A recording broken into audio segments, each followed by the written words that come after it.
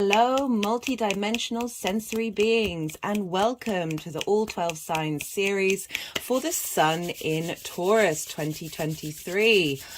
Wow, the Sun has been in Taurus since the 20th of April and will be leaving on the 21st of May. It kicked off with a bang, having just had that solar second new moon eclipse in Aries at 29 degrees. Then the Sun and the Moon both moved into Taurus, shifting that frequency from knowing who we are and now what are we going to do with it? How do we feel in our body?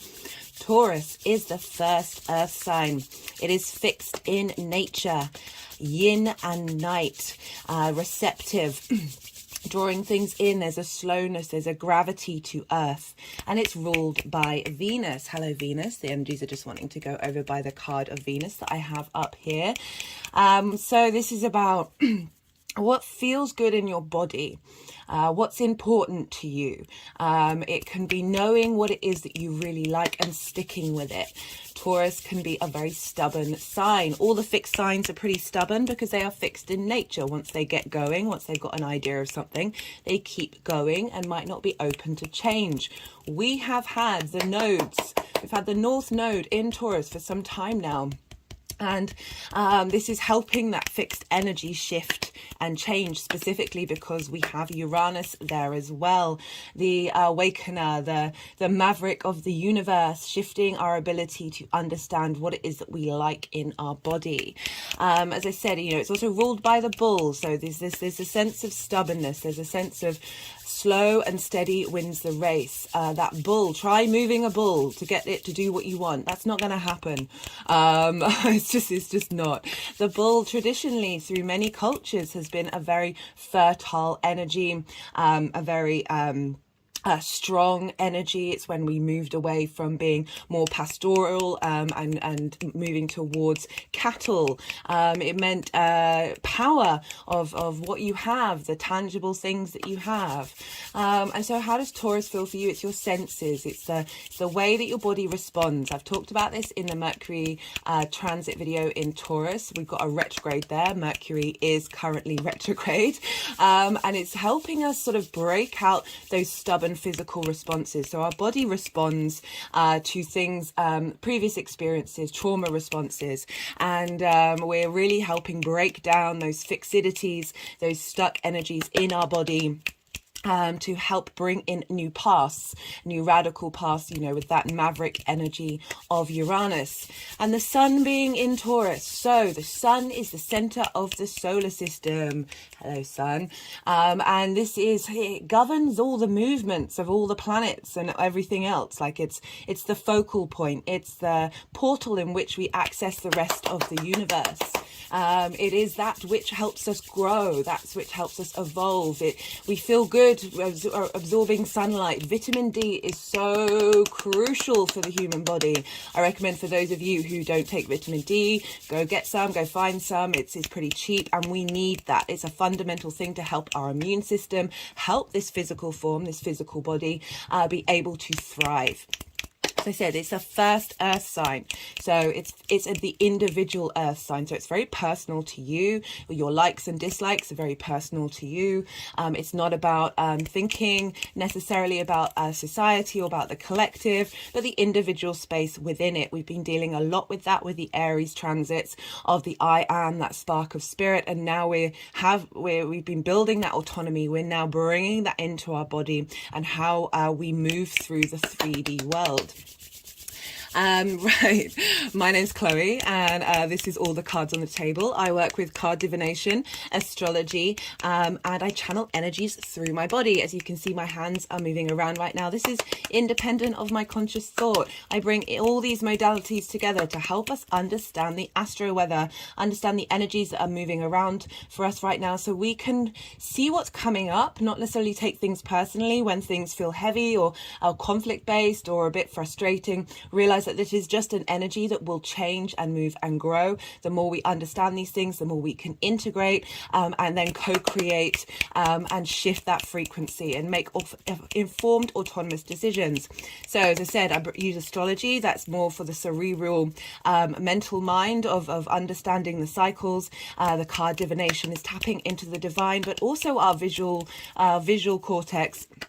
Is there such a thing as a visual cortex? Anyway, our visual intuitive space. So you may get messages from the cards that don't come up. It's your connection intuitively to how you feel about these messages. And the energy channeling. This is helping us on the quantum field level, the atomic level, the subtle energies to bring in healing and integration of these messages. I work with the tropical zodiac. This is based on the solstices and equinoxes rather than the constellations in the sky of where they are right now. This ties us into the cycles of nature, very appropriate for Taurus, that earth sign, that smelling the roses, slowing down and enjoying the beauty and experience of how you connect to nature, that simplicity.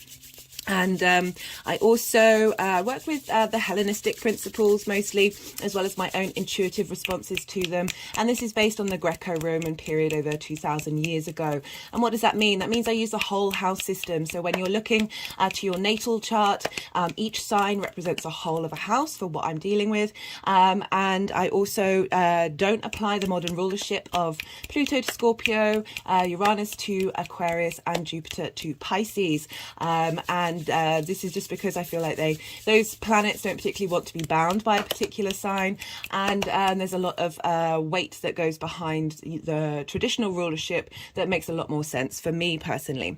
I also don't apply Aries consistently to the first house regardless of sign, and therefore all the other signs to all the other houses. I just find that to be a bit limiting. When watching these, recommend checking out your rising sign first. This is your first house where your ascendant falls, and this is where the astrology that I'm talking about will link into the particular houses that are to do with this transit. Also recommend checking out your sun or your moon or any other sign, because we have all the signs in our charts. So when you're checking out a sign that isn't linked into your rising sign, look to where that sign is in your chart, the house that it falls in, the themes of that house, and apply those themes to the messages that come through.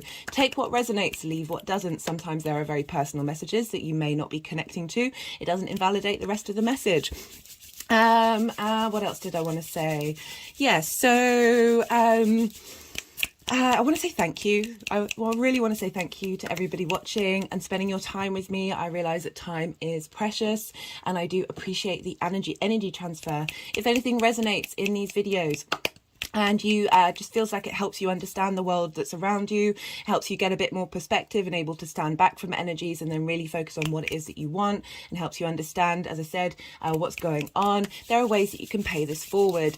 So you can like the video, subscribe, hello new viewers, post a comment. It doesn't have to be anything personal. You can just put an emoji. This helps the algorithm, as well as for those of you who are subscribed and you get notifications rather than going straight from the notification bell, not the notification bell, from the notification itself. Write in the name of this channel and then access the video that way. Also watching more than one video at once in a row. You know, as I said, do this if you want to pay it forward, if you feel so inclined. I'm not asking you to do this on a personal level. It's just the reason why I do this channel is to pay it forward. The wealth of support that I have received by learning astrology and tapping into divination and energy work has really helped ground me, help balance me, help get me back to myself, and I just want to pay that forward by pushing out this content. So yeah, there are ways that you can do so as well. On a personal level, I would just love to hear from you. I love hearing about how the astro weather is turning up in your life, and chatting about it. It brings me a lot of joy. I have an Instagram account where I post sort of summaries of the transits, and I also post charts up there for the lunations. But I also, these all go up on the community page. So if you don't have an Instagram account or don't want to sign up, you can access this from the community page. Right, I briefly talked about this Taurus energy, but I want to talk a bit personally about my experience with Taurus. So I talked, as you can see, my body is moving around. right? So this physical senses. Now this got activated, my channeling got activated. It will be in 2 days time. It will be 2 years from then, right? And so it's the 23rd of April now. And this happened when this really got, I mean, it was building slowly, but it really got activated. And one of the key astrological points in the sky of the day of that activation was the sun was in Taurus, and it was trining my sun. I have a Virgo sun. And it really helped me understand Taurus, because I have this in my 10th house of career and life purpose, and that physicality of Taurus, those senses, like my body just moves. It just does instinctively what it needs to do in the moment.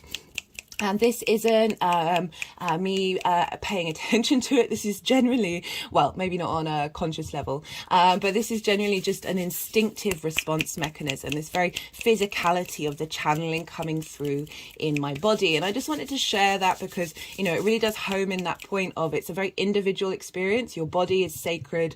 We don't take care of it enough. Looking after our body, slowing down. My hands have sort of just gone as if sort of they're sort of slightly hugging me, and just really appreciating this physical body and the enjoyment of being in the 3D reality, because Taurus is ruled by Venus, and Venus wants you to appreciate your surroundings. She wants you to move with ease and grace. She's sending a sense of value and love into your physical body being here. She will be governing this transit, so I'll be talking about Venus being in Gemini. I've done a video series on that, check that out. So Venus is always affecting what's going on in the Taurian area of your chart, and so that's bringing in the goddess of love, bringing in this this sense of wanting beauty and wanting things that you appreciate and that you love and that you value.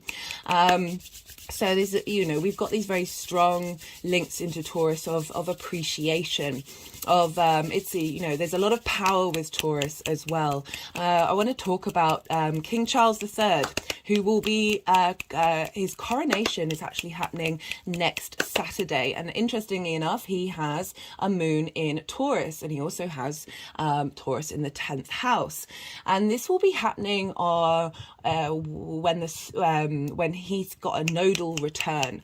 So he has the North Node in Taurus. So we currently have the North Node in Taurus, and he's getting crowned when his node is, when the node that we have now is conjunct his node. So that's bringing in this sense of the nodes. What does the North Node mean in Taurus? Well, it's something we're striving for. Nodal energy exaggerates what's around it. So there's really been a focus on this area of our lives. We've had the eclipse seasons going on here. There's a sense of striving for it. It's what we're hungry for. And it, you know, in a lot of charts, people who have planets linked into the nodes, they tend to sort of show up on the main stage because this is big collective energy. We will be having the final eclipse in this nodal series, and this will be the Scorpio full moon that we're having, funnily enough, the day before the coronation. So on Friday I will be doing a separate video series on that. And so we're really getting a culmination during this time. The sun is moving through Taurus, bringing illumination onto that eclipse cycle. The sun is our vision, our direction. It provides clarity, strength, vitality. As I said, we grow through sunlight. We are light bodies. The chakras are the different color prisms of light refracted.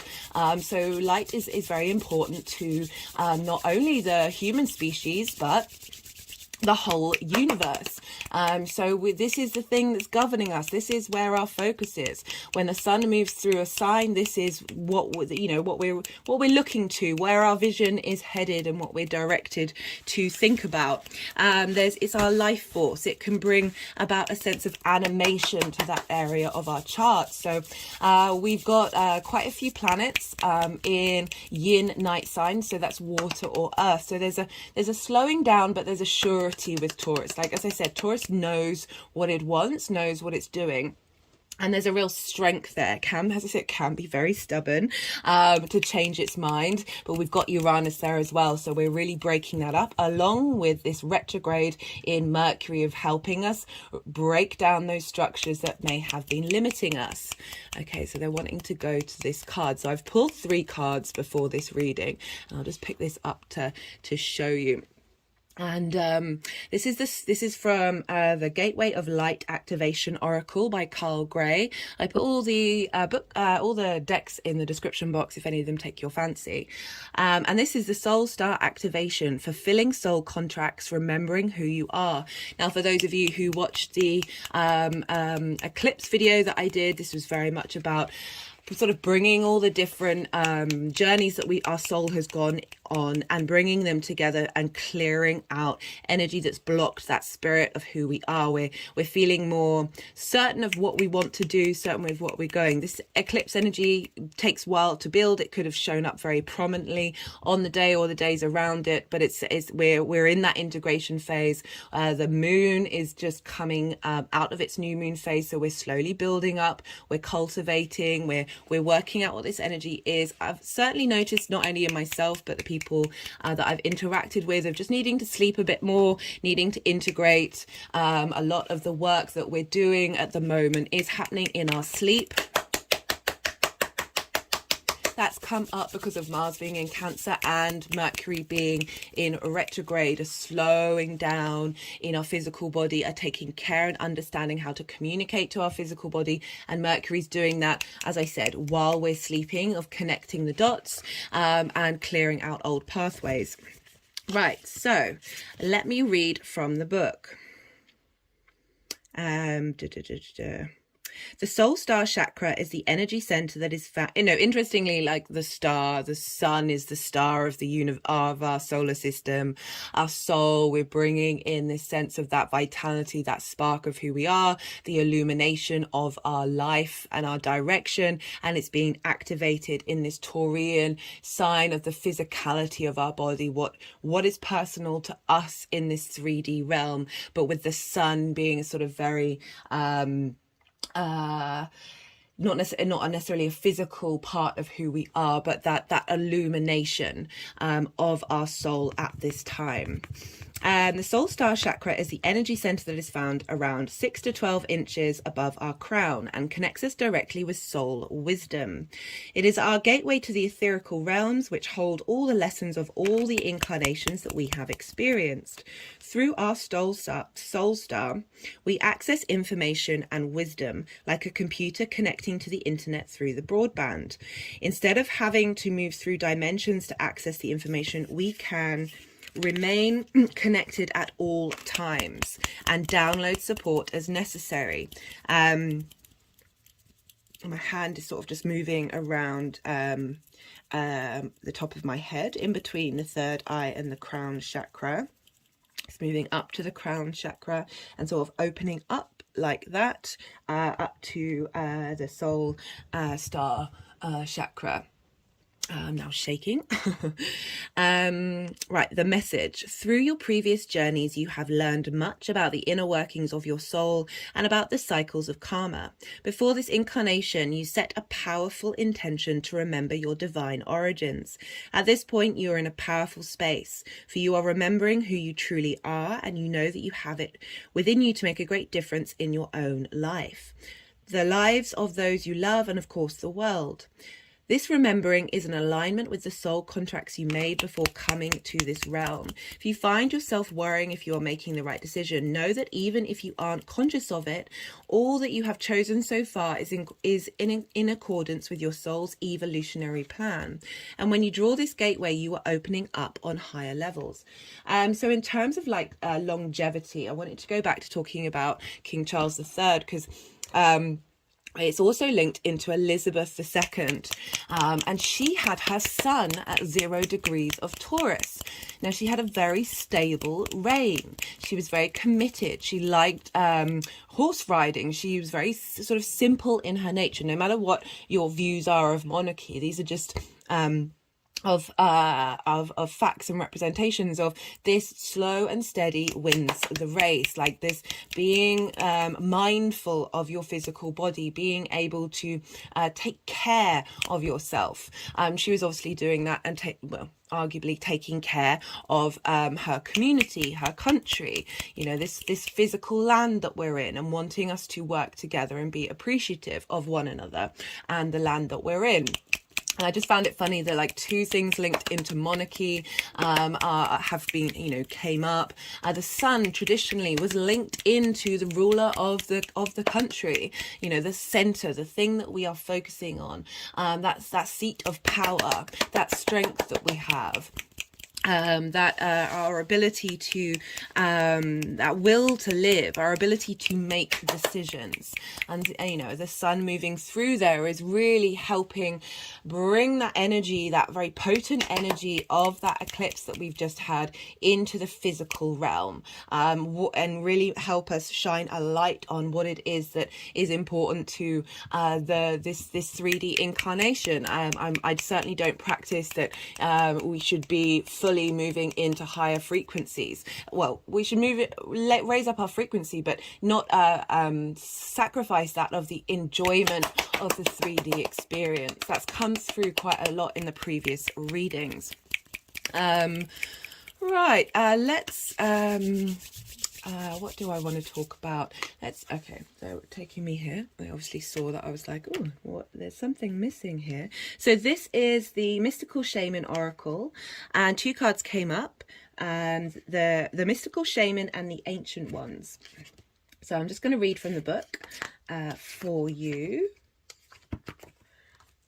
The essence. This is the symbol of the myth maker and storyteller, who is neither made or of nor defined by the story. So I was talking about how Taurus can be quite fixed and can be a bit stubborn to change, and we've got a lot of energy right now that's helping us break those fixed stories, those ideas of what it is. As I was talking about, the body responds unconsciously to previous experiences, previous stories, and so we can like go into trauma responses or fear responses that are based on old narratives. And this is about changing narratives. We've got a Mercury retrograde helping us reevaluate and shift and change our narratives, communicate the way we communicate. We've got Uranus there, who's playing a big part in this retrograde, and we will have the Sun conjunct Uranus as one of the aspects I'll be talking about. And this is again helping us bring in new ideas, new ways, new stories. Instead, he observes it evolves through it, perceives all aspects of it. In doing so, the mystical shaman represents the ability to dream a new story, a new myth into being. There's a lot of myths around the bull. There's a lot of sacred religious connections to the bull. That strength, that vitality, that, as I said, it was very much linked into like the dominance of the Indo-European not pastoral, what's the word? Linked into the transitory movement of groups of cattle, like you had to move around. There's this sense of there's conflict linked around that as well. Because you'd have to potentially take land from other people because your cattle, your however that's formed, needed to grow. So we've got a lot of old myths linked into this dynamic, as well as a lot of the earth goddess energy that was very prioritized in our past. This was shifted to you know, the whole Zeus, Norse stuff, all of this sort of patriarchal energy that came through was shifted away from a lot of lineage where the feminine was very much rooted at the center of things. There was this more of a need to take action, to move to be more dominant in terms of that transitory nature, and the virility of the bull, rather than being sort of more in tune with your surroundings, this sense of movement, and which, you know, you can see in the way that we operate in terms of conflict and war. and power. Taurus is very much linked into power in the 3D realm. That we're shifting, you know, this is asking us to shift those narratives, whether we're conscious of that in our body or not. I talk about a lot how we currently are incarnate, not only in our personal experiences, our lineage, our parents, our ancestors, our past lives, but also the collective human experience. We have that within us. So we have a lot of instinctive response mechanisms that govern us, that have been formed in that space of lack. You know, constantly moving the herds around because things get depleted produces a lack-based environment, and needing to compete for land. That we're shifting and changing these myths, all right? He dances between worlds, wearing the cloak of the world loosely around his shoulders, and sings the world into being. I love the singing the world into being because Taurus rules the throat. And this is very much the journey that we're doing with Mercury and the sun helping us out and getting illumination and clarity with this is what is our true voice? What is the song that we want to sing? We all have a different vibration. It's all very personal to us. He reminds us to be in the world and travel through it, but not to be defined by it or become too attached to the experience. Again, that's asking us to break away from, yes, being fixed and being able to keep momentum is a very good thing, but we should always be open to change. Every day is a school day. We're constantly in a state of learning and growing. You are not the same person that you were 5 minutes ago. You will be a different person in 10 minutes. Yes, there are these fixed generalizations, archetypes, however you want to say it, that are very prevalent in who we are and help give us strength. You know, myth, the commonality of myth really helps link us all together, but we need to hold that space as well as be changeable. This is the symbol of true alchemy, for all the elements of life have a spiritual aspect and a material one.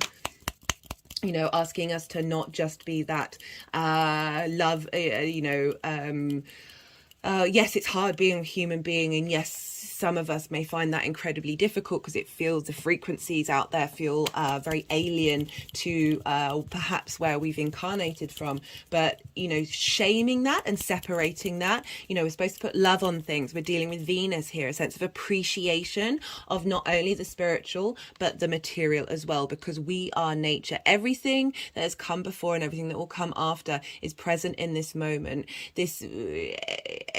Everything that we engage in is part of the creator energy. But when we remember this, all manner of miracles and manifestations are possible. The invitation: when the mystical shaman appears, you're invited to consider the ability to live without attachment. You are called to create and dream your life, to act on inspiration and divine impulse. So that impulse, I was talking about how my body is that through impulses, channels and moves around. That very instinctive space, without fixating on a known story of success or achievement. Can you impartially observe the stories you tell yourself and others? What if you could become a mystery to yourself? Who would you become if you stop telling the tales that have defined you up until now? Such a beautiful way of looking at it. Like, I always find like it's yes, good. It's good to talk about our problems. It's good to be real with ourselves, but we have to hold space for that abundance, for that love of opening up to the possibility of different narratives, because words are incredibly powerful. I can't remember who said it, but they said worries are prayers in reverse. So it's not denying the reality of a painful situation, but trying to take a step back and come up with a new path and move through that energy.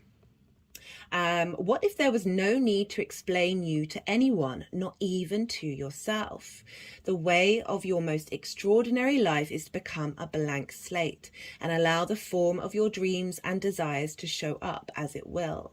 This is a sign of manifesting a life beyond your wildest dreams. I talked a lot about that Aries eclipse of like the way that I try and manifest is not get in the way of the universe being able to essentially top trump me in because I'm governed by limiting beliefs. That's something that, you strive to work through, but there are some limiting beliefs that you're not aware of. That there's this opening up to being in the now, not being governed by the past or fixated on the future, but being open now to the quantum field. That feminine aspect of the universe, of any possibility, is available to you. Right, so the second card, this is the Ancient Ones.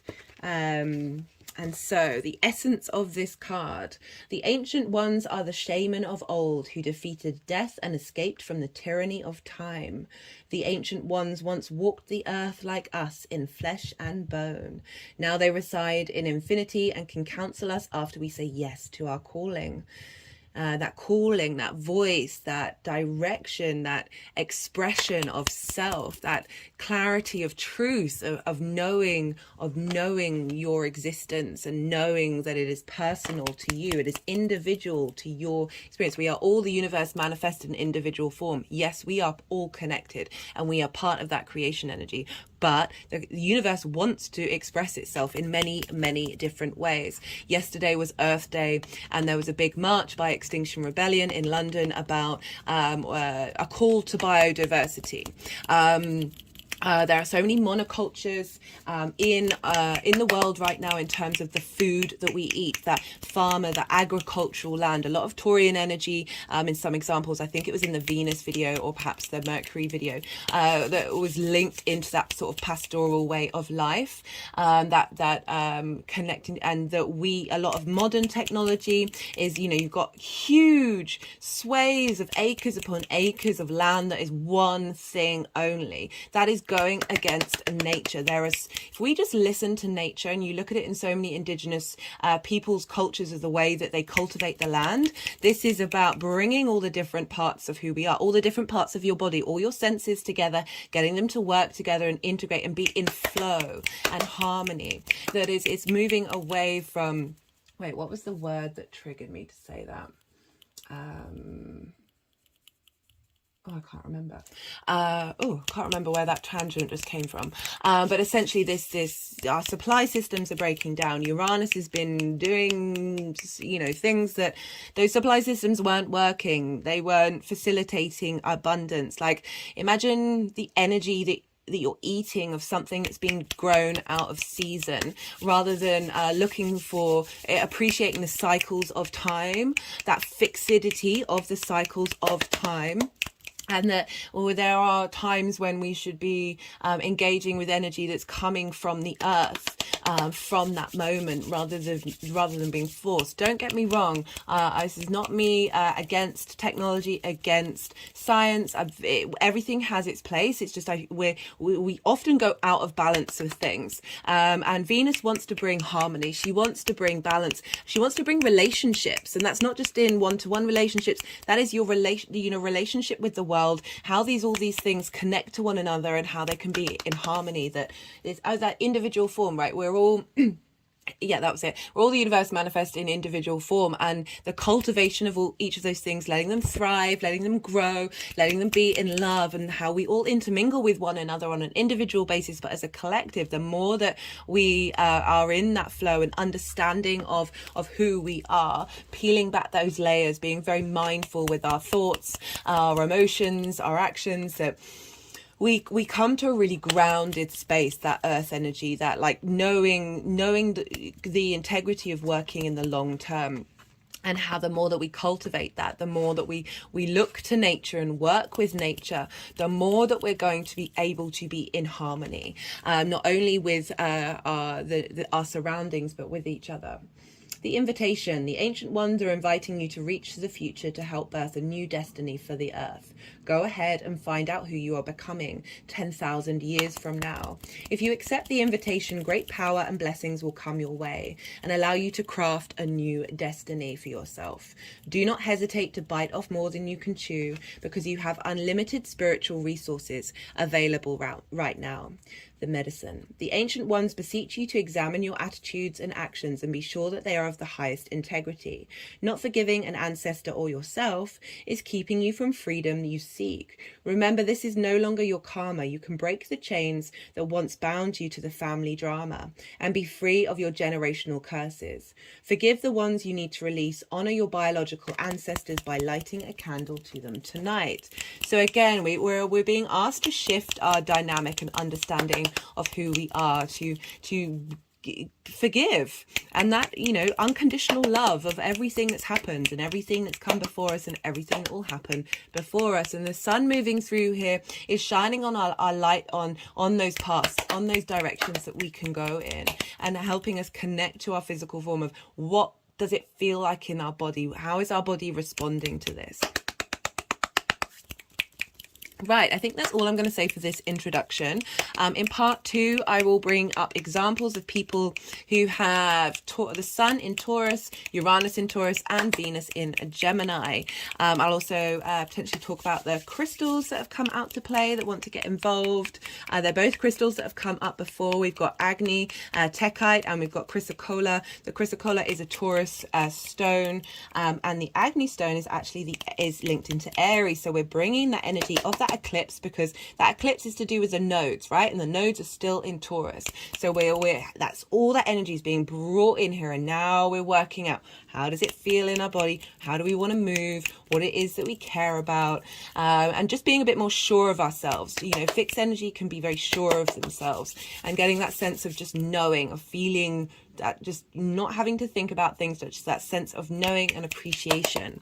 Right, guys, I will be starting with Taurus. Hopefully I'm going to get through the 6 zodiac signs, and then part 2 will be the next 6. I really hope you enjoy what comes through, the messages. I am looking forward to seeing what happens, and I really appreciate your time, and thank you for being here with me. And yeah, good luck out there. Taurus rising. How you doing, Taurus? So those of you just tapping into the Taurus energies, I said in the introduction, look to where Taurus falls in your chart. The themes of the house that it's in, apply those themes to the messages. And it's kind of as if Taurus has moved to the first house, and the priorities of that house are accentuated by being in the first house position. Right, for Taurus rising though, this transit of the sun is moving through your first house. Your first house is the house of self. This is how you embody your sun or your moon in your actions and your deeds. This is often how other people see you, the kind of energy that they're picking up from you. And this is your body and your appearance. So the sun moving through this sign is shining some vitality, some light, some inspiration, some clarity on the actions that you want to take and how you are able to take them. There's a real strength coming through here. As I said, the centering into that first house. A lot more vitality in your body, and more a skip in your step in the actions that you're taking. So because we're dealing with Taurus, we look to where Venus is, because where Venus is governing what's going on in Taurus. And Venus is in Gemini. I've just finished a video series on that. Check it out if you're interested. And Gemini for you falls in your second house of your values, how you make money. It's your resources, how you manifest. And Venus is moving through there after a long stint of Mars being in there. And she's really being very playful. She's wanting to engage. She's bringing a sense of appreciation and value to your value system. And all of this is feeding into the sun moving through the first house of how is your value system being illuminated? How is it being supported and leveling up in that clarity and understanding of who you are? This is particularly vital for you, Taurus, because you have had the North Node in your sign for some time. You've also had Uranus there for even longer. So you've really been like striving for and figuring out who are you and how do you want your actions to be, and being able to think a little differently, because you've got Uranus there, you know, shaking things up, breaking down foundations that haven't worked in a very direct and chaotic manner. You know, I always say that all the energies are in cahoots with one another, and especially Saturn and Uranus. Saturn likes to give you strong foundations from your own integrity, and Uranus is on the same boat, but it's more focused on you being your authentic self, you know, really not caring that you might be different from other people. So you've had a real boost of this with Uranus being there, and the eclipses, so big endings, big beginnings that have been culminating in your first house. And now you've also got a Mercury retrograde. Again, I've done a transit video on that, so check it out if you feel so inclined. And that Mercury's retrograde now, and so you're revisiting things are slowed down. As I said, you know, I feel like this is you know, we're dealing with integration and upgrades in our sleep, and helping our physical body rest with this retrograde of pausing to take time for things to integrate. And the sun being here is helping give some strength and vitality to that journey, giving you a direct, and more of a knowing of the direction that it's headed in. The energies are wanting to do a lot of work right now, Taurus. Right, so because we are also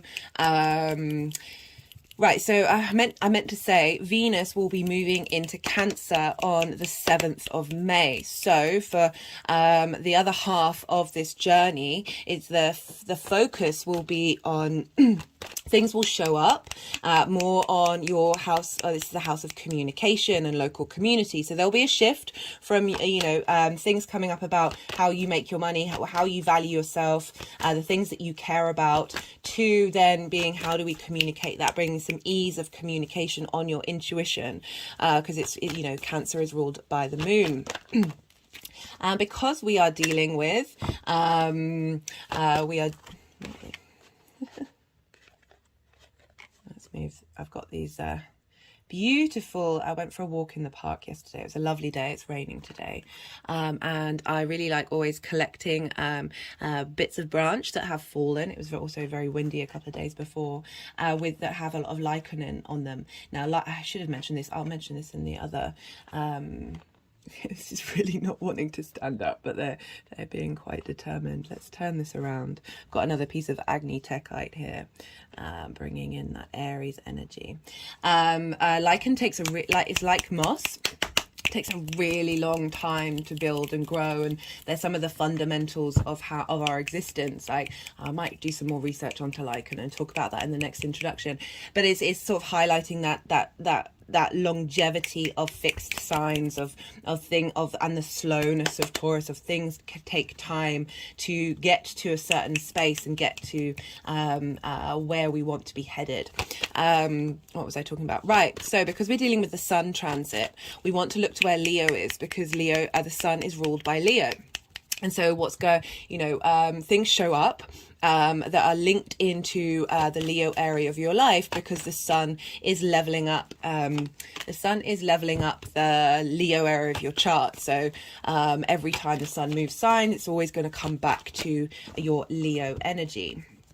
And Leo for you is in your 4th house. This is another fixed sign.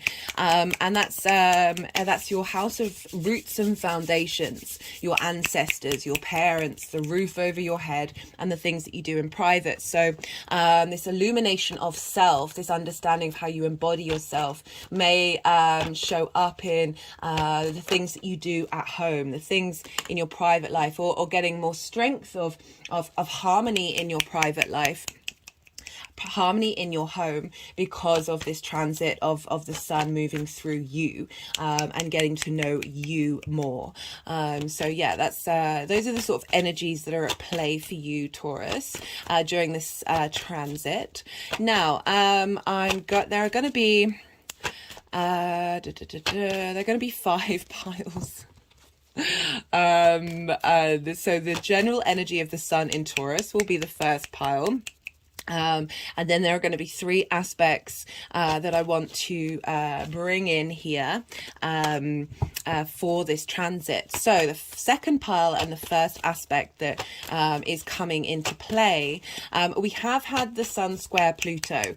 Now, because I sit with these energies for a couple of days to see how it's turning up, because every transit is different, you know, even though there are themes, but we're dealing with different agendas every time. I really wanted to look, so this is essentially meant that I've sort of been missing the Pluto aspect of it, because Pluto's right at the beginning. So every time a sign, a celestial body enters a sign, it's going to be dinging Pluto right at the beginning. So I do apologize for that, but we would have felt some intensity. Pluto's in your what sign is that? Pluto's in your 10th house of career. So some intensity and transformation in your career, and the Sun has sort of been showing you what direction your actions are going to be taking, right? So this is a long transit, so I'm not too worried about missing out on it. But the first aspect is happening on the 25th of April, and this is when the Sun is going to conjunct the North Node in Taurus at 4 degrees, and will also conjunct Vesta, which is an asteroid. Vesta is your sacred flame, your inner domestic you, cultivating yourself, bringing ritual and clarity and purity into you. And I love how we've got the Sun conjunct the North Node, you know, where we're headed, what we're striving for, with this Vesta energy, very potent feminine goddess energy. She's one of the oldest gods in the Greco-Roman period, and these oh, hello, Taurus. Hello. One of the oldest energies, you know, the Greco-Roman mythology comes from previous, like the Babylonians and the Sumerians, and even predating that. And the Vesta energy, that domestic energy, is one of the key fundamentals of our human existence, like that fire that we gather around, that our home. She represents that sacred flame in your home, not only your physical home but your inner home. And so we've got this with the Sun conjunct the North Node. So this is bringing vitality into your physical space, into your actions, into the purity of who you are. And that's being accentuated by the North Node. So when we get planets aspecting the North or the South Node, we're going to see things turn up. This is also happening in your first house. So this is an angular house. And angular houses tend to show up a bit more in the 3D. And have a bit more impact.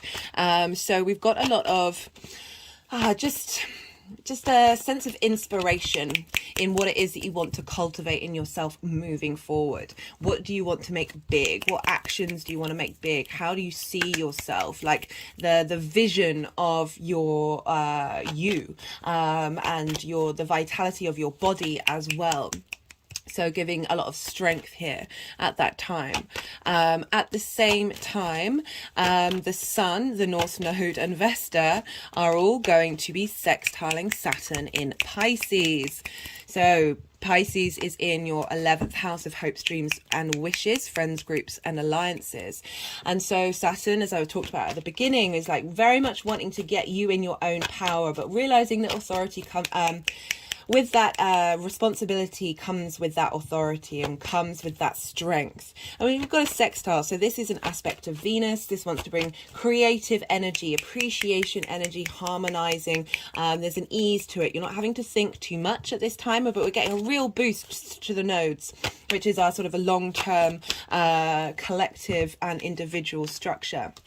And so Saturn here of like, how are we making our hopes and dreams real? How are we connecting? Like, I like it, Saturn being in Pisces, giving structure to the magic of Pisces. And that's feeding into the Sun, feeding into the North Node of you, how your long-term legacies of your hopes and your dreams are going to get a real boost here at this time. You might get some information come through, some clarity and understanding, and just knowing that these things are going to be facilitated by the universe. At the same time, we have the Moon in Cancer, sextiling this energy and trining Saturn. Right, so we've got trines and sextiles. These are positive aspects. As I say, they're a bit, that's so funny because that was underneath this card. The judgment card was underneath this and I didn't pick it up. I should have mentioned it. And now here it is coming out. The moon in Cancer, again, how you communicate on an intuitive level, how your needs being met in your community is feeding into this illumination of the sun, giving clarity to you. Like you are the focus right now.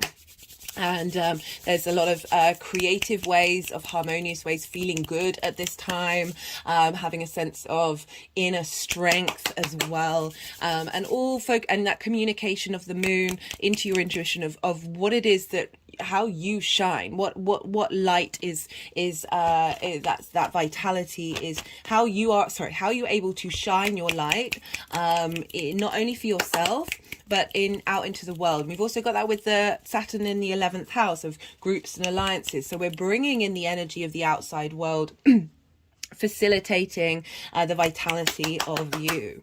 Right, so that's on the 25th. This is also sort of, it's not quite, it's 2 degrees out. We had a solar eclipse in Scorpio on the 25th of October 2022, and that was at 2 degrees. So all of this is happening at 4 degrees. And so that solar eclipse was at 2, and that was a new moon in Scorpio, your one-to-one relationships. So this is activating your vitality in that change that would have come about in your one-to-one relationships. So again, with this sun moving through here, we're getting a culmination of everything that we've been going through with this nodal axis, with the Scorpio and Taurian part of who you are. In the third pile, the second aspect that I'm talking about is going to happen on the 1st or 2nd of May, depending on where you live. And this is the Cazimi, the conjunction with Mercury Retrograde at 11 degrees. All of this will all be in the description box. I know it's a lot of information. Maybe check it out and write it down in your diary and see what comes up. So when we have a Cazimi, this is when any celestial body comes in exact conjunction with the sun. This is when the sun is giving a burst of life to that other celestial body. A lot of inspiration, messages come through, and this is at the midway point of Mercury's retrograde. So I've pulled cards on this aspect for Mercury already, so now this will be more the energy of the sun, what the sun is doing. And so this is a very powerful point. This is that creative, inspirational, creative force from the universe. That's funny because that was also a card that was coming up. Creative force from the universe, that divine light that we have from the sun, that is our portal into so many dimensions and into the rest of the universe, feeding that energy of that direction, of that illumination, of that inspiration into Mercury. And so the sun is, really giving support at that time.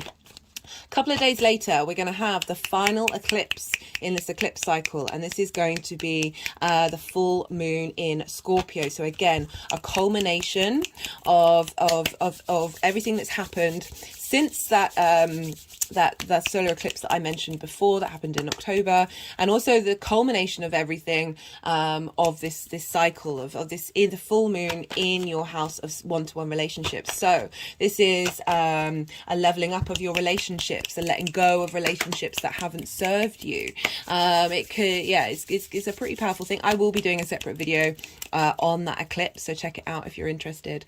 And again, a couple of days after that, Venus is now going to move into Gemini. So this previous energy into Cancer, I apologize. This previous energy has been tapping into your values, how you value yourself and how you manifest money, right? Your resources. So that conjunction with the North Node and Vesta, is really facilitating your internal value structure and getting it in alignment with your, your inner domestic spark of purity of who you are, as well as feeding that value system that Venus has been helping you get to understand into that Mercury retrograde of right, what actions am I going to take? How am I going to take care of my physical body? How are other people seeing me?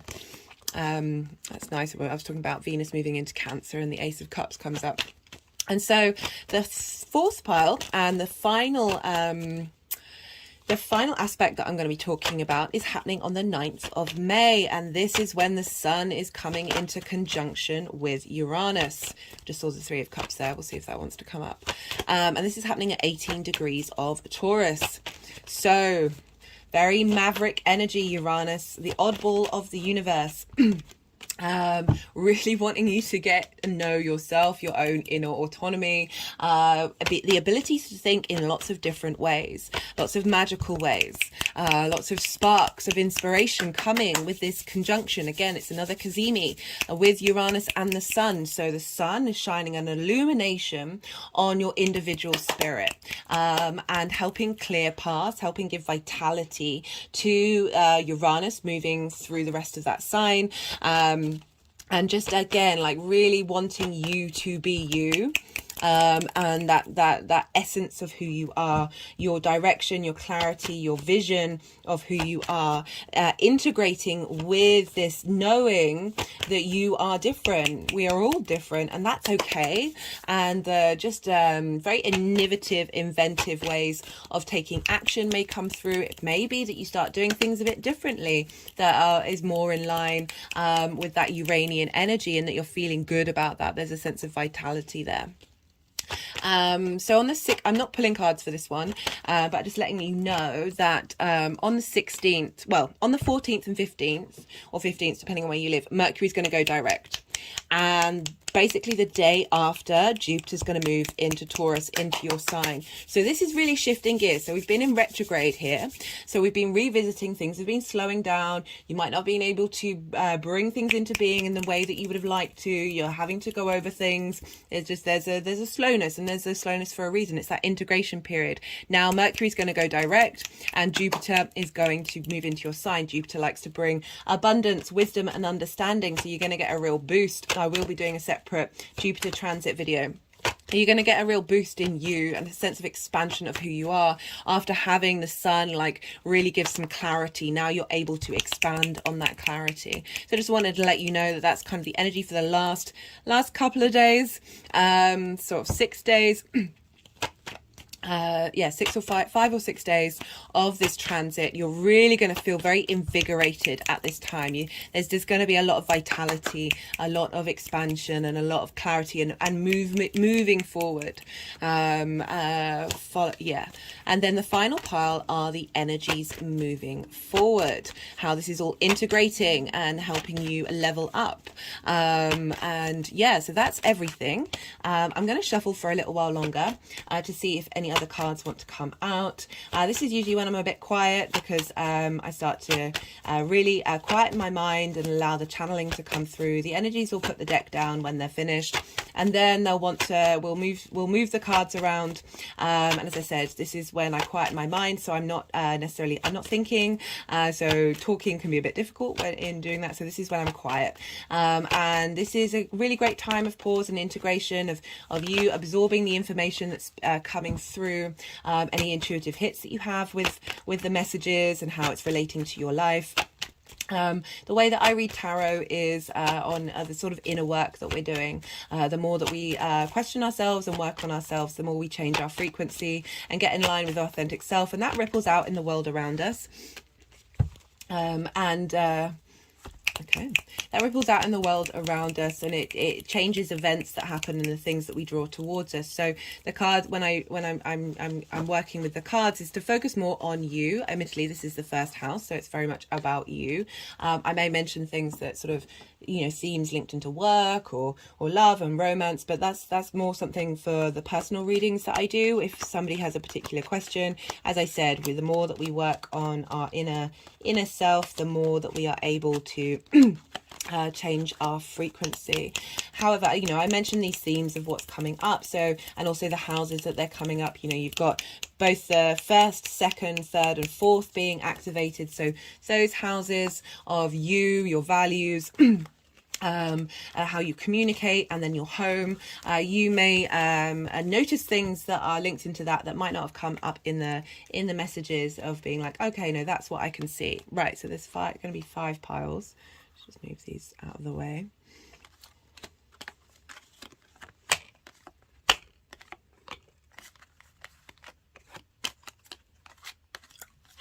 just had an energetic release. I forgot to say in the introduction, I often have energetic releases, and I'll always mention them, and you can sort of intuitively work with what they mean to you. It's often sort of clearing energy, bringing energy in, integrating that energy, healing, bringing a healing dynamic.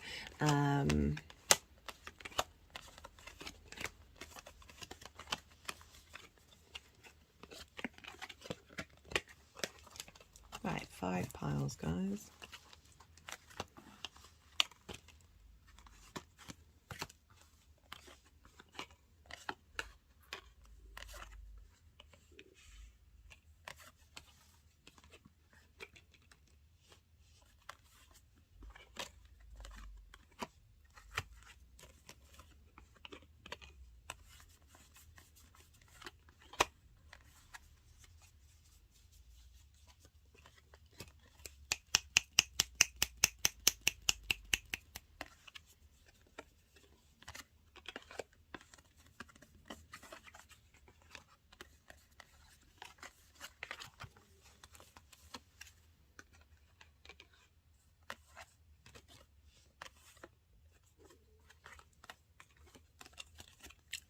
An energetic release at that.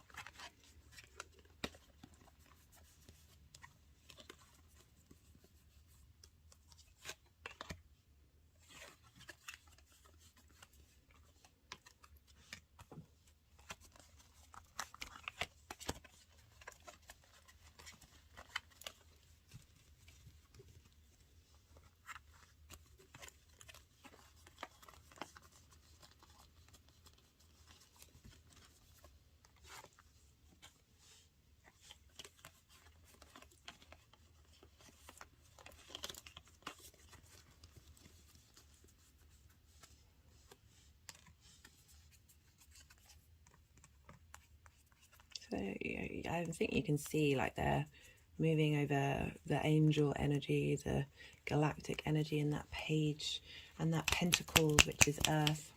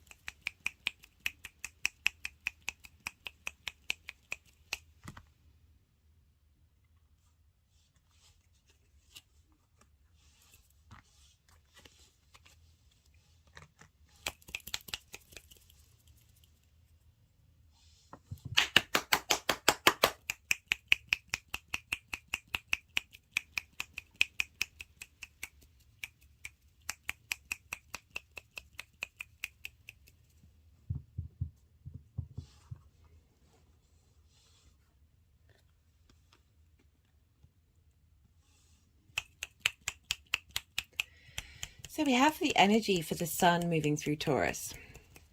You know, this death card is about letting go. This is about, I kind of feel like the sun having moved through Aries for you, the 12th house of the hidden house of knowing which trauma responses to let go of, know those concepts of who you are. You've been purging and clearing. I keep forgetting to mention in the introduction that, so you see that they just moved that over. It's usually because the message that I wanted to come through has come through. And now the sun is leveling up you, right? Judgment is about every part of who you are coming together and raising its frequency. There's a lot of angelic support here, a lot of, as I said, this is a culmination of so much work that you've been doing. And this is a real kind of like, moment, like your frequency is shifting and changing, and really supporting you and the direction that you're headed in. So we've got for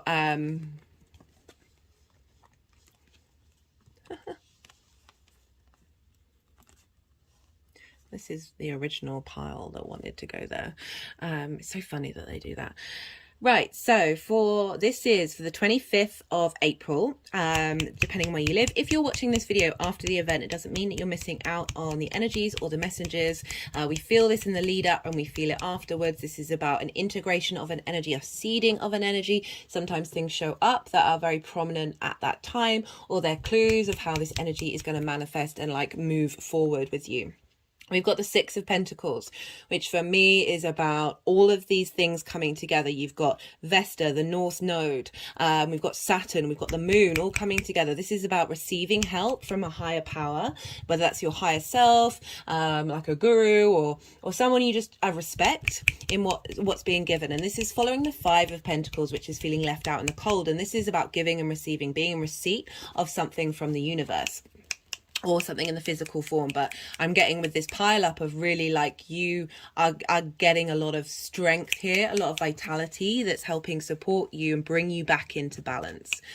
We've got the Eight of Wands. This is one of the you've got the two fastest cards in the deck. You've got the Chariot card as well, but you've got the Eight of Wands, and this is about speed. Go with the flow. Things are changing for the good. Like there's movement, there's momentum, trust in the process. We've got the King of Cups, the Page of Pentacles, and the Three of Pentacles. So the King of Cups is very sure of themselves, and there's some creativity coming in. Again, we've got that Saturn in Pisces as well. So Pisces, a water sign of being very sure and yet creative and imaginative with your hopes and your dreams. My hands are now clicking around the solar star chakra and coming into my heart chakra. Gone over to Venus now, and now to the Sun, and the Judgment card is like you're getting a lot of support here. You're getting a lot of strength here of knowing your own inner authority, and the things that you really do desire, the things that you do emotionally connect to. And it's not an imbalance of emotionals. It's not being swayed by your emotions. With the King of Cups, you see here there's basically like a sea monster about to attack this ship, right? And everything's all very wavy. So this is like potentially the emotional imbalance that we can have, and the King of Cups isn't getting knocked off, that isn't getting distracted. Also, yeah, I like that with the sextile to the Moon and the trine the Moon.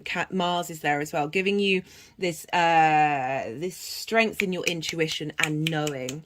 Okay, they're just clicking over that King of Cups again. We've also got the Page of Pentacles, the Three of Pentacles. So the Page, very youthful energy, vitally. Something that is being heralded in. A new way of thinking is coming in. A new way of embodying yourself is coming in. A real transformation. Again, that conjunction with Vesta of like your internal who you are. This purity. Vesta is, there is a sense of purity and there's a sense of truth and things not getting distorted. This is a very, pages are very youthful. There's this sense of vitality here, of really being able to bloom and to blossom. And that's activating that solar eclipse that we had in Scorpio of your one-to-one relationships, that bringing in your one-to-one relationships into balance, and being able to take action on this. This could also show up in a new way of making money, a new way of connecting to your resources, because Venus is in Gemini. So just heralding in a new dimension, a new physical way of interacting with reality that is, you know, the Page of Pentacles can be new work, new money opportunities, because it is Pentacles, it's Earth, it's your physicality, it's your body, it's the world around us, and it is also linked into the things that you value. It doesn't just have to be money. There's just really loving that energy. Right, so we've got the Three of Pentacles crowning this energy. This is my favorite card in the deck. This is about mastery. This is mastery of self.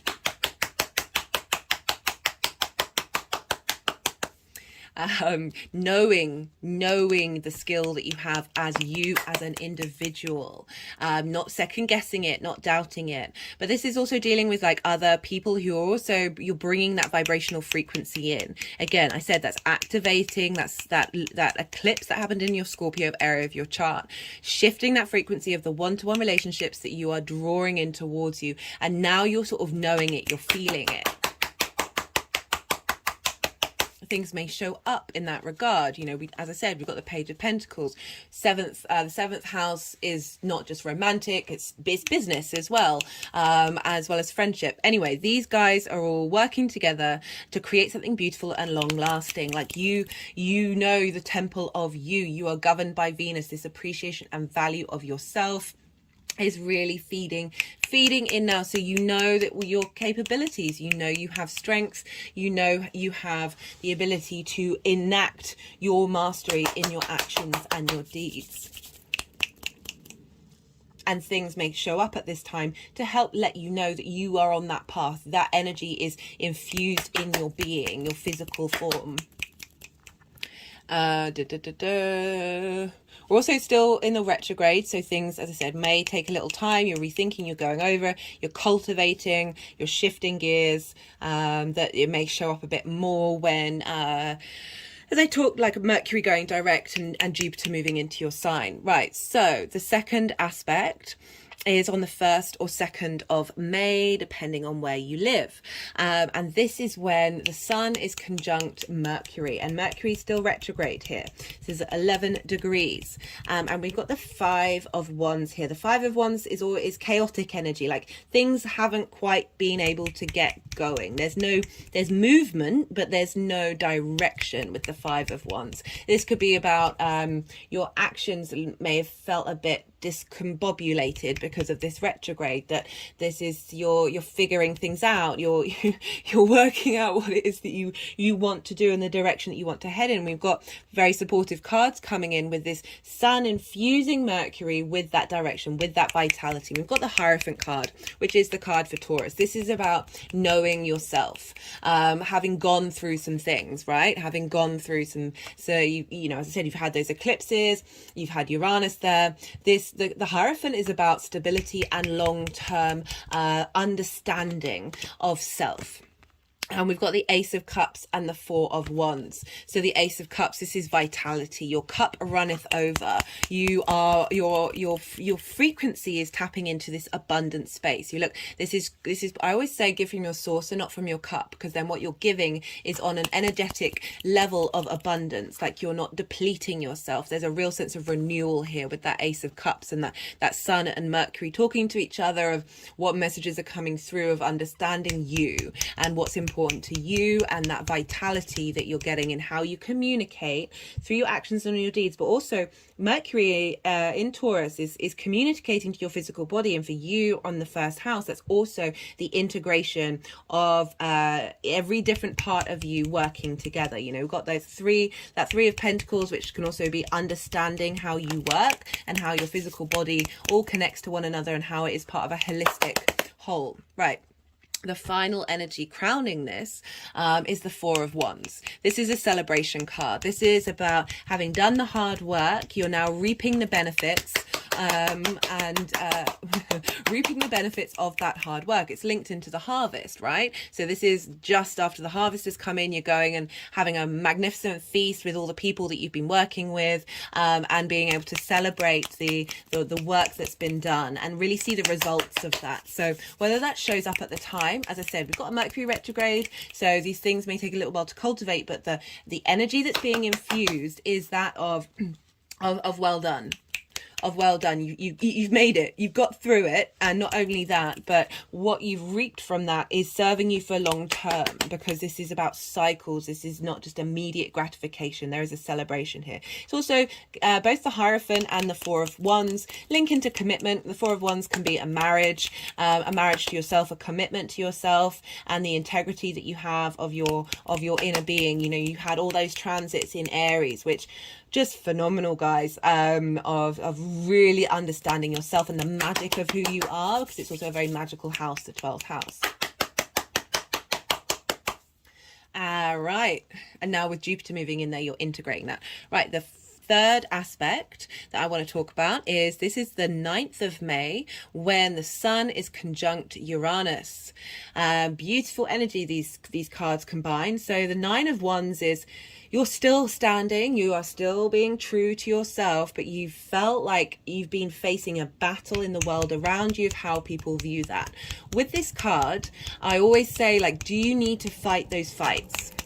Like, we can seek external validation, and that's, we can be like, no, this is who I am. But really, we've all this journey with that Aries transits is like knowing what fight's worth fighting for, and do we need to step into this energy? Do we need, even if we feel attacked, does it matter? Is it important to us? And with the Tower card coming with it, this is Mars's card.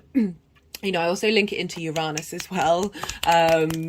I kind of feel like it's more Uranus than Mars, because this is about bringing down structures really dramatically. So I talked about how Saturn will slowly dismantle the structures that don't serve you in the long term. Uranus is a wrecking ball. Like it's the clearer of paths, the chain breaker. It doesn't really care about the fallout that happens. I mean, it does, but its energy is very much more now. Like its axis is upside down for the rest of the solar system, and its north pole points towards the sun, and all its moons are retrograde. So it flips things up on its head, and this is very much the Tower card of pulling down structures that haven't worked for you, that may have felt dramatic, may have felt chaotic at the time, but it's actually taking you to this long-term space of strength. This is the Leo card. Leo is ruled by the sun. This is about harmonizing our intuitive emotional response mechanisms with our cognitive higher self, bringing things into balance, finding ease, and it's also in the Thoth Tarot. This is called lust, and that's the lust for life. Now that we are in balance, we can now experience the 3D realm from a very grounded but abundant space. And I love that the Sun conjunct Uranus is bringing in that energy of, no, we're now going to harmonize. We're now going to harmonize this energy. We're going to, you are now in balance, rather than, you know, feeling like you need to defend yourself. You are at peace with who you are, and you are able to express that without needing to get into that combative space, or without not necessarily caring about feeling like your actions are misseen or misunderstood. You know, it's taking me back to the Three of Pentacles of knowing your own self, knowing your own internal mastery. For the energies moving forward, we've got 3 major arcana and the 10 of Pentacles. So we've got the Chariot card, the Moon card, the Emperor card, and the 10 of Pentacles. And so we've, you know, I feel like this is about the eclipses, right? This is about the journey that you've been on with those eclipses, and now you've been able to tap into things. Illusions have been broken down. But let's focus on the Chariot first. That is the Cancer card, and Cancer is ruled by the Moon, and this is about movement. This is about being able to, you see here, they don't have any reins, right? And they've got the yin and the yang, they've got the stars, they've got astrological symbols, they've got the moon. This is about knowing yourself, being in balance with yourself, and not getting thrown off your perch. you know, things are still going to happen. This is often, you know, they talk about the chariot of moving into battle. Life still happens. Life isn't right. The chaos of the world right now is pretty insane. But this is about you being able to keep going and be yourself and be strong in what it is that you're doing, the actions that you're taking. This is also speed. Things are moving. You are shifting. The actions that you're taking are like strong and determined, because we've got the Emperor card as well. Very much knowing your own authority, knowing your sovereignty, being able to take actions and move through this world with that internal strength. And the moon here, there's a deep sensitivity, your intuition. So Venus has now moved into the sign of Cancer. So really helping you communicate your intuition, communicate your ability to tap in to the deep reservoirs of the earth, of the cycles, of the wisdom of that sort of yin night energy. You are there. There's a sensitivity there. There's a sense of being able to, that psychic ability with having Cancer in the third house is about using the moon, using intuition and your knowledge of your feelings and how you're responding to them with clarity, and really like having an appreciation of that and how that's embodied in your ability to move forward and take action. Like you're not second guessing yourself. You're not allowing judgments to come through about the way that you're able to communicate. And it's just taking me to the Judgment card. You know, that's the overall message from the Sun of we're leveling up that. We're leveling that up with Mars in Cancer and then Venus of getting an understanding and bringing everything together in appreciation of your ability to in tune. And because you've got Mercury in the second house, which we've been dealing with, is that ability to collect that information and take action on it on an intuitive basis, with a sense of stability and long-term appreciation with the first house in Taurus. The final card, the Ten of Pentacles. This is long-term legacy. This is this integration that you're doing. It's so important because of that eclipse season.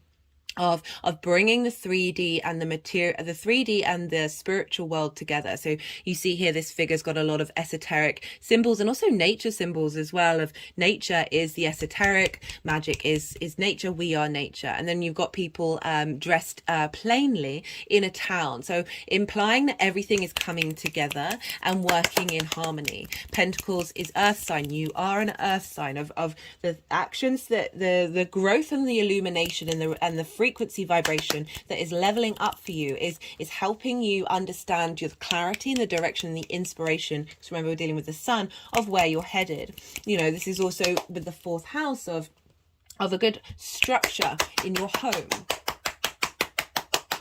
a stability.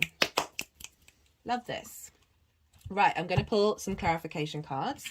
This is either going to confirm messages, add little jigsaw pieces and nuances to the messages, or bring in new messages that haven't come in at all. So, as I said, I put all the decks in the description box. This is the numerology deck. Let's see what messages want to come through for Taurus. Thank you, Taurus, for everything that you're doing for us collectively. It's very much appreciated. I'm sure you're going to be glad that the nodes are going to be moving signs in July into your 12th and your 6th house. I will be doing a separate video on that. And I really like how you've done so much work in Aries that the nodes are now, it's the same for all of us, that the nodes are then going to move in there, of really facilitating the magic come through for you in that Aries when it moves into there. Right, what messages do we want to say? Got parenting,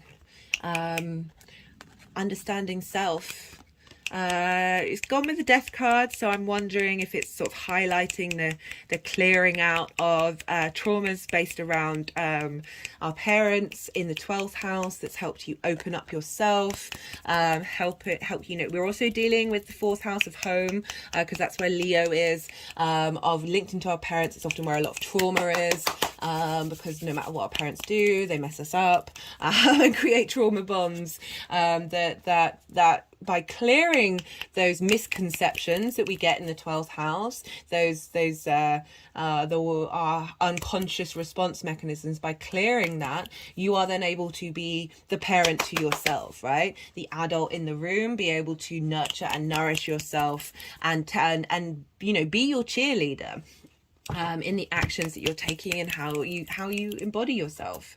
Right, so that is that. Let's do one more. That's communication. We'll see if that wants to come out. Spiritual partnership.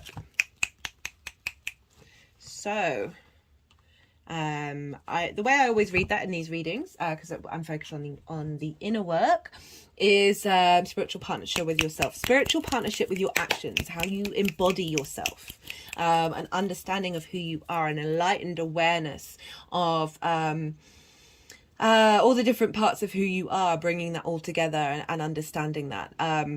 It can also be, for some of you, bringing in a spiritual partnership. You know, we do have that collaboration card, and the commitment cards. So for some of you, this might be because we're dealing with those eclipse nodes, and you have that in your 7th house of one-to-one relationships. The work that's being done here is helping facilitate that, as I said, that energy frequency shift and change, to bring people into your life that will support you in a business, romantic and friendship level, that will be in alignment with your internal vibration. So we've got the moon, so that's a duplicate. So we've got the moon in the tarot, and this is the first light tarot, and the moon in this one. So this is phases, mystery, instinct, discovery. So my finger's going over the mystery and the instinct, discovery of your mystery and of the strength of your instinct.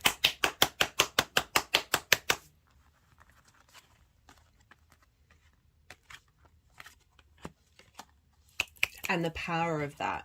As I said, the 3rd house with the moon is your ability to communicate with your intuition on a personal level is heightened. Whoa. This is the Oracle of the Rising Sun. Oh.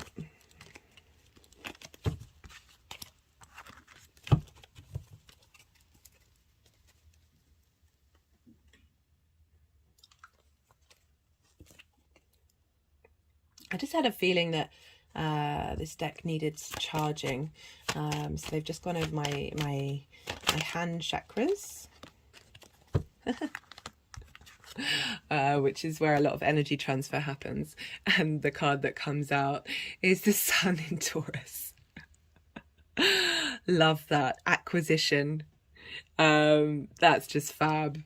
That's just fab. So acquiring a sense of self, acquiring this leveling up. You know, it's also, you know, there's a couple there, so it can also be linked into marriage.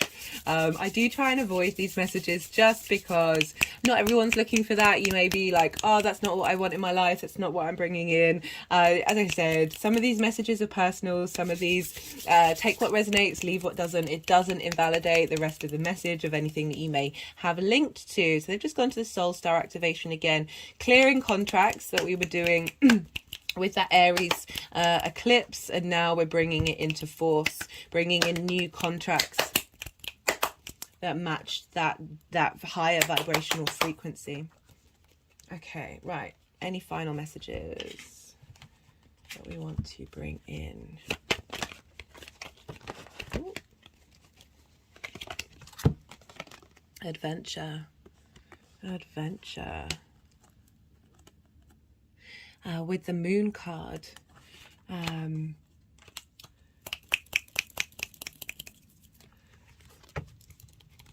yeah, I'm gonna see Nothing's coming. I mean, I feel like you're going on an adventure with yourself, a new adventure, a new way of looking at yourself, a new clarity that is opening the world up for you a bit, that's tapping into a more magical space, you know, with that moon, the sort of the psychic realms. Oh, did that just knock that out of space? Right, let's... my fingers were just sort of clicking behind my ears. Just had an energetic release. And another energetic release. Yeah, that's clearing out, remembering who you are, that that intuitive space. Whoa. The High Priestess, perception, hidden powers, reflection of ideas, knowledge. So funny, I was talking about intuition, and then here she comes. Here she comes. You are ruled by Venus, the goddess of love and appreciation. Yeah, lots of connections in now with you just understanding through your body how to communicate that intuition. The High Priestess sits and knows the things that are coming, that she needs are coming to her. It's not the magician of taking action, of like, I feel like spending time in stillness will really help you cultivate this and bring this energy in, and you'll get a lot of illumination, a lot of wisdom come through from that energy. Yeah, is there any, what do you want to do with this new spiritual partnership with yourself and your soul? Okay, they just really responded to that. Or you are now being able to go on a new life adventure. Okay, it's gone with the discovery, this new discoveries, new being able to harness the power of your, the way that you look at the world, the knowledge that you have, and your actions really being an embodiment of this integration. Right, Taurus, I'm going to leave it at that. I could always keep going. I know what I'm like. I really appreciate you spending time with me and sharing your space and your energy. It means a lot. I would love to hear from you. But other than that, if anything resonates, there are ways that you can help push those messages out into the algorithm and out into the wider world. Be good to yourself, Taurus. Be good to those around you, and be well until we meet again. Aries rising. How you doing, Aries? Those of you just tapping into the Aries energy, look to where Aries falls in your chart, the house that it falls in, the themes of that house, and apply those themes to the messages that are coming through. It's essentially as if Aries has now, not Aries, sorry. Yeah, sorry, I got a little brain fluzzle there. Mercury is retrograde. I do feel bad about always blaming that on the retrograde. As if Aries has now moved to the first, Taurus. That's why I was getting confuddled. Look to where Taurus falls in your chart, where I do apologize, Aries. I don't know why I'm having such a brain fuddle over this. Look to where Aries is in your chart, the themes of that house. Apply those themes to the messages that come through, and then that's like, it's as if Aries has moved to the first house. Right, but for Aries rising, who does have Aries in the first house, you have this transit of the sun in Taurus happening in your second house. This is your resources. This is the things that you value, how you value yourself, how you make money, and how you manifest. So we've all had the nodes in these signs for some time. This sun in Taurus transit is about bringing clarity and understanding and vision to the changes that have happened with that eclipse cycle. So you've been going through a lot. You've been striving to work out your values. You've been focusing on your resources, because that's where the North Node has been. The North Node is where we want to move to, where we're headed. It's an exaggeration of things. It can be very hungry, the North Node. It consumes a lot of our space. And So you've had a lot of eclipses there, you've had big new beginnings, big endings, and now, as I said, the sun is moving through there, bringing vitality, inspiration, clarity, understanding, the sense of vision to your value system. I focus a lot on the second house in these readings on how you value yourself. The more that you get in touch with that value system, the more that it changes what you then care about. It changes the frequency in and how you make your money, and it changes how you manifest on a more authentic basis. And so, as I said, the sun's moving through there, making a lot of aspects, bringing vitality to and clarity of the truth of who you are and how to value yourself. So a lot of illumination in this sign for you. Because we're dealing with Taurus, we look to the ruler of Taurus, and that is Venus. Because what's going on with Venus is impacting the signs that she rules. So Venus, for some of this transit, will be in Gemini. She's in Gemini now. I've done a transit video on that. Recommend you check it out. But essentially, Venus is wanting us to be playful. She's helping bring a sense of appreciation and understanding of that long Mars in Gemini cycle. And she's really helping us be able to bring in it, understand and collect information, and just move with ease through our mind, clearing out the clutter in our mind. My fingers are sort of like doing that around my head, and connecting that to a space of love. My hands have just gone over my heart chakra. So Venus is in your third house in Gemini, and this is your house of communication. So she's really giving you a boost in your ability to communicate, and your local, and how that interacts with your local community, the things you do on a regular basis, like where do you go day to day, what do you do day to day. You've got more spring in your step, you're more having a bit more fun in that area of your life, and that playfulness of Venus is feeding into the sun's journey through Taurus. So that ease of understanding how you communicate and what's important to the way that you communicate, what's important to the things that you do on a regular basis, the kind of community you want to be involved with, is feeding into your values, how you value yourself and how you make your money, and how you manifest. So it could be that new opportunities in work come up during this time, based off of Venus being in the house which deals with other people, because Venus can be people you meet in your local community that appreciate what it is that you've got to communicate and want to provide you with opportunities. So those are the kind of things that may come up. Venus will then move into Cancer, and she'll do this on the 7th of May, and this is moving into your 4th house of home, roots, foundations, family, parents, roof over your head, your intimate part of who you are. So the energy is going to shift of what the sun is now bringing into your value system, of what your roots and your foundations are in terms of your core values, helping bring in the energy of the ancestors to help you understand your worth and your value, not only for yourself, but all that have come before you and all that will come after you.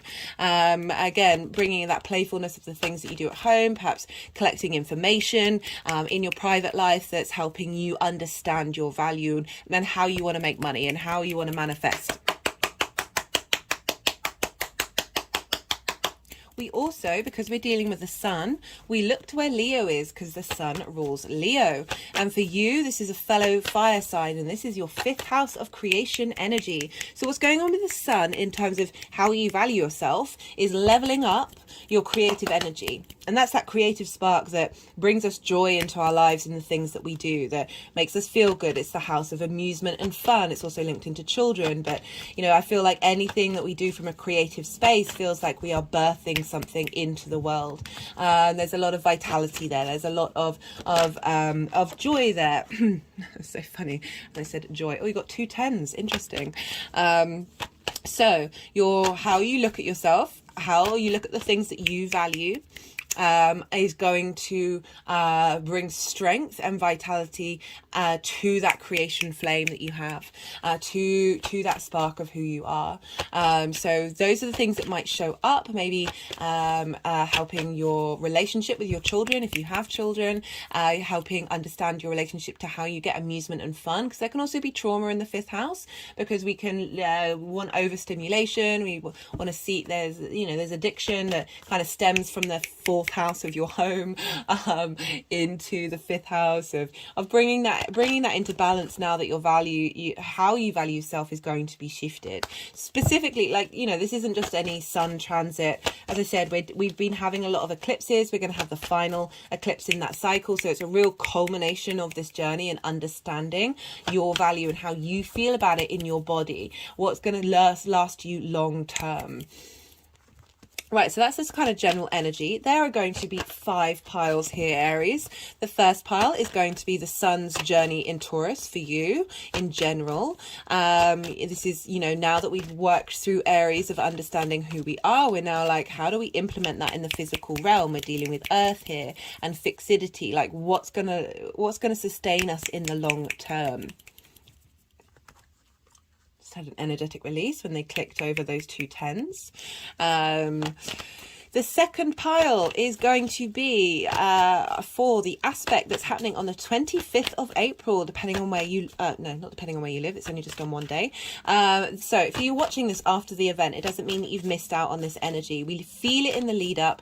We feel it very strongly at the time, and this is seeding energy, particularly because it's conjunct the nodes, right? So this is going to feel it afterwards. This is just seeding energy that is giving that integration of that energy moving forward. It's also really helpful with hindsight of looking back at this time and seeing what comes up and then being able to integrate it further.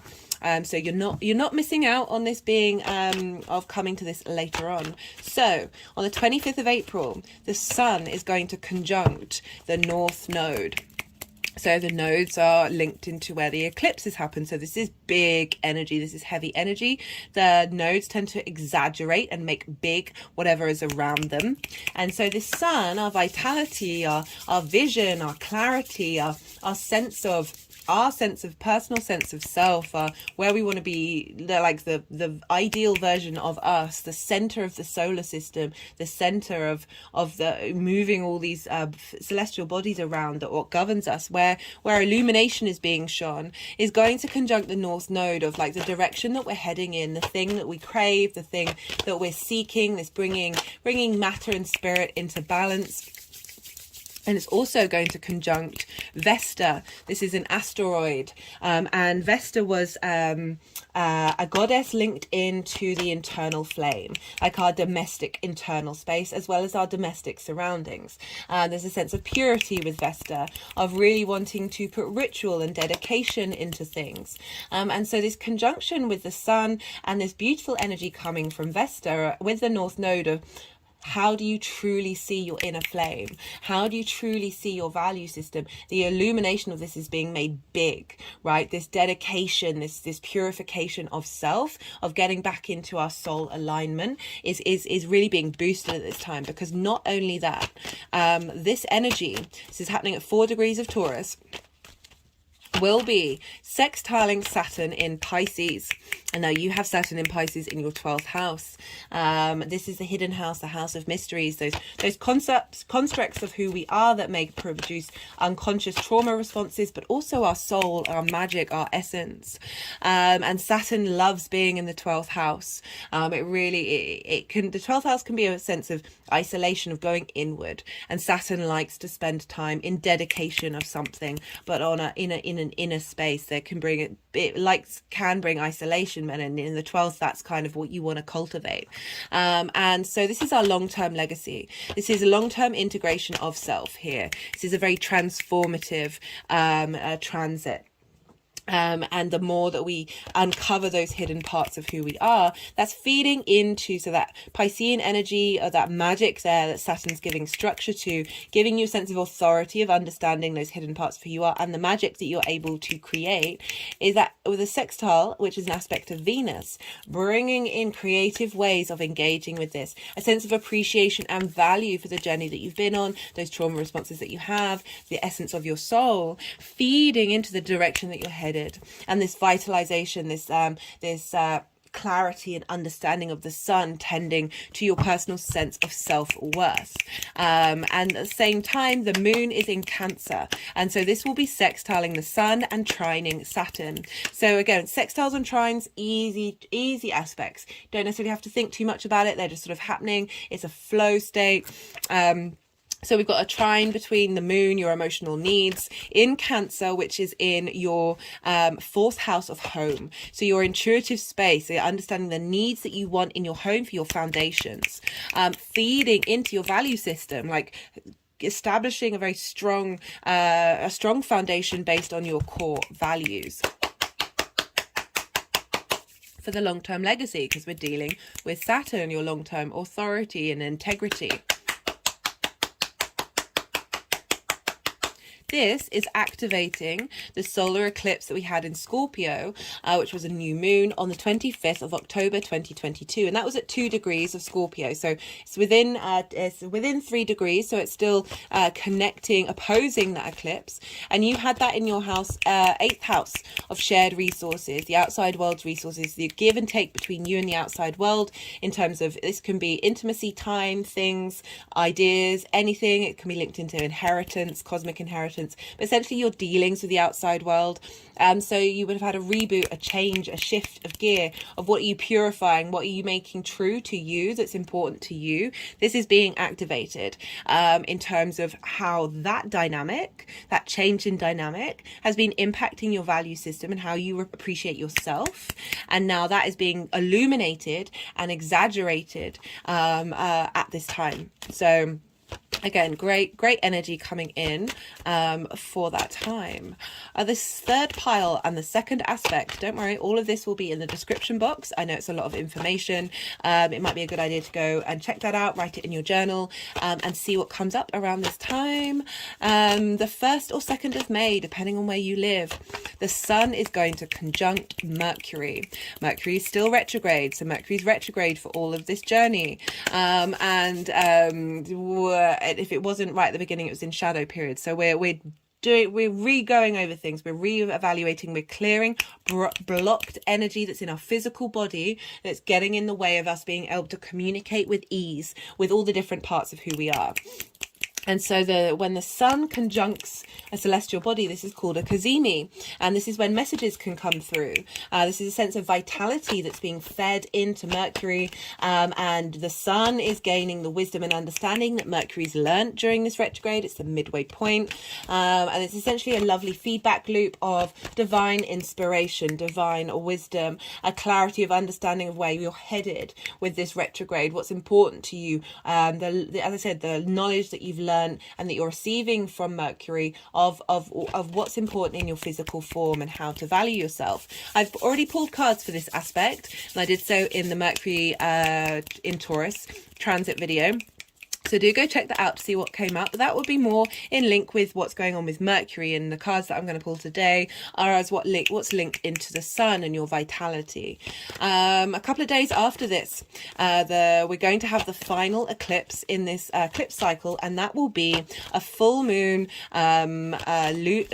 lunar eclipse in Scorpio, in your 8th house of shared resources. There will be a separate video on that, so do go check that out. But I just wanted to let you know that this conjunction with the sun and Mercury is happening just before that eclipse. So a lot of that wisdom and knowledge is sort of feeding into our understanding of the direction our relationships and the give and take in our relationships is happening. This culmination is happening just before that full moon.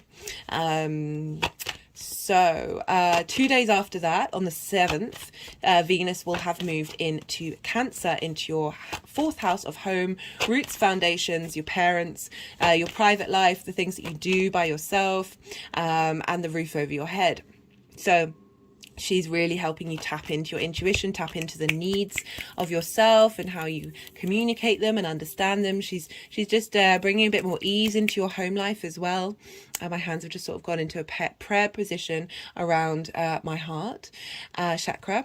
And so the next aspect will be not so much boosted by your ability to communicate, where Venus was in your 3rd house. This is now in your 4th house of your home, and this is a conjunction on the 9th of May between the Sun and Uranus. So it's another Cazimi, another boost of the Sun feeding into Uranus and understanding everything that Uranus has been teaching you.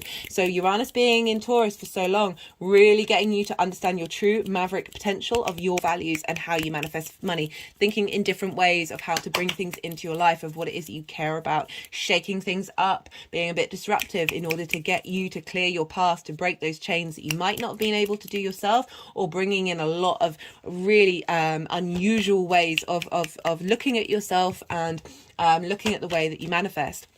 And so this conjunction with the Sun, again, more vitality, more illumination, lots of messages may come through at this time that come out of the blue, come from different directions, help you really think in a different way, in a more innovative way about your values. And then again, bringing in ideas about how you make your money, this idea of bringing an appreciation and value of Taurus into your physical form, how this stability that you have can be sort of broken up a little bit, in order to open up a more long-term path.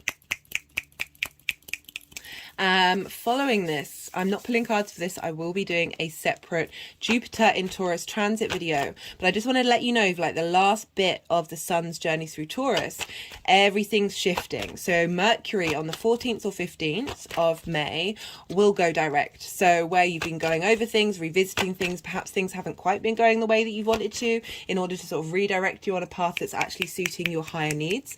Mercury's now moving forward. So it's now there's a movement here. There's an understanding. There's more of a clarity. And also the following day on the 16th, Jupiter's moving into Taurus. Jupiter's a very positive planet. It wants to bring abundance, wisdom, leveling up. You're now incorporating, and it brings integration, cohesion of everything that you've been cultivating throughout this eclipse season. Jupiter's now going, right, now what are we doing with it? Now I'm providing the opportunities to put this into action, to see the truth of things, to see the wisdom of things, and to be able to,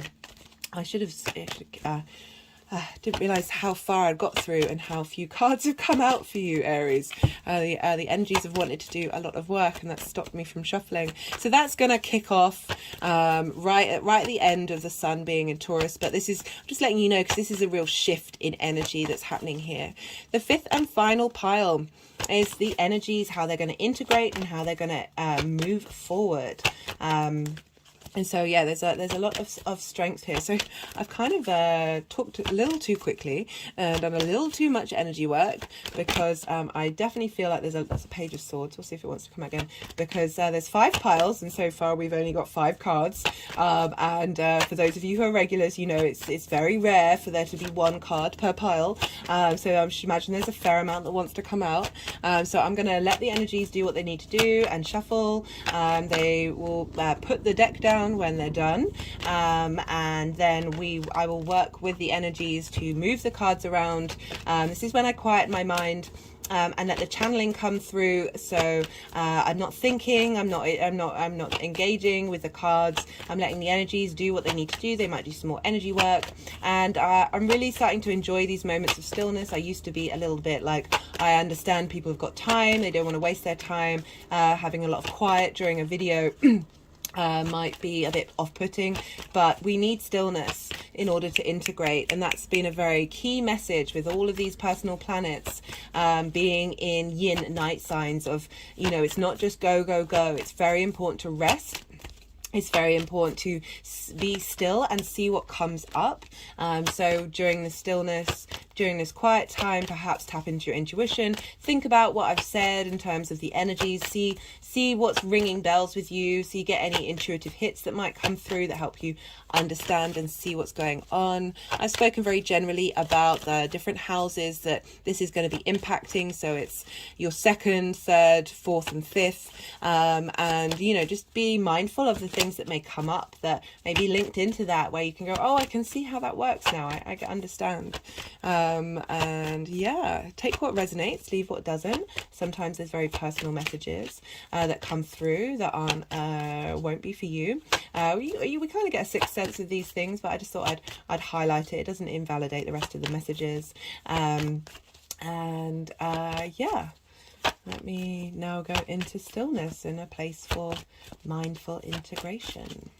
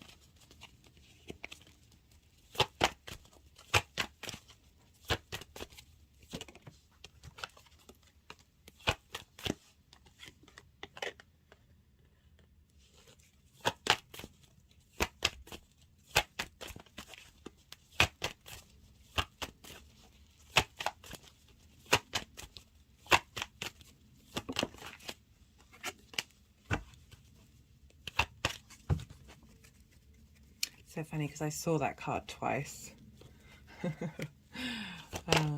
Keep meaning to mention it when I do.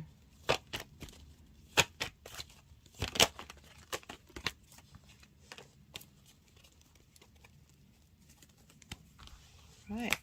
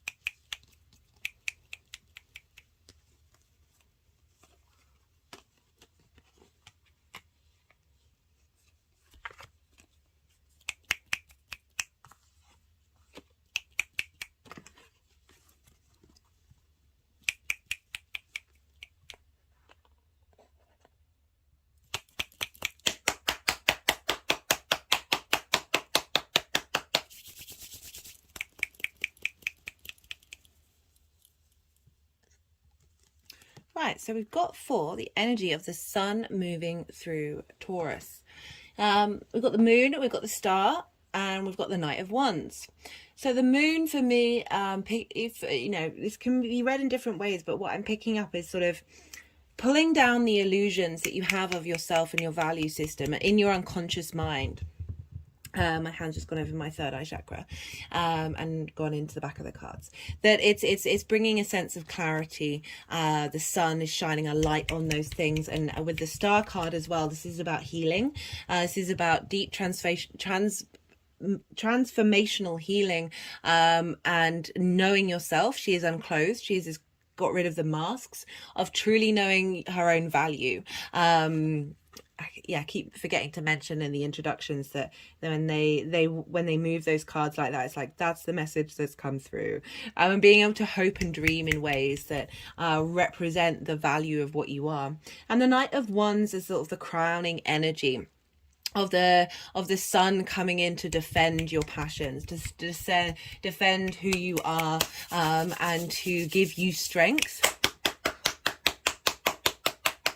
And you being able to defend yourself as well through this journey, through this understanding of the sun moving through there. You're then given clarity to be able to know which battles to pick, know which parts of who you are is worth defending. And in terms of like how you manifest and how you make your work, how you bring in your income, of really being able to champion that. We have for the North Node conjunction, there's a lot of cards here. We've got, hello, all of the cards. We've got the Nine of Wands. This is, so the North Node conjunction again is like, the sun is, you've been going through some battles of who you are. And feeling like this, so this figure is still standing, but they've been, you know, they're battle weary. You know, they're all duffed up. Your value system has been duffed up. You've been feeling like you're constantly being questioned, and you know, you are still there, but you're exhausted, right? And this, we've got two pages. We've got the Page of Swords and we've got the Page of Wands coming through, of heralding in new ways, and a new sense of vitality as well. You know, pages are very youthful energy.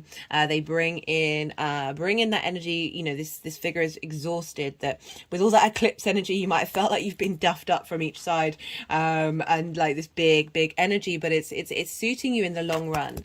And the pages are coming in with this sort of new way of looking at like your ideas, the way that you think about yourself, as well as looking at your internal passions and drive, the things that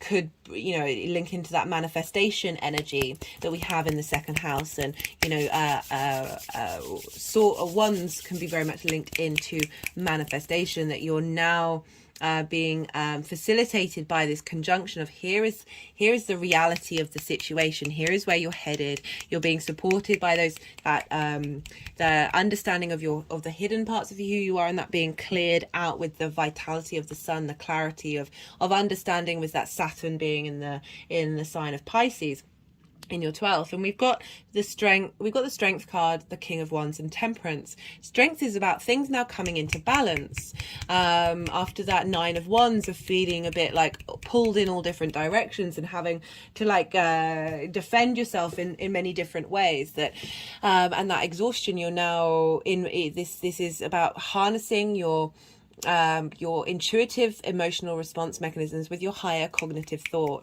In the Thoth deck, this is called lust, and this is about finding a new lust for life now that you are in balance and really feeling in harmony with your core value system. And I love how we've got the Knight of Wands and the Page of Wands, and then we've got the King of Wands. So this is saying you are moving into a space of authority. You understand who you are. You're able to And then we've got the Temperance card, and this is about alchemy. This is magic. This is you're purifying every part of who you are in order to understand the truth of the situation and know your inner manifestation abilities is pure magic. if you see here on this card, the water is actually flowing upright, going against the laws of gravity. It's like going against traditional thoughts that you've had about yourself, breaking those things and finding new paths. It's wanting me to go over to that soul star activation of remembering the true essence of who you are, which is divine, which is creator energy. We are bound by our limiting beliefs up to a point. We're able to break free of those. And I feel that eclipse energy that we just had for you, Aries, whoo, that was a big one. We're still integrating that energy. We're developing that. We're cultivating that in the fixed sign of like what's serving us long term. And then we have on the 1st or 2nd of May, depending on where you live, we have when the sun is conjunct Mercury, right? So this is Mercury's retrograde. These two cards are difficult cards. So the Two of Pentacles for me is the survival card. And we've got the card of grief. So you've been in survival mode, you've been dealing with grief, you're now being reassessing those constructs and understandings and how they've been limiting your value system of not being able to think outside of this limited space. And with the Six of Pentacles, this is a gift coming in from a higher power, from a sense of authority. It's bringing things back into balance. It's about giving and receiving, and this can be your higher self, but in these readings I always feel like it's the energies saying, we've got your back, we are here to support you. We are shifting this energy, because if you look at these difficult cards of not feeling at peace, you know, look at this figure's face, like they look really unsteady. This is all in black. It's like not being able to see your own value, your own worth, maybe having juggling lots of different things on the physical realm that have meant that you can't see yourself clearly. And the Six of Pentacles is coming and clearing that energy out, because the crowning energy for this, so this is right in the middle of the retrograde, so you're now getting infused with this energy of the King of the 10 of Cups for the rest of this retrograde, of the things that you want, every part of your life there's a sense of fulfillment, there's a sense of achievement, and particularly with the second house of your value system, you're able to value yourself from this space of abundance. There is wish fulfillment happening here in this journey of Mercury breaking through those limiting beliefs of how you care about yourself, because that's going to have a knock-on effect with, again, how you make money, how you manifest, and bringing in this frequency that's sort of from a place of love. You know, this is Venus. This is the goddess of love, of really not getting rooted down in that feeling of lack and that survival mode. I know it's really hard because the world is absolutely crazy right now, but I feel like so often the cards come up of saying, we understand what's going on in the world and we are here to help you change that frequency. So we have, for the final aspect, this is the conjunction with Uranus on the 9th of May. So you've got 3 kings here. This is really showing the sense of authority that's coming in, the sense of knowing who you are, knowing your values, because I've forgotten that the world card was there. This is the card of knowing yourself.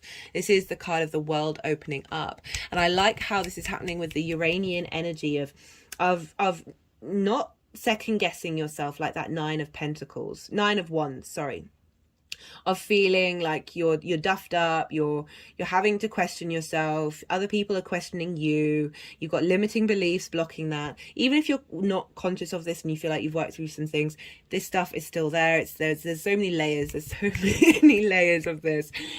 But with these kings coming in, of being like, yes, I've got this. This is truth. This is clarity. This is the reality of the situation, the truth of coming in. And the King of Cups is not getting swayed by emotions, is being able to use that creative energy, your manifestation energy, and being able to bring something into the world. Like there's authority with the kings. You're then, through this energy enforcing, you're going to be able to take action from a place of knowing yourself. This is culmination. And very funnily, you've got the Fool card coming after this. This is now this sort of, okay, I can see myself in the world, because this is all opposing the 8th house of the shared resources and the outside world of, I am focusing on me and my frequency. And the more that you're in line with yourself, the more the world opens up to you. And this, I love the vitality of the sun, the wisdom that's coming through. It's infusing with this very maverick energy of Uranus. Just is itself. It's not bothered that it's different to every other planet in the solar system. It does itself, and it does itself beautifully. That you are being transformed to understand your unique sense of value, your unique offering to not only yourself but the world around you. This is such a great combination moving forward. This is the Fool card and the Ten of Pentacles. The Fool, so we've got the World card, which is the end of the major arcana, and then we've got the Fool card, which starts that journey all over again. So with the Fool following the World, it's like it's leveling up that new journey. You're raising that frequency. You're bringing in what did we through that deep healing and that sense of knowing your direction with the Knight of Wands, that you are able to then apply this knowledge and understanding of self to start a new journey, a new way of looking at yourself, a new way of valuing yourself. And the Fool embodies the experience of life as if it's an adventure, the good, the bad, and the ugly. It's very open. Its energy doesn't shift and change in terms of you look with the direction that the Fool is looking at. It's looking upwards to the sky. It's not hunched over. It's not it's not battle weary. Very open compared to that night. My body's just sort of stretching out now. Very open to the world, rather than feeling attacked by it. So a whole new way of evaluating yourself. And then if it's linked into your resources, we've got the Ten of Pentacles. So this journey that you're in, this cultivation of your manifestation abilities, your cultivation of how you make your money, this is the long-term legacy in the 3D realm, right? So this journey, this new beginning is based off everything you've already experienced. Soul contracts have been broken or cleared. They've come to their finality point. New soul contracts, new vibrations that open up. Tell yourself a different story. This journey of the sun is helping you be able to break out of those limiting beliefs and tell yourself a different, as if you are fresh and new, and you know you are a mystery. The Fool is a mystery. The world is a mystery to the Fool, of going on that journey of being able to be open to that space, because your second house of how you manifest is Venus, right? Abundance. She is the Empress card. Appreciation, value, this longevity of the fixity of Taurus, of really being able to put in that work, but do it from a place of doing the things that you love. Like, how do you connect to your physical body is helping you understand how you manifest. Like, where is it that you this bringing in this but as I said, Taurus can be stubborn, right? So this is breaking that ability to get fixated on things. But I love how the Fools come up for you for this, because this is really highlighting that you can shift and change your value system, and then that is setting you up for that fixity of Taurus and the Earth sign. On a personal level, that is facilitating you in the long term. We've got the card. This is I'm pulling clarification cards now. This is the card of effort, that it's wanting to go behind there, that it's you've been putting in the work of understanding yourself, because that's kind of linked into the sun's journey through Aries. Of you've had a lot going on in Aries. You've really been transforming. You've had Jupiter there. Jupiter's now, everything that Jupiter's learned is moving into your second house in the later half, and it will be there for a year of giving a boost of that wisdom that you've learned about yourself. You know, things take effort. Being mindful takes effort. Working out who you are and understanding your own integrity, putting in like cultivating the things that you value takes time, takes effort. These are good things. These aren't bad things. Everything's a process. One thing that the universe has taught me, astrology has taught me, is patience. Yes, some things can magically appear out of thin air, but there we are in cycles. There is part of us that is tapped into this particular dynamic. I'm also very conscious that there's a part of us that if we just think something or click or do something will change instantaneously. I know it's there. Some of us are tapped into that already, but I feel like we're all headed. Oh dear! So I just knocked over something, we're all just headed in that direction. A disruption, something changing quickly, unexpected changes of that. My elbow just knocked something off. That there's a shift. We've got Uranus. There's a interesting. We've also got Taurus is the throat, your voice, the truth of who you are. Getting in touch with your authentic voice is so important at this time, and the sun is helping bring vitality and shining a light on that, and really facilitating you for the long term after everything that's been going on with those eclipses. Right, so clarification cards. I know I've already pulled one. This is when they add in new things to the messages, new messages, or simply just repeat and confirm messages that have already come through. Follow your dreams. Great card to come with the Fool. Your legacy, your soul contract, that Ten of Pentacles. The legacy of your soul coming through and helping you follow your dreams, Aries. Love this. Right, so that was the numerology deck. This is the First Light Tarot. Oh, that was the Tower card. We'll see if it wants to come out. I feel like that was a past energy. My head's just gone back. But we're constantly in Tower moments. You know, the Tower card for me is very much Uranian energy that has been helping you knock down these value systems that just aren't you, that are linked into other people, things that have been said to you, you know, those soul contracts. It keeps wanting to point to that, that we did sign up to. We've been blocked for reasons, you know. As I said, that's linked into that patience part of what I've certainly learned. I can be very, very impatient, it's worth things are worth the wait. As I said, the universe often trumps us in what our dreams are, what our manifestations are. So, and it doesn't necessarily happen when you think it's going to. We've got the the High Priestess did come out there, but they were like, no. I wonder what that means. Let's see if she'll come out again.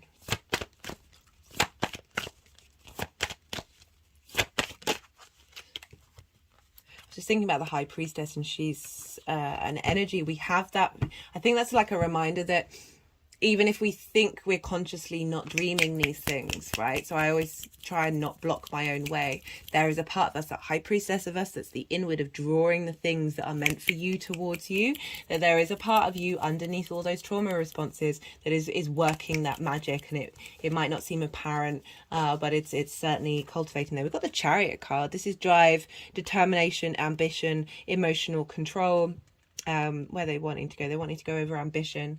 That there's movement here. There's a shift happening. There's opening that up for you, enabling you to go follow your dreams.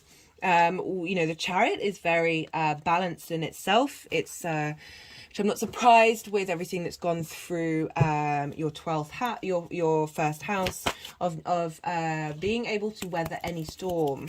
With that Nine of Wands, you know, that battle weary energy. I always say, like, were these fights worth it? Did you need to engage in that energy? We get triggered. We feel like we need to be seen, and sometimes it's about seeing yourself. And I feel like with everything that you've been going on with all that Aries going on in your first house, that you've been able to sort of rebalance that. And that those two Aries new moons, guys, like, still feeling that eclipse energy. I tell you, I've been sleeping so heavily, and usually I get like 5 hours and wake up I've just been waking up being like, whoa, what happened during the night? That was intense. Right, this is the Oracle of the Rising Sun. Let's see what wants to come through from there. Got drama and convention. So, and convention for me is always, there's lots of different things going on in you that you might not be aware of. And it's got this kid here, like around this concrete block of being your inner child being trapped. And there's lots of things getting in the way for it to be able to express itself. Like drama may have happened in your life, I mean it's happened in all of our lives, that has hindered this ability to see your own value. I mean, even if you think you'd had the best childhood, there's still weird little things that may have happened that you might not even be consciously aware of that has been holding you back. We're all in this process of deep unconventional healing, that star card, of uncovering those layers and dissolving those frequencies. Ooh, my body's just sunken down, especially with Pluto being in Aquarius. Ooh, love it. Just gone around my throat, or blocking your throat. Like, now, one of my favorite books is The Four Agreements. At some point, I'm going to bring it into one of the readings, and it really talks about how someone might have said to you that they didn't like you were singing as a kid, and someone said they didn't like it, and that sort of shut you off. It shut your voice off. The work that I've done of like going through and like being really mindful of my inner work, the more that like my voice, my throat, my ability to sing by myself was always really pitchy, or really like it closed off. And since starting really unpeeling that and working through that, I don't have the best singing voice in the world, but it's way better than it ever used to be. Oh hey. Way better than it ever used to be. That the more authentic you are, the more you peel back those spells that people have said to us. Words are spells. The more that we open up that strength of who we are, those hidden powers of who we are, that understanding. I love perception. Love that. You're clearing this misperception of your value and opening that up. Right, I'm going to leave it at that. That's a great card to end on, especially as she half popped up then. Okay, are they wanting to do another? She half popped up and then she's come out again. That this clearing that we're on is opening this up. I really hope this resonated. I appreciate you spending time with me and sharing your energy. If you would, I would love to hear from you. I really would. I would love to know how this is coming up in your life, how you're feeling, what the astro weather is saying to you. If any of this resonated, there are ways you can pay it forward that I talked about in the introduction. Would really appreciate it, just to get the messages out there. If this has helped you, it helps somebody else potentially. But yeah, other than that, be good to yourself, Aries. Be good to those around you, and be well until we meet again. Pisces rising. How you doing, Pisces? For those of you just tapping into the Pisces energy, look to where Pisces falls in your chart, the house that it's in, the themes of that house. Apply those themes to the messages that are coming through. It's kind of as if your Pisces energy moves to the first house. But for Pisces rising, this transit is happening in your third house. This is the house of communication. This is the house of the goddess. This is where we bring our big picture philosophies into our day-to-day, the things that we do on a regular basis. It's also our local community, starting something new, learning something new, as well as short distance travel. So we have the sun moving through this sign.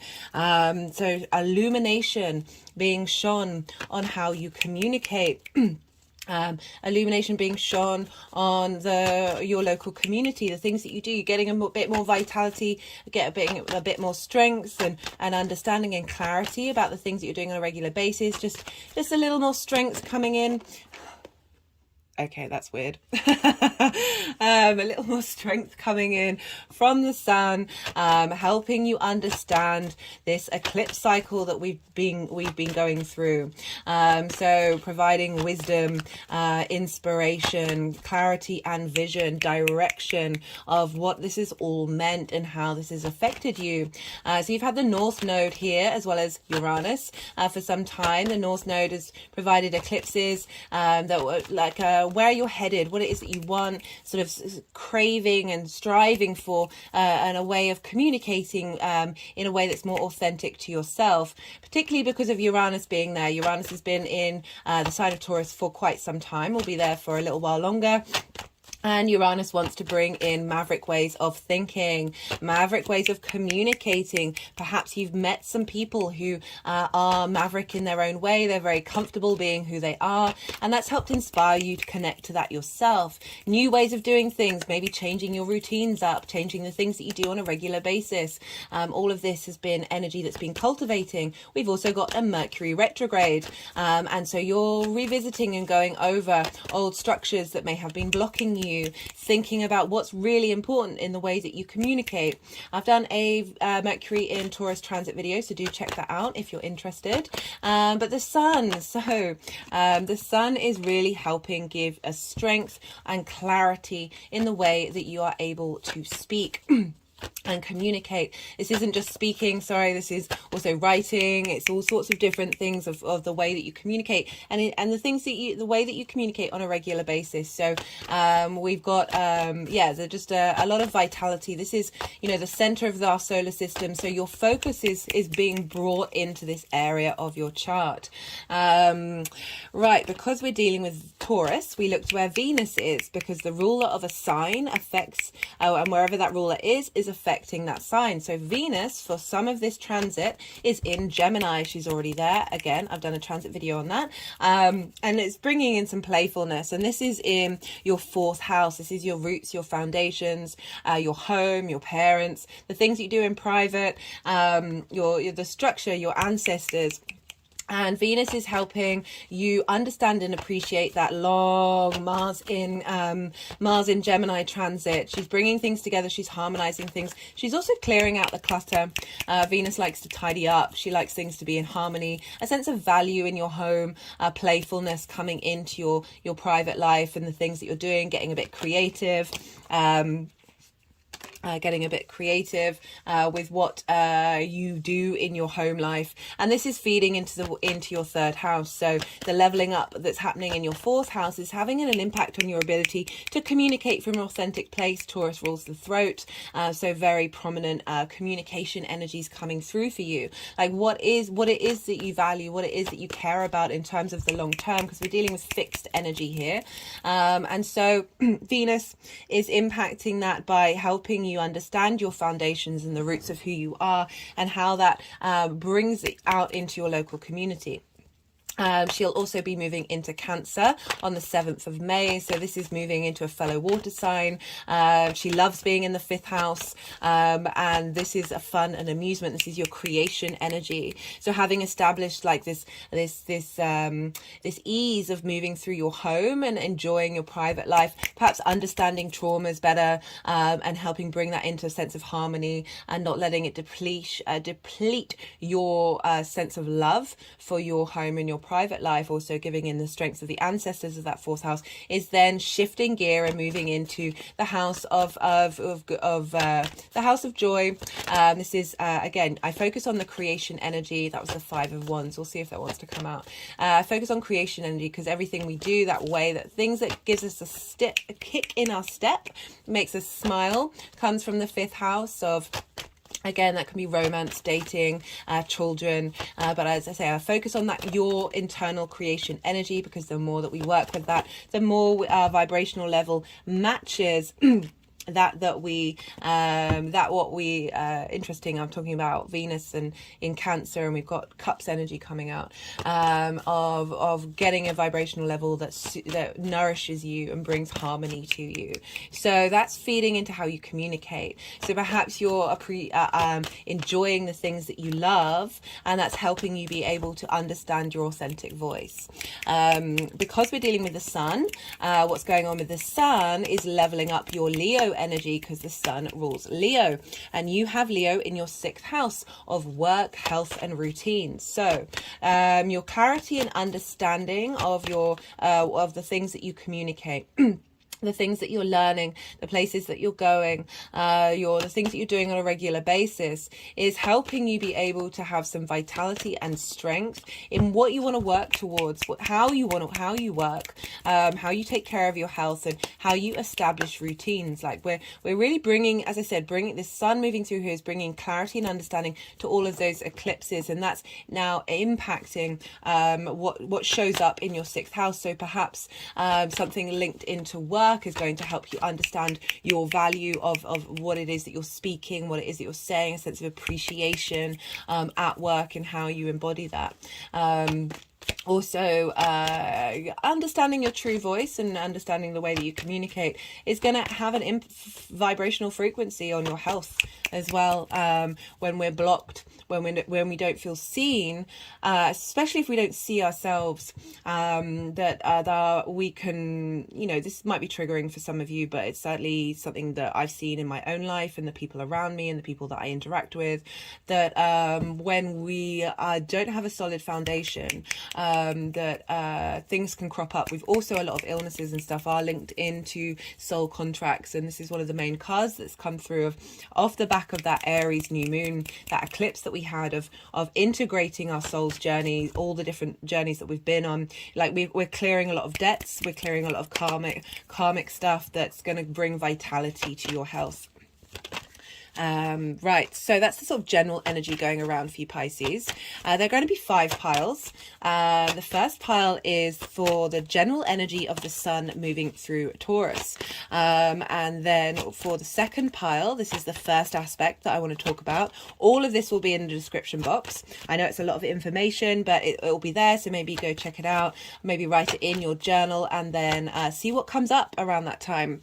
So on the 25th of April, we're going to have the Sun conjunct the North Node and also the asteroid Vesta. So the North Node, as I said, we've had this in Taurus for a while.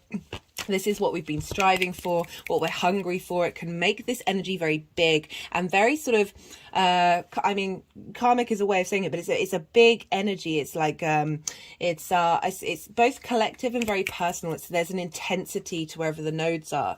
And so with the Sun conjunct the North Node, this is highlighting the clarity of your communication in the long term, where you're headed. And with Vesta, the asteroid, this is the goddess of the hearth, right? She's tending to our internal flame through ritual and dedication. There's a purity to Vesta, and she's in the house of the goddess. The goddess, as I said, bringing those big picture philosophies into our day-to-day practices, into things that might not seem like the big picture, but applying that meaning, that value into the things we do. Like the washing up or something like that. These things we can walk through with integrity and grace. That was the 8 of Swords and the 4 of Cups. We'll see if they want to come out.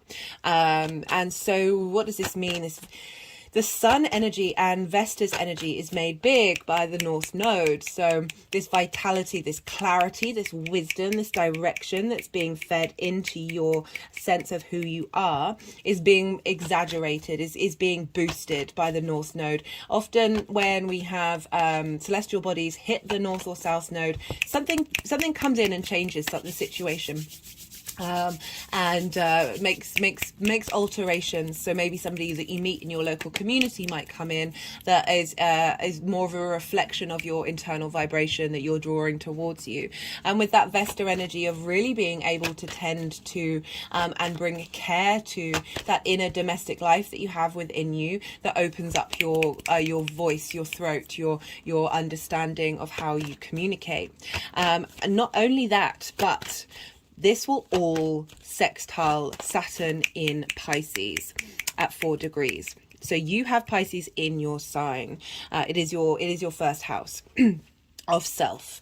And so we're getting this energy of commitment and authority and longevity and strong foundations from Saturn, wanting you to walk with integrity and authority in who you are and how you embody yourself in your actions and your deeds. And so this is sextiling that Sun North Node Vesta conjunction of getting your long-term legacy of who you are in line with your ability to communicate.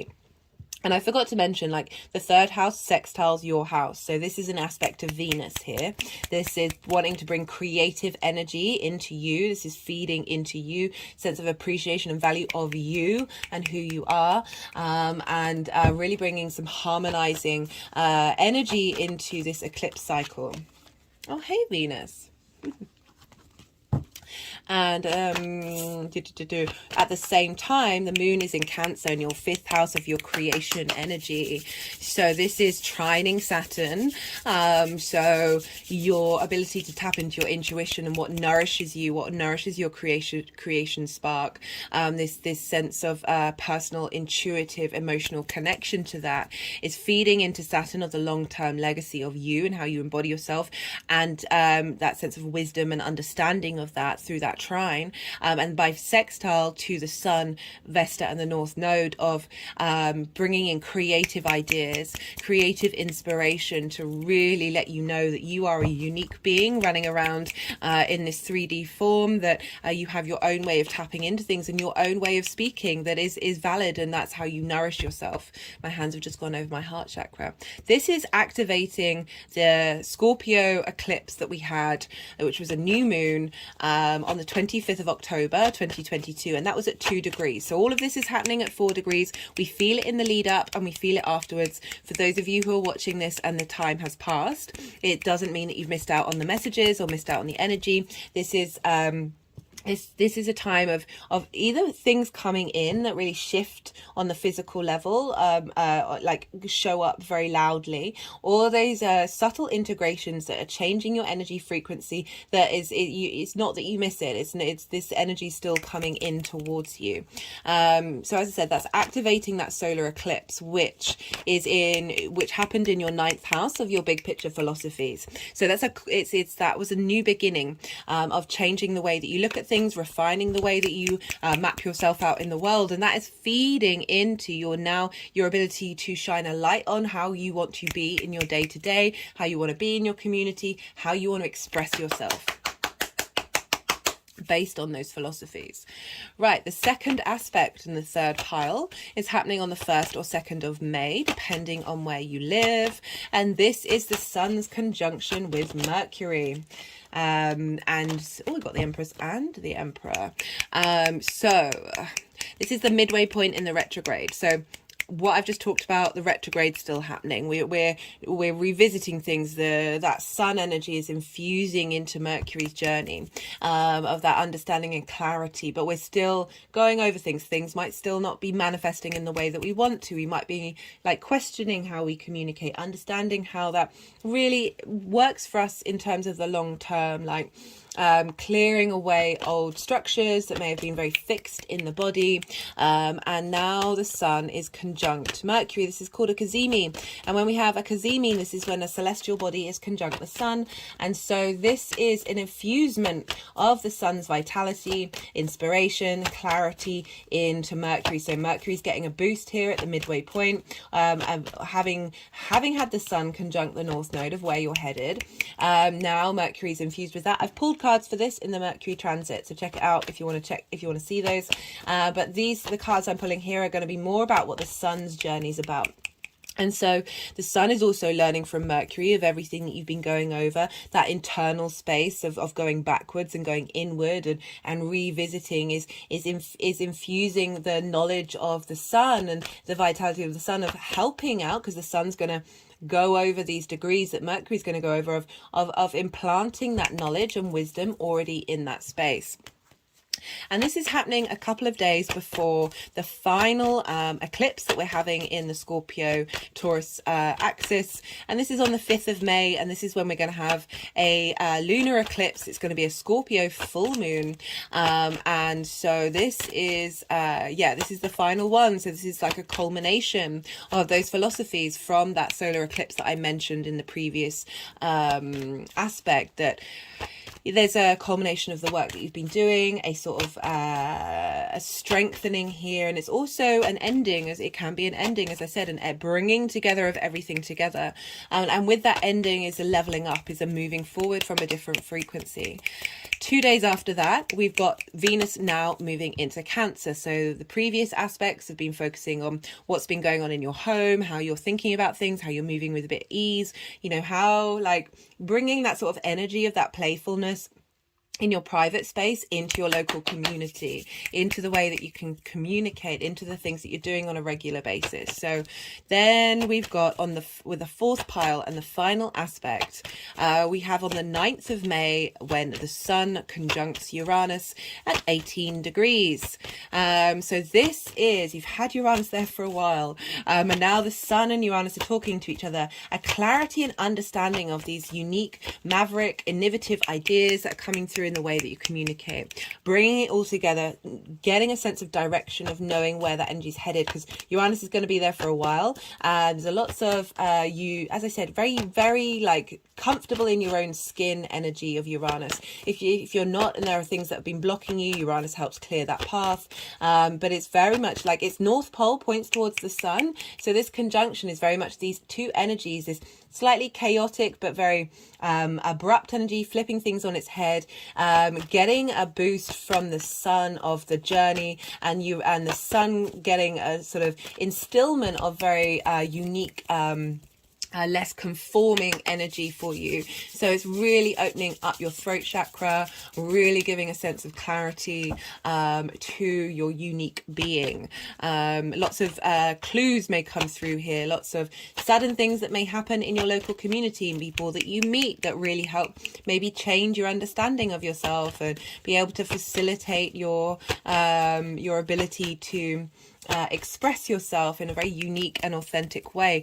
There's lots of vitality here. Right at the end of this transit, so I'm not pulling cards for this, but I'm letting you know that this energy's around, right? So I forgot to mention, like, that Venus being in Cancer of your creative energy, feeding into what it is Uranus and the sun are going to bring that energy, how they're going to integrate the energy in how you communicate with your creation energy. Right, so as I was saying, right at the end of this transit, we have on the 14th or 15th of May, depending on where you live, Mercury will now be direct. So everything that's been cultivating, all this energy that's been floating around is now going to start moving forward. Action's going to start being taken. You're going to feel more sure of yourself in the way that you communicate. And at the same time, on the 16th of May, Jupiter's now moving into this sign, right? So Jupiter brings abundance. Jupiter brings opportunities, wisdom, integration, sense of cohesion, a sense of elevation, and so we're getting a boost here of your ability to bring things into being, for there to be movement forward, for there to be opportunities coming up that match this new vibrational frequency. And as I said, right, so we're dealing with the 6th house where Leo is. So this is going to change and impact your work, your health, and your routines. A sense of appreciation, a sense of now knowing the direction you want to go in and how you want to use that energy. The 5th pile is the energies, how they're integrating and moving forward. And so that's everything I want to say. I'm going to keep shuffling until the energies want to put the deck down, and then I will clear my mind and let it be still. And this is usually when I'm quiet, because I'm not talking, because I'm allowing the energies to do what it is that they need to do. And they'll move the cards around, they'll put them into the piles and do some energy work. Do bear with me during this process. I do appreciate that was the 3 of Swords. I'll see if that wants to come out. I do appreciate taking your time in this way, but we do need stillness in order to integrate.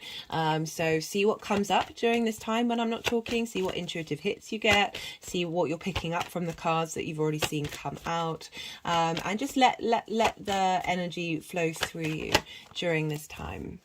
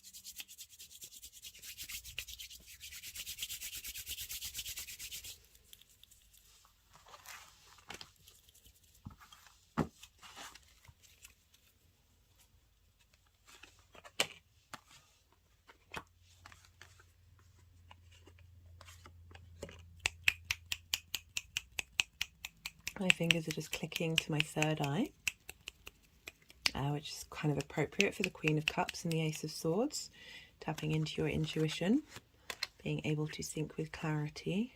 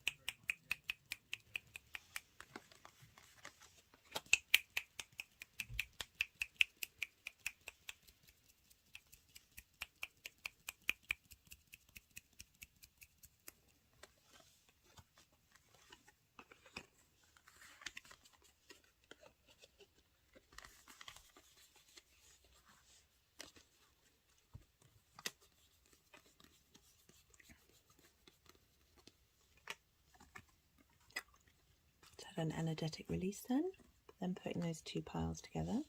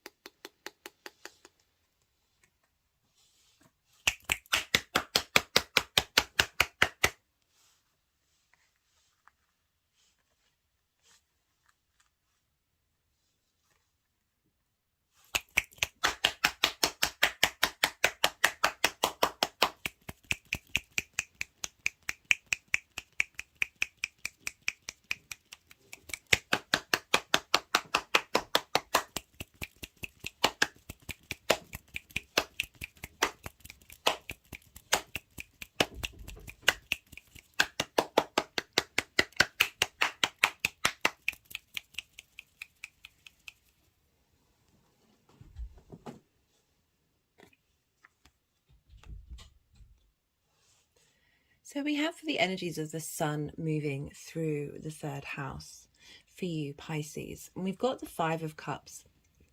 And this is the grief card.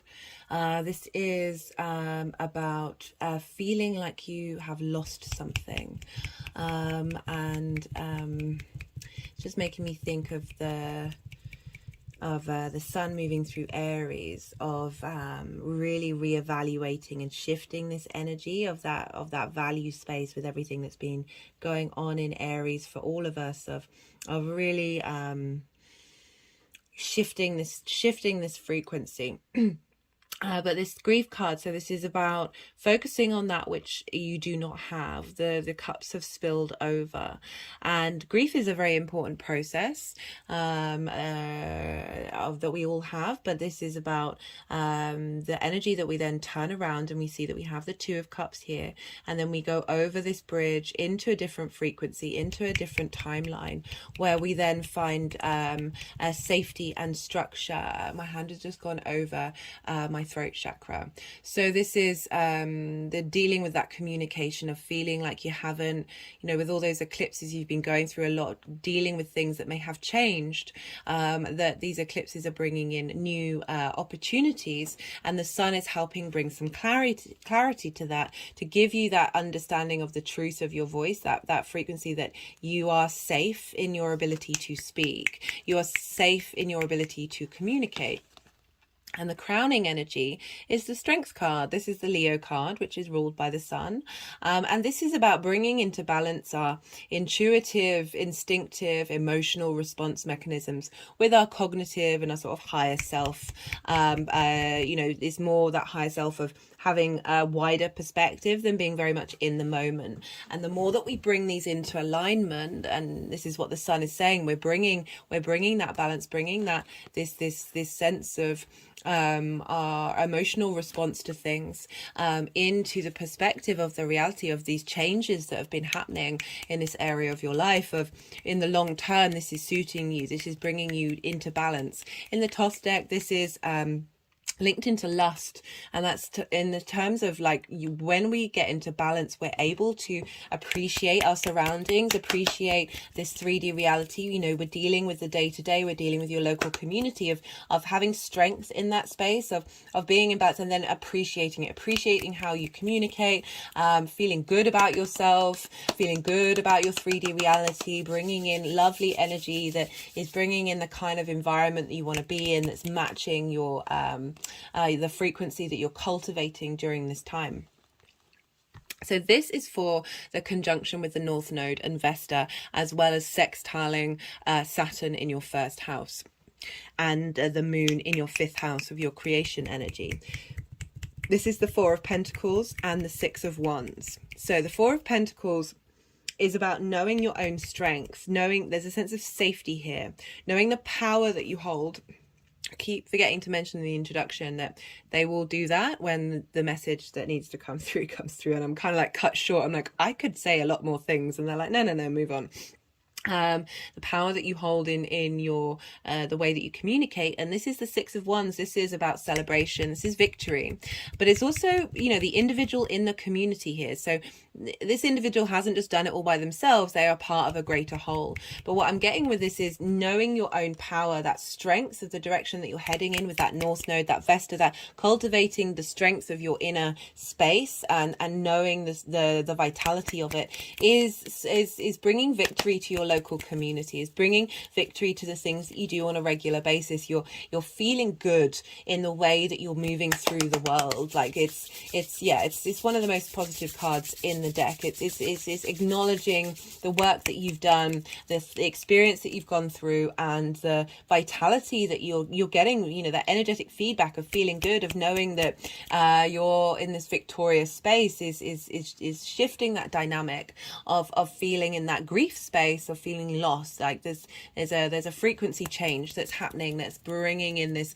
ability to know your power, but not let that diminish your interactions with others. We have this is very interesting. This is the conjunction with Mercury in Taurus. So this is the midway point in the retrograde, and we've got the Knight of Swords, which the way that these are forming, it's like the Knight of Swords is looking back and the Knight of Cups is moving forward. So the Knight of Swords is very much clearing out old idea structures, clearing out ways of things that have blocked your ability to communicate. The Wheel of Fortune is implying that through this retrograde there is a shift happening then, and this is moving upwards. This is the Jupiter card. This is the times they be a changing, and you're bringing in, rather than this sort of, the Knight of Swords can be a bit disruptive, can sort of rush in, but I feel like it's Mercury helping you clear out that energy.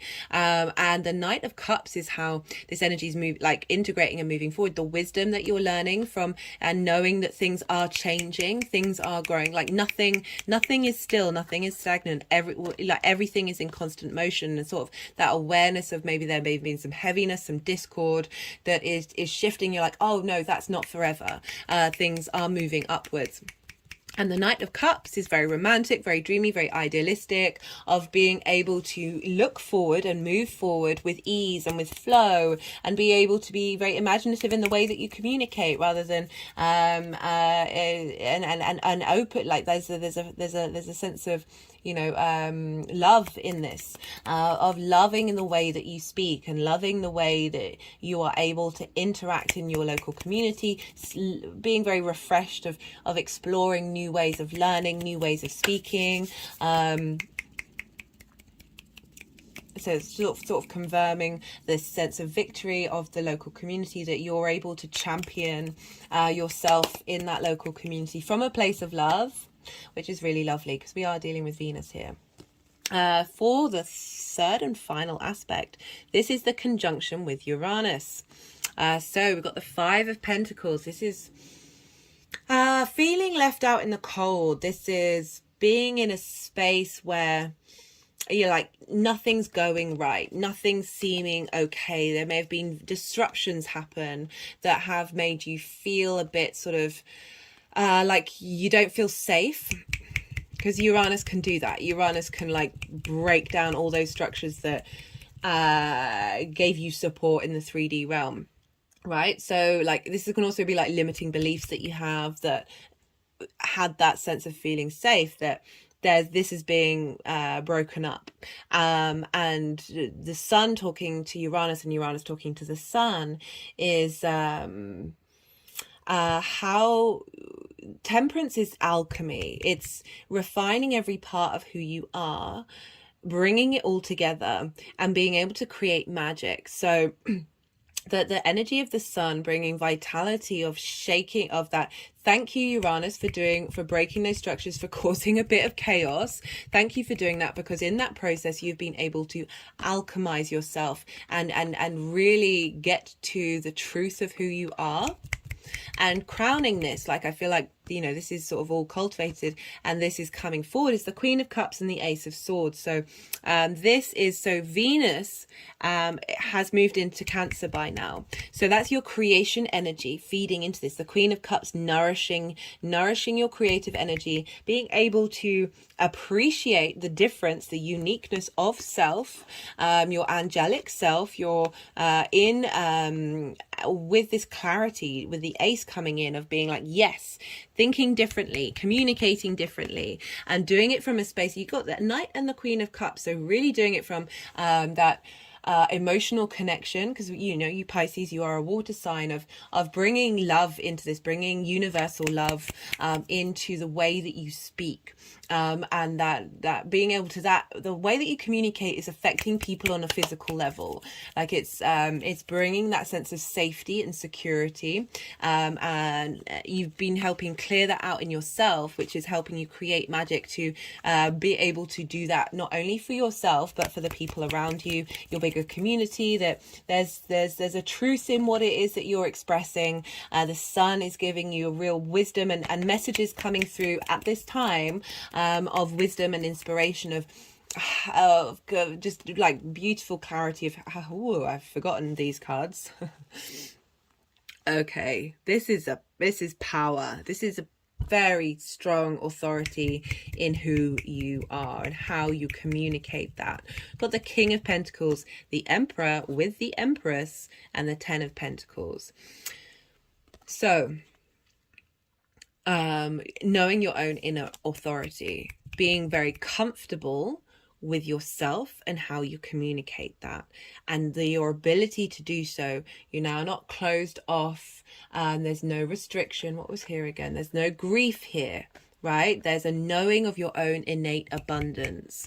There's a real strength and fertility, and this ability to create through the words that you say, of your physical senses, just feeling good about yourself. There's this there's this longevity to what it is that you're doing. And I say that just generally because of Taurus being fixed, but it's doubly confirmed by the 10 of Pentacles and the King of Pentacles, heavy earth energy coming in of longevity. The 10 is legacy, and the King of Pentacles is the things, the actions that you're taking, the things that you're doing is for your own internal abundance and long-term legacy. That's not only affecting you, but your local community. As I always say, the inner work that we do is available to everybody around us. Like that frequency that we put out vibrates outwardly. And there's a sense of connection and appreciation and love that comes with the Venus card. Just want to, I mean, this is just, you know, I love it when these two show up together, and a lot of people say, oh, that's divine counterparts. For some of you, it may be that you meet someone in your local community that matches that frequency, that helps you are in lockstep with one another, and you're growing and evolving from a very strong space of strength, particularly because we've got Venus in Cancer, which is in your 5th house of romance and dating. For some of you, this is bringing in that energy. But I just love this because we've got the feminine and masculine energies within us, as well as that of spirit, right? And this is showing you are in balance with these energies that are, your voice is there's a strength and there's a clarity with the way that you are able to communicate, and it feels good to other people. It feels secure and it feels safe. My hands have just sort of gone around my, you know, sort of mimicking a bit of a hug around me. And it's bringing you abundance. It's bringing you structure. It's bringing you, didn't you get the you got the 4 of Pentacles as well. So this is kind of matching that legacy and that support and structure. You know, that 4 of Pentacles, that's right at the beginning. So that's when Venus is in Gemini of your home space, feeling safe. And just, yeah, there's a lot of energy that's saying, the cards are saying that you are in your own power, and it's serving you in the long term. Like, I'm not surprised a lot of this energy is coming up. If you haven't watched the Aries eclipse video, the main message of that was we are clear, we're bringing a lot of soul contracts into completion, and now we're opening up space for new ones, for ones that are tapping into a very abundant space that is very grounded in your own sovereignty, not being limited by all the different, so I talk about your family, your lineage, your society, your past lives, all being in this physical form in order for us to transmute and heal. The human body is phenomenal. Just thinking, like, with that link into the 6th house where Leo is, of being able to heal through your work that you do, through the things that you say, and how you communicate. Right, I'm going to pull some clarification cards. This is either going to bring in new messages or bring nuances into the messages that are already here, or just straight up repeat the same cards and the same messages. Right, so this is the numerology deck. Financial discipline, interesting. Yeah, I was talking about the house of work, right? Yeah, having, and that's the adult in the room house, right? So sometimes that can be difficult to access, but through this journey that you're doing with the sun, bringing everything together about how your big picture philosophies are intermingling with your day-to-day, and that vitality and being able to be more authentically yourself, you're able to then take care of yourself and nurture yourself in a way that is like the adult in the room, which is why the 6th house is difficult, because we struggle being that. But with the Empress and the Emperor being on top of that, that's really powerful. That's sort of, yeah. And that doesn't mean not having fun with money, but just being very conscious. Like, we're living in really crazy times that don't feel abundant, but and being mindful of what it is that we're doing. I've got code, puzzles, synchronicities, coincidences. So it's going over the synchronicities. Perhaps opportunities coming into your life from your local community because of this expansion and clarity in how you're communicating, as bringing in synchronicities and understandings and opportunities of how this abundance is going to show up in your life moving forward. So this is the First Light Tarot. This is a mixture of major arcana, question cards, statement cards, and keyword cards, like that code. Got power, understanding reality. Yeah, not surprising. Understanding where you're headed, understanding, clearing out blocked trauma that's blocked your voice, blocked your ability to communicate from a very authentic space. And now we've been clearing that so much of just like really just knowing, just being very sure of yourself and not second guessing it.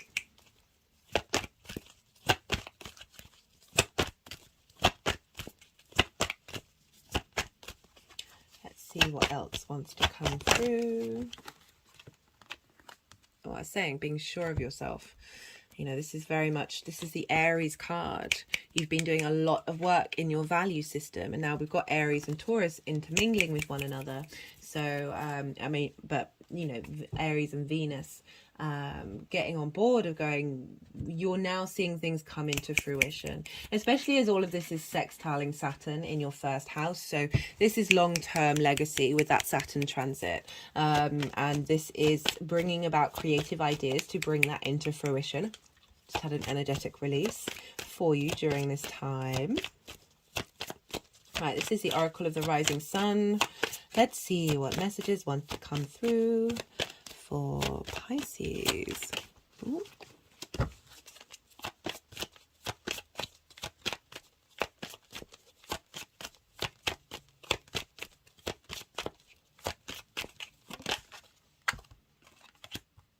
Got flattery. This is Venus in Gemini, where she currently is. Yeah, so this is you feeling good in your home. Like I was saying, you being able to look to the past of past traumas and be aware of the abundance of the future, and being very playful with it, and being able to clear out a lot of stuff that's gone over the Mercury retrograde. What's going on with Venus in Gemini is affecting that Mercury retrograde. That sense of ease is coming in, of that conjunction with the sun, of just, again, feeling good, flattering yourself, being appreciative of your knowing your worth. Knowing the worth and what it is that you have to say. Right, final message. Which deck do you want to go with, guys, for the final message?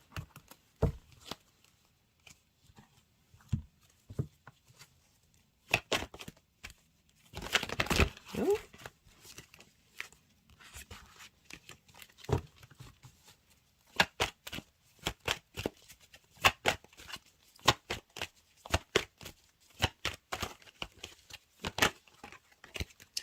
Spiritual partnership. So with this card in these readings, unless it's a personal reading and people are definitively asking about love, I focus on the spiritual partnership with yourself. Yeah, my hand's now clicking around my throat chakra. So the spiritual partnership you have with your true voice. You know, Mercury's also linked into money. I always forget to talk about that. Like, it's commerce, it's sharing things, of opportunities coming up in the third house in your local community, work coming through that is facilitating a business relationship linked into you know, spiritual. Doesn't have to be your stereotypical ideas of what that means. It's anything that you do being mindful, right? So that is definitely the third house, the house of the goddess, of helping you get into balance with and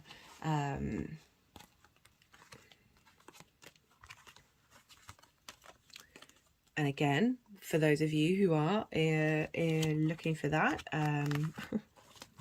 it may come up as finding someone. I mean, the Empress and the Emperor can also be finding someone to work with who's matching your new vibrational frequency, or working with yourself on a more integral, integrated way. So Yeah, great reading for you, Pisces. A lot of strength coming through for the long term, longevity. I really hope you resonated with this video and enjoyed it. Thank you for sharing your time and your energy with me. It is very much appreciated. I'd love to hear from you on a personal level about how the astro weather is showing up for you. But if anything resonates and you want to pay it forward, there are things that you can do, which I list in the introduction. But otherwise, be good to yourself, Pisces. Be good to those around you. And be well until we meet again. Aquarius rising. How you doing, Aquarius? For those of you just tapping into the Aquarius energy that's not your rising sign, look to where Aquarius falls in your chart, the house that it's in, the themes of that house, and apply those themes to the messages that are coming through. Take what resonates, leave what doesn't. Sometimes there's going to be personal messages that may not be to do with you. Doesn't invalidate what you do resonate with. But for Aquarius rising, hi guys. This is happening. This sun transit in Taurus is happening in your 4th house. So it's a fellow fixed sign.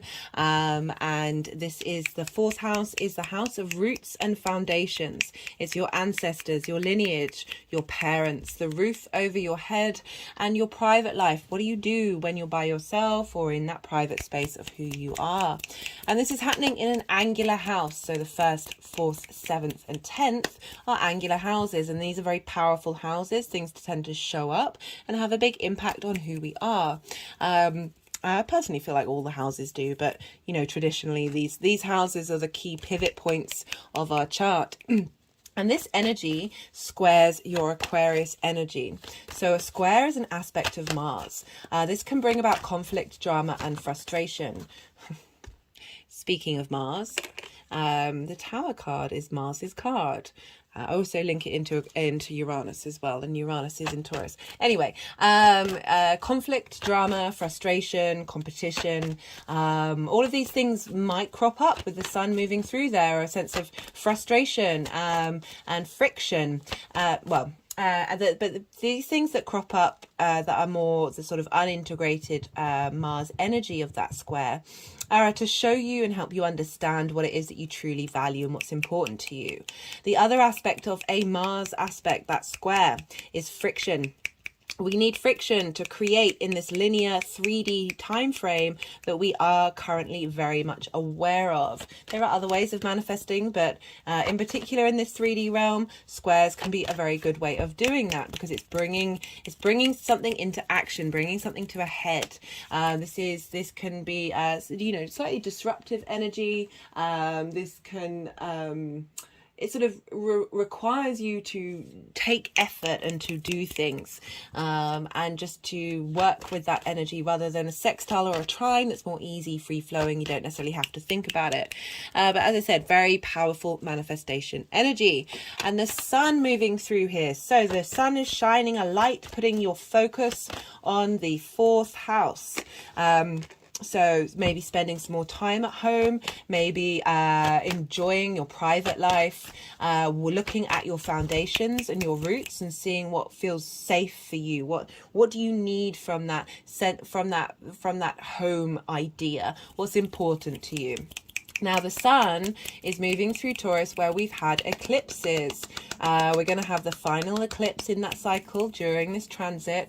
And so the sun is bringing vitality, wisdom, clarity, vision, inspiration, and bringing everything together. You're going to have more understanding of the changes that have happened during this eclipse cycle. We've got the North Node in Taurus. What does the North Node mean? This is where we're headed. This is what we strive for. The North Node can be very hungry. It exaggerates the energy around it. So you've been really focused on what feels good for you in your home and what direction you want that to be in, what in the long term, because we're dealing with fixed energy. You are fixed energy. Taurus is fixed energy. Fixed energy is stubborn. I say that as somebody whose chart is mostly fixed energy. Thank goodness for my mutable Virgo sun. But it's just this sense of once you're able to start things, you keep going, and it can often get derailed when change comes in. I mean, it all depends on your chart. You might have lots of other things going on that this energy doesn't feel quite as prominent to you as you think, as I'm talking about it. These are generalizations of that energy. So we're dealing with fixed here. We're dealing with something that is maintaining what's been started. And so there, with Taurus being in the 4th house, this might have meant some stubbornness at home, but also care and nourishment and love. But the 4th house is often where we store a lot of trauma linked into our parents and our ancestors. So with these eclipses, they've really been helping you work through and understand that and clear out those limiting beliefs that have been blocking the direction that you want to head, how you want to create that sense of structure and routine, not routines, and foundations, those roots of you and how you are an individual in this dynamic. Even though we do hold the energy of our ancestors and all the lives before us, they're supporting us, they're cheering us on. What you're doing here is helping clear out issues that they may have had in their private life, in their home life. So this is really a culmination of bringing together of everything that's been changing and growing. I really should carry on shuffling. The sun moving through here, as I said, is that's funny. That's fondly looking at the past, that a lot of, as I said, a lot of limiting beliefs blocking the way that you feel in your home, maybe not feeling safe in your home, but wanting to have a sense of appreciation and value, ruled by Venus, wanting there to be flow, wanting there to use, as I said, for you to feel good in your physical body. This has really been changing that dynamic and having you work towards it, and by doing so clearing out a lot of old energy, especially with that Aries eclipse that we've had. I really recommend you check it out, even though that energy's that eclipse has already happened. That energy is going to be around for a while. We're integrating that right now, and the sun is helping us integrate that into our roots and our foundations. I've just sunk down. Like there's a real sense of longevity with this transformation and this shift for all of us. You know, Taurus can be very sure of themselves, of really the sun being in here is just a sense of knowing. You don't even need to have to think of all the details, but there's just sort of that sense of safety in your body with the sun being there. Right, we've also had Uranus being there for some time. You may have moved somewhere suddenly, or change in your home life may have happened, as I said, suddenly and out of the blue. Also helping you get to understand your true authentic self. Uranus is the maverick of the universe, of the solar system. It's upside down. Its axis is counter to that of other planets. All its moons are in retrograde, and its north pole points towards the sun. It flips things over. It also helps you think in very different ways. So you've been exploring that idea of who you wanting to be you in your home, right? And coming perhaps against difficulties and tensions, and just feeling that frustration and wanting that to be broken free, right? We're now getting a culmination of those eclipses and the sun moving through here, of bringing vitality to that individual certainty of who you are. Right, because we're dealing with Taurus,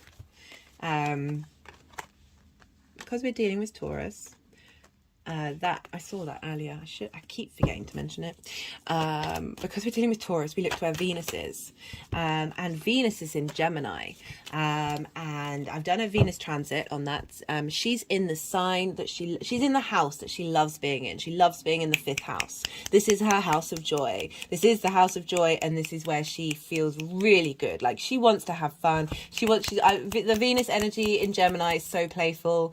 It's so just like there's an ease to it. Like sometimes we can get very stuck up on information and the way that we process it, and Venus is really going, hey, don't worry, things change. You collect this, do this, move on to the next thing, shift and go. She's clearing out the clutter, and she's in your creation energy house, your spark of who you are, the things that gives you joy. This is where you get your amusement, your fun. It's linked into romance and short-term dating. It's also linked into children. I focus in this reading on that sort of creation energy side of it, because the more that we get into know and understand that, the more the rest, all of those other things shift their frequency and vibrate outwardly.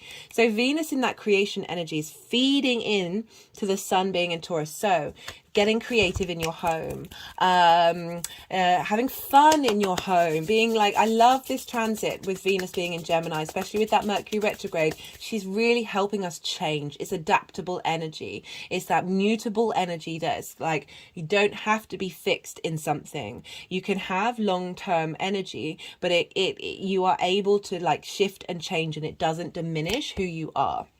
My hands just went over my heart chakra, and she's being incredibly playful. You're getting a lot of support here, and that is feeding into your fourth house of just feeling good at home. I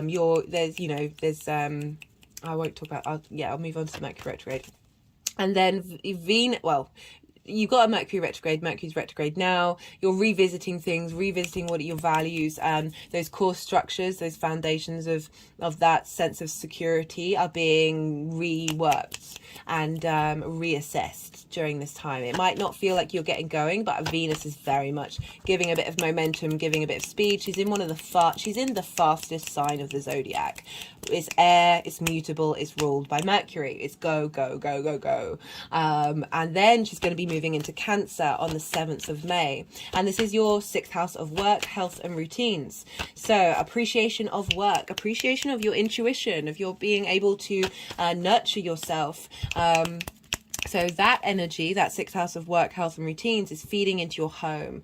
So how we feel in our sense of safety and our roots and foundations is being affected by the appreciation that we feel into ways, the enjoyment that we get from work, the enjoyment that you do take in nourishing yourself. And that is helping the sun shine a light on the things that, how you take care of yourself and the work that you put into your home, into the things that you're doing in private. My hand just went over my heart chakra. So, because we're dealing with the sun, and then whatever's going on with the sun is impacting Leo, because that's the sign it rules. And so you have Leo, it's another fellow fixed sign in your 7th house of one-to-one relationships. So this sense of understanding, clarity, inspiration and direction that you're getting in the 4th house is impacting how you want your one-to-one relationships to be, bringing a sense of roots and foundation to those long-term commitments, those intimate relationships, business, romantic or friendship. So things may show up in that area of your life throughout this transit, of bringing in people who are tapping into your creative energy, your fun or your amusement, and then bringing in people that are sort of helping your work and facilitating your health. These are things that can show up. So that's the sort of general energy for you, Aquarius, during this time. And now there are going to be 5 piles. And everything that I'm going to talk about, I will write all the details in the description box, because it's going to be a fair amount of information. So you can go check that out. Perhaps write these things in your diary and see what comes up during this time. And the more we do this, the more we sort of understand the energies. And like, you know, for me, every day's a school day. So I personally find this utterly fascinating to see how this manifests, because it's going to be different for all of you, because you've all got different charts. These are just general themes, and some of these messages may really resonate, but some may not. So the first pile is the general energy of the sun in Taurus for you, Aquarius. The second pile is the first of 3 aspects, and that's happening on the 25th of April. If you're watching this after the video, you haven't missed out on the messages, you haven't missed out on the energy. It still happened to you. We feel it in the lead up and we feel it afterwards. This is sometimes things show up very prominently at the exact conjunctions. Other times it preempts it and they come up beforehand. Other times they come up afterwards, but this is all seeding an energy of how this is integrating into you moving forward. So as I said, you're not missing out on this, especially because the sun is going to be conjunct the North Node. This is big energy. Anytime a celestial body hits the North or the South Node, wherever they are, this is showing up. This is a shift and a change. And this conjunction with the North Node is a shift and a change to the direction that we're headed to. And not only that, this is conjunct Vesta. This is an asteroid. I've talked about Vesta several times, like quite a few times. I love this. I love the asteroids. They're very, very prominent in your personal chart. I do try and bring them in as much as I can with these transit videos, because they hold a lot of significance. Their energy is beautiful. And Vesta is the goddess of the hearth. She is the domestic internal space. She is the place for ritual and meaning and purification of self. And so with this conjunction with the Sun and Vesta of really shining a light on your dedication to something, your dedication to yourself, your dedication to your home. You may have felt with Vesta being in this sign of really wanting to make things nice in your home, tend to your personal life, put meaning into it, but from a very authentic space. Like Vesta wants you to be tap into that purest version of yourself below all the trauma, and see the sacredness in your being. So with the Sun there, illumination, a sense of wisdom and understanding of what it is that you need from your home, because we're dealing with the North Node, so where we're headed, what we're striving for, what's important to us, and this energy is getting exaggerated.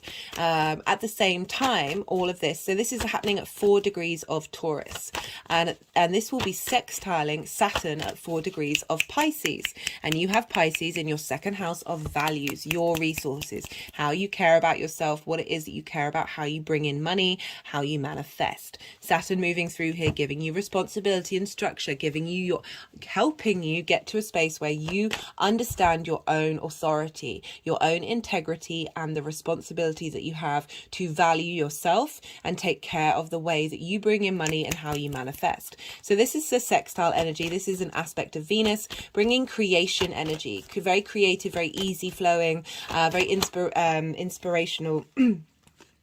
And it's a sense of appreciation and value, as well as bringing harmony to this. So the direction that you're heading, the light that's being shone on the North Node, is having an appreciation and understanding of your values and how you value yourself. So that safety in your home, that pleasure that you get in your home, in that roots and foundations, and how you're connecting to your ancestors and intermingling the strength of them and healing the trauma of theirs in order to boost your own space, is tying in with the energy of karma, of you reap what you sow, of really helping you know your true value, and the strength and that's giving to your foundations.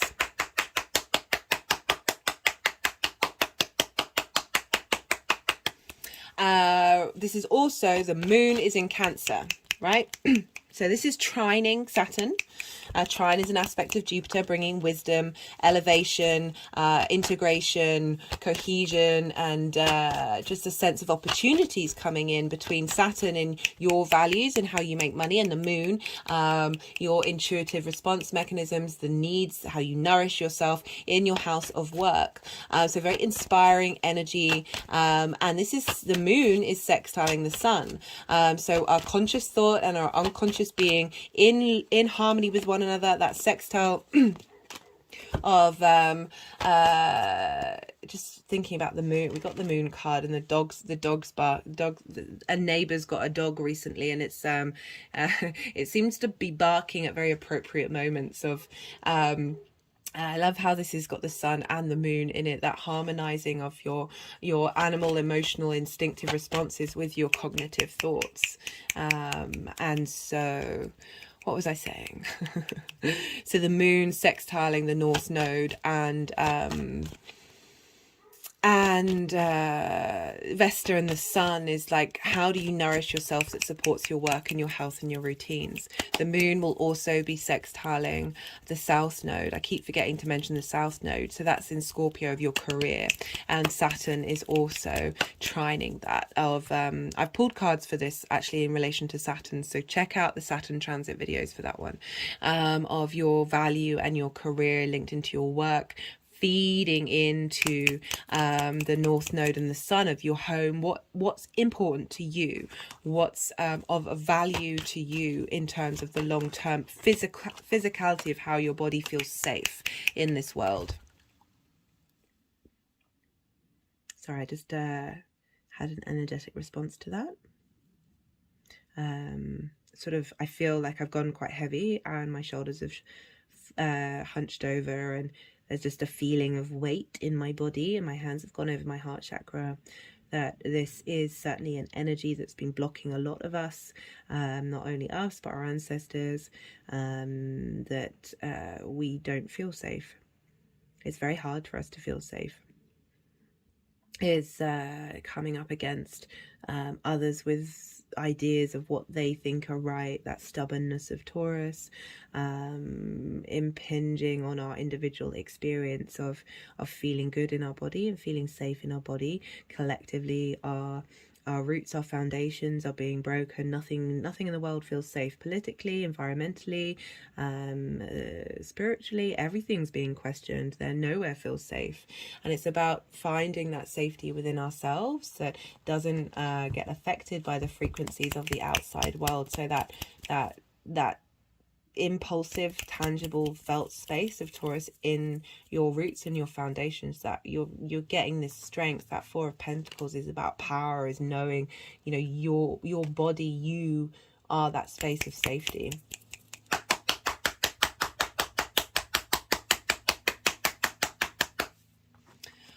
Well, so this is kind of activating the solar eclipse in Scorpio, which was a new moon on the 25th of October 2022. That was the Nine of Wands. Let's see if that wants to come up. And that was at 2 degrees. So we're dealing with 4 degrees here, activating a 2-degree eclipse. It's not exact, but it's still dealing with the energy of new beginnings in your career. And now the focus is on how you feel about your life, in your private life, in your home, and how that is being mimicked by that new beginning that you went on with your career of, you know, either leveling up whatever it was you're doing, or understanding of your life purpose, and a refining of that, a shift and a change. The third pile and the second aspect is the 1st or 2nd of May, depending on where you live. And this is the midway point in the Mercury retrograde. This is when the sun is conjunct Mercury. This is called a Cazimi. And so this is when, I talk about this a lot. I've pulled cards for this, for Mercury in the Mercury transit video, and I talk about how Mercury moves from being an evening star to a morning star at this point. I'm not focusing so much on this in these videos, but just to let you know that I do go into this in more depth in that Mercury transit video. So the sun conjunct any celestial body is called a Cazimi, and this is when we receive divine wisdom and inspiration. It's as if that energy is being held by the center of our soul. Well, it is being held by the center of that solar system, that, you know, that sense of authority, that sense of wisdom, divine light, that which makes us flourish is feeding into Mercury at the midpoint in its retrograde. But that energy of what Mercury's been learning and uncovering and helping us integrate is feeding into the sun. And the sun is then going to move forward and help bring that knowledge to the later degrees that Mercury's then going to move over. So it's kind of like reinforcing this time of stillness and the time of learning and understanding, of bringing a sense of illumination and clarity and ease.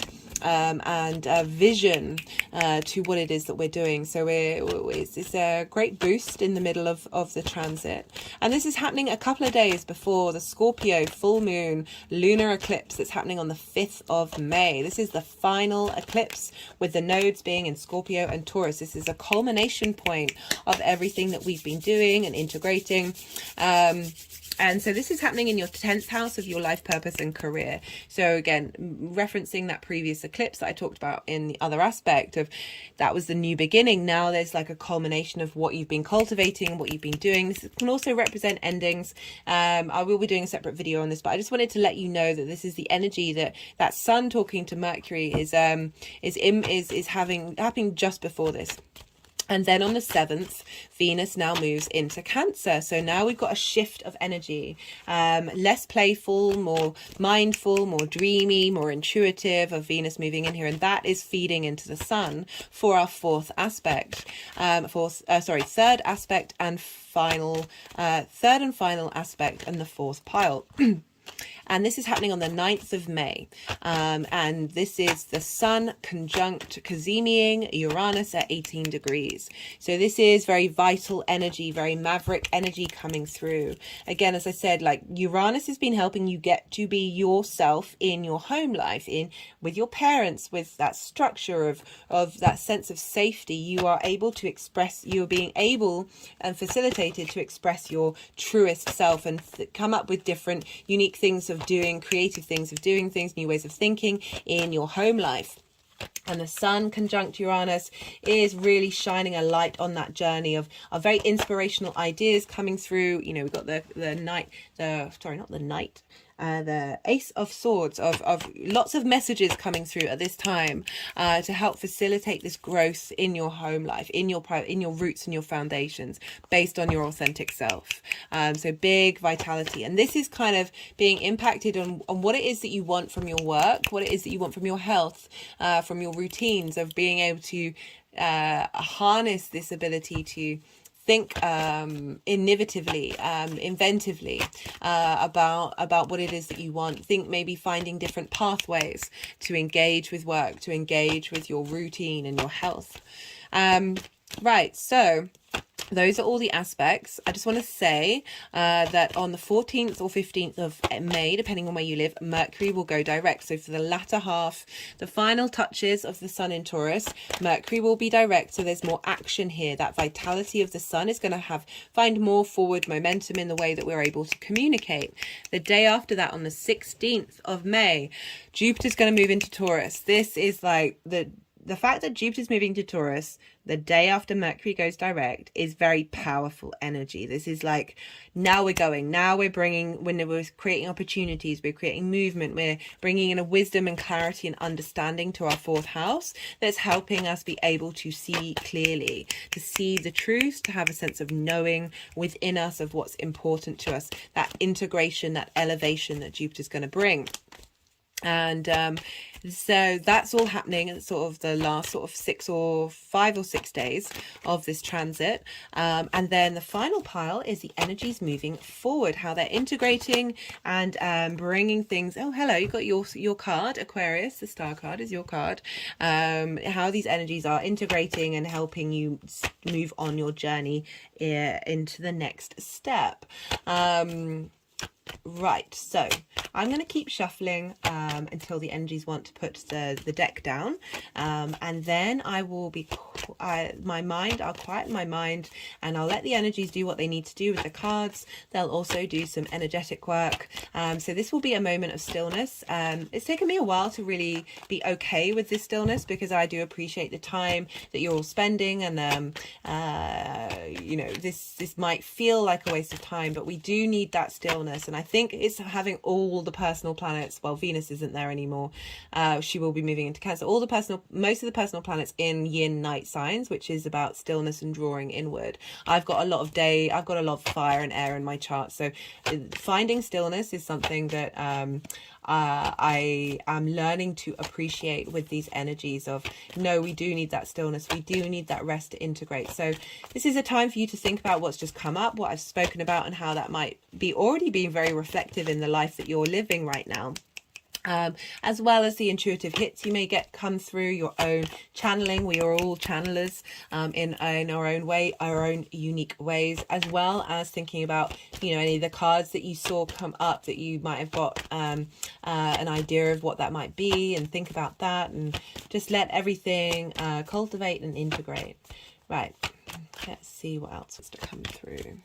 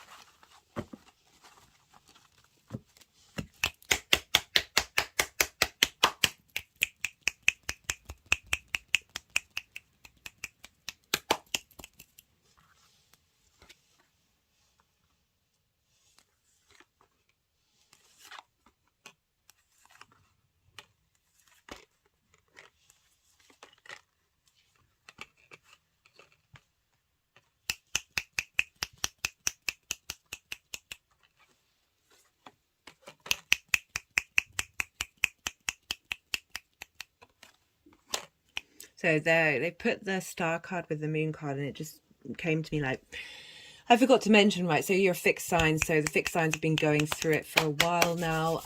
You're having this in angular houses, so the 1st, 4th, 7th and 10th are angular houses, and so having eclipses in those signs, they just show up a bit more, they're a bit louder. These are the pivot points in our chart that have a strong impact on who we are. So also having Saturn moving through your sign for such a long time, that there's a real sense of energetic shifts now, of sort of a bit more ease flowing in for the fixed signs, even though you now do have Pluto in your sign.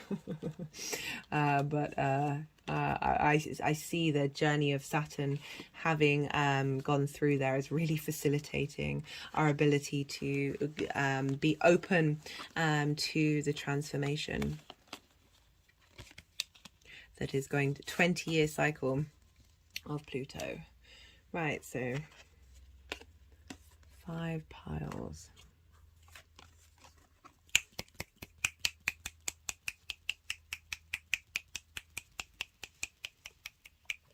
We currently have, how many do we have? What, 7?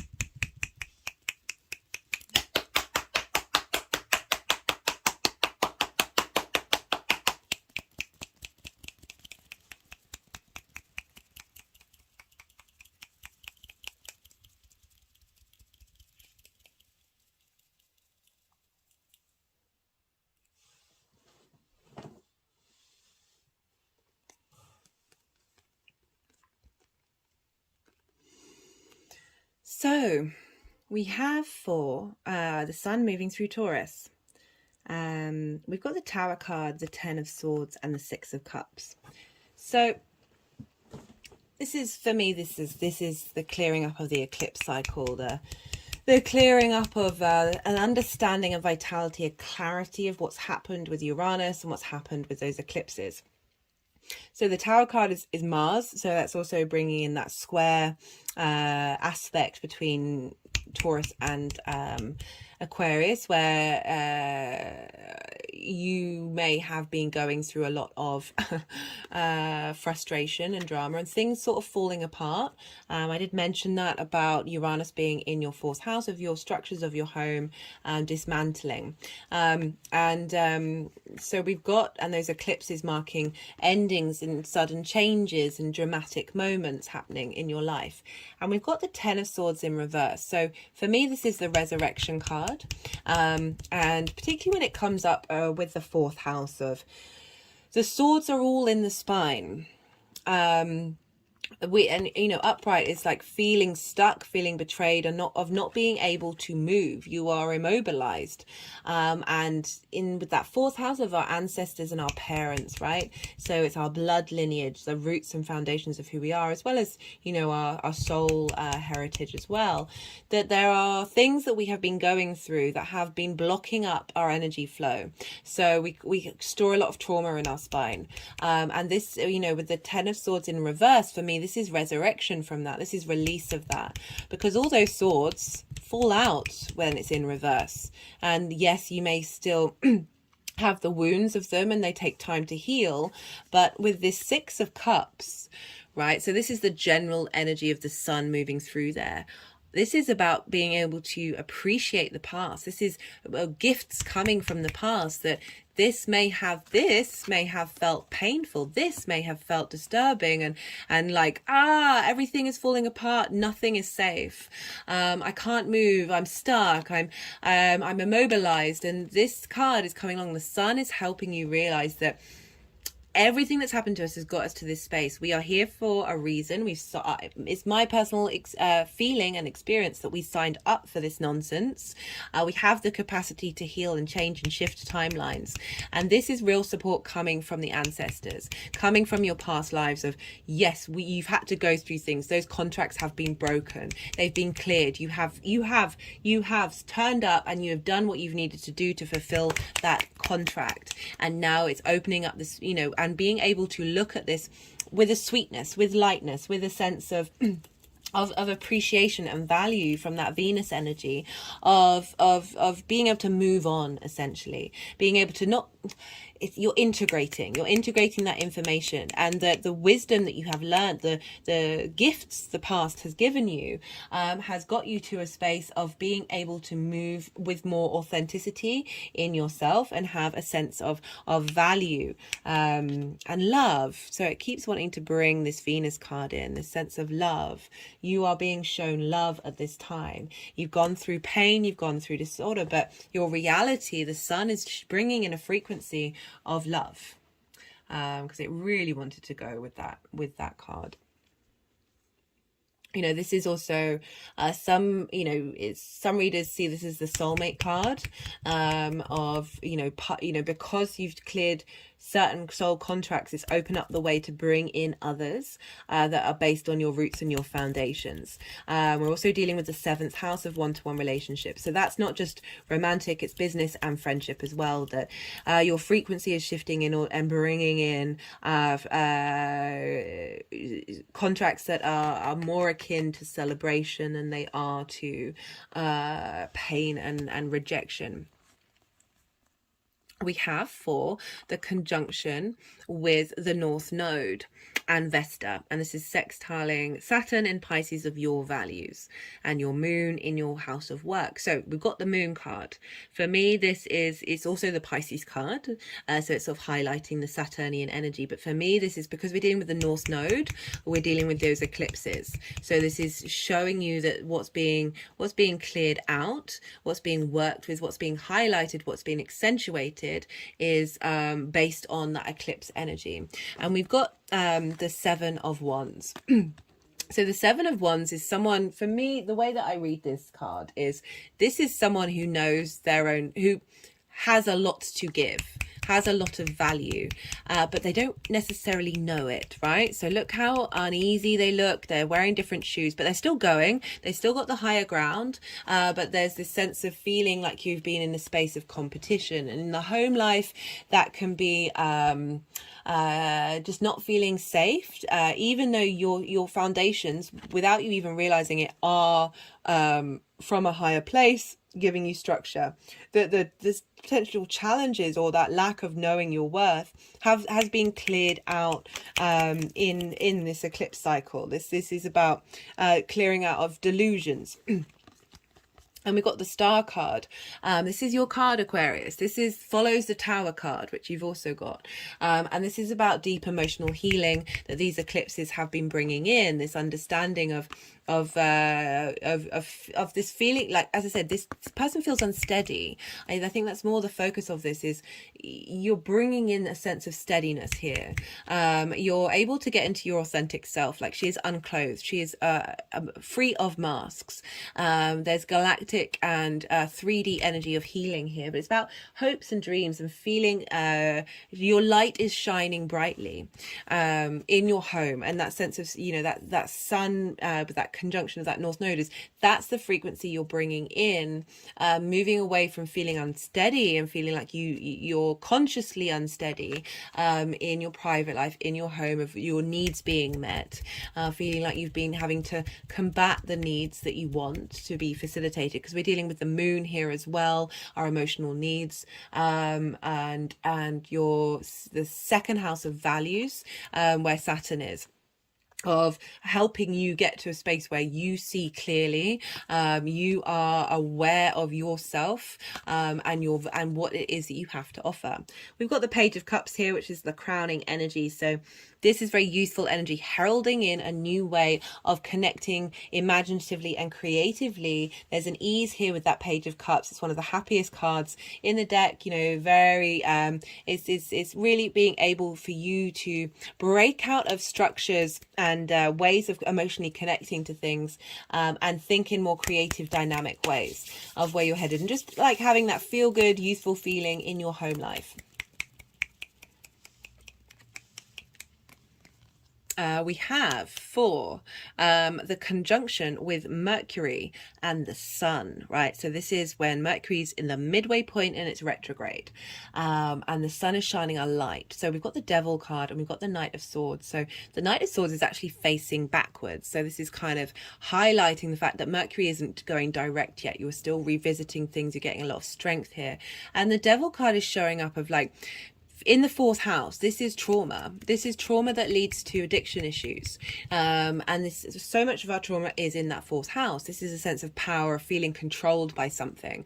Maybe having parents that were a bit dominant, or just having that energy of not feeling like you can express yourself as an authentic version of who you are. And I like how the Knight of Swords is sort of charging in and cutting that away, cutting those bonds away, and helping you be able to see a bit more clearly. There's speed here as well, so it's kind of implying that the Sun is giving Mercury some vitality and understanding, because it's then getting that knowing of Mercury's has been helping you go through and work through these things, of being able to infuse that into the Sun, so the Sun is now able to clear the way moving forward. And a real understanding of what this retrograde's all about as well. This vision of the direction of where you're headed. We have for the conjunction with Uranus. I like this Four of Pentacles showing up for you in the fourth house. So this is about your internal power, your sense of foundations and strength, right? So this is calling you to know that your power is within you, your home is within you, and with this conjunction with Uranus of you are you, you are nobody else. And don't let the outside world break. You know, this is strong energy. Nothing's coming in here, nothing's shifting that knowing that you now have, that the Sun is bringing to Uranus, the clues that are coming in, that sense of eureka moments of I'm seeing differently, I'm thinking differently now. There's a clarity and truth of myself and the power that I have, those roots and foundations, the strengths of which they are. I am able to revitalize them. And I like that we've got the King of Cups because you know, you've got a fair amount of cup energy here actually, which is really lovely, because that's bringing into balance an emotional connection to these things, a sense of flow. And Venus is now in Cancer, right? So the King of Cups is you are in your own authority in your home life, right? You are able to take action about what it is that you emotionally need, what your physical body needs, and how you nourish that and feel good and feel safe, right? The King of Cups, if you look here, like there's like a little sea monster that looks like it's about to attack this ship, right? And the waves are very bumpy. But does the King of Cups look fussed by that? No. It's not, nothing's touching you. It's not getting to you in that same way. It's really how you've cleared out a lot of structures, and now you feel very strong and nourished within your physical form. Your body's feeling safe, which is what I'm getting from this sense of love that's coming in with these cups. This sense of love of your physical form, and that body knowing that it is loved and it is cared for and it is safe. For these energies moving forward, we have the Ace of Cups, the Magician, and the Three of Cups.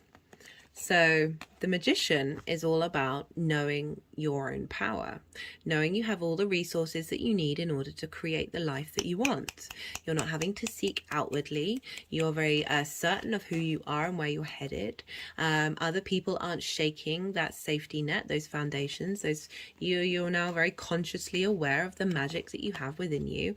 And we've got the Ace of Cups and the Three of Cups. This is feeling replenished in your home and being celebrated, bringing in a frequency of a vibration of like-minded people, that you're all on the same page.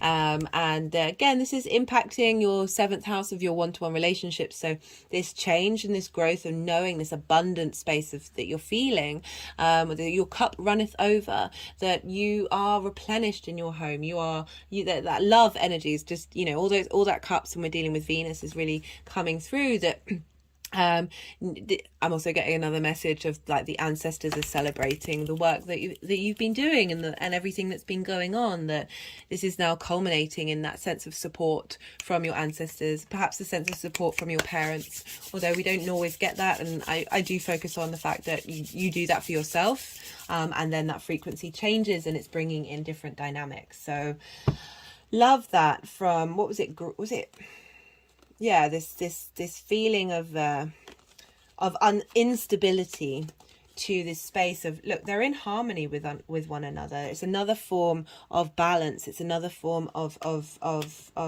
feeling good and feelings. There's a sense of I'm just getting that harmony come in of this. It's not the disharmony of the Tower, but the Towers needed to happen in order for this to come about.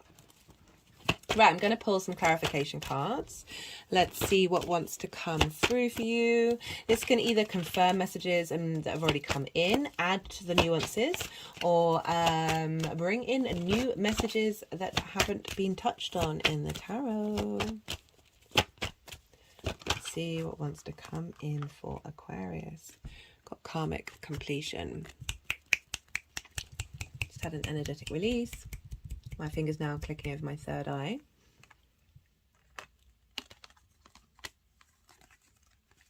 So that feeling, that instability as being closed out, is you've done that soul contract, and now there's a sense of internal power that's coming in, and knowing again, that the fact that that's the crowning card, the Six of Cups, of just being a bit more at ease with things and a bit more playful and a bit more Venus is really helping that, being able to see we've got change in communication, change in your ability to be in your private life, change in your way of because got the Mercury retrograde as well, but more in like dynamics, the trauma dynamics that may have impacted you. You're able to communicate from a place of power and a place of strength, that is meaning that like, I don't ever want to say that everything's going to be great and everything's going to be fine. That's not really how it works. It's about whether you are internally fine, whether these things hold you down and don't let you be able to flourish. And the energies that are around right now are saying, we've got your back, we're helping you, support you in very difficult times. So I like that you're now getting some strength and understanding of your own power and the way that you then communicate that in your physical form. So this is the code card. This is puzzles, synchronicities, and coincidence. So I'm wondering, so things coming up with that Mercury retrograde that are helping clear out those traumas, clear out, as I said, the fourth house holds a lot of trauma for us all. Yeah, you know, our parents, no matter what they do, they're going to have an impact on us.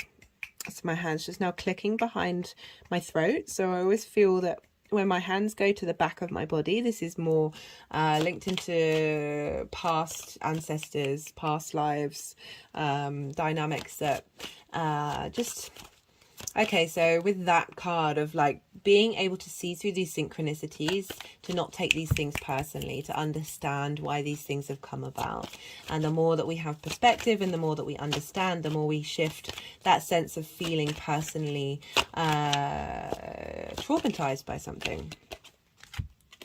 Got the fulfillment card come out. This is from the Oracle of the Rising Sun. So you notice we've got another ship here, but it's on... easy waters.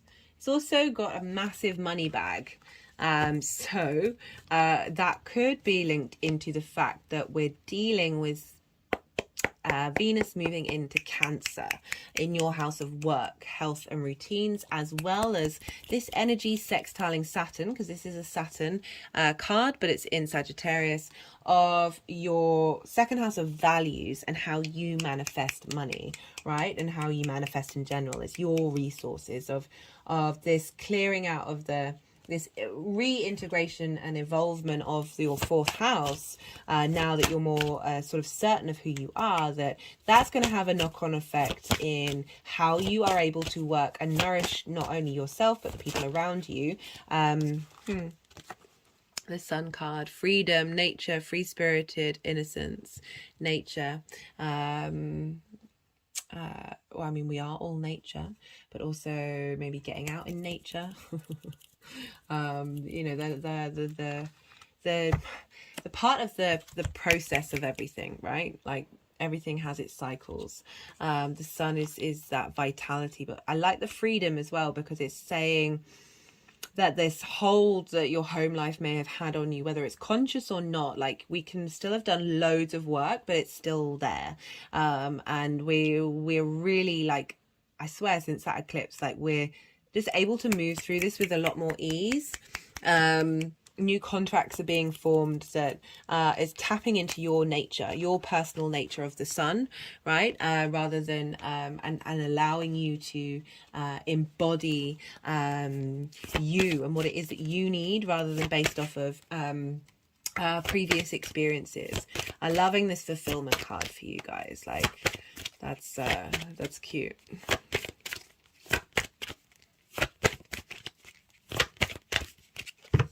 Right, final message. Final message for Aquarius. Well, we've got how Aquarius sees issue. So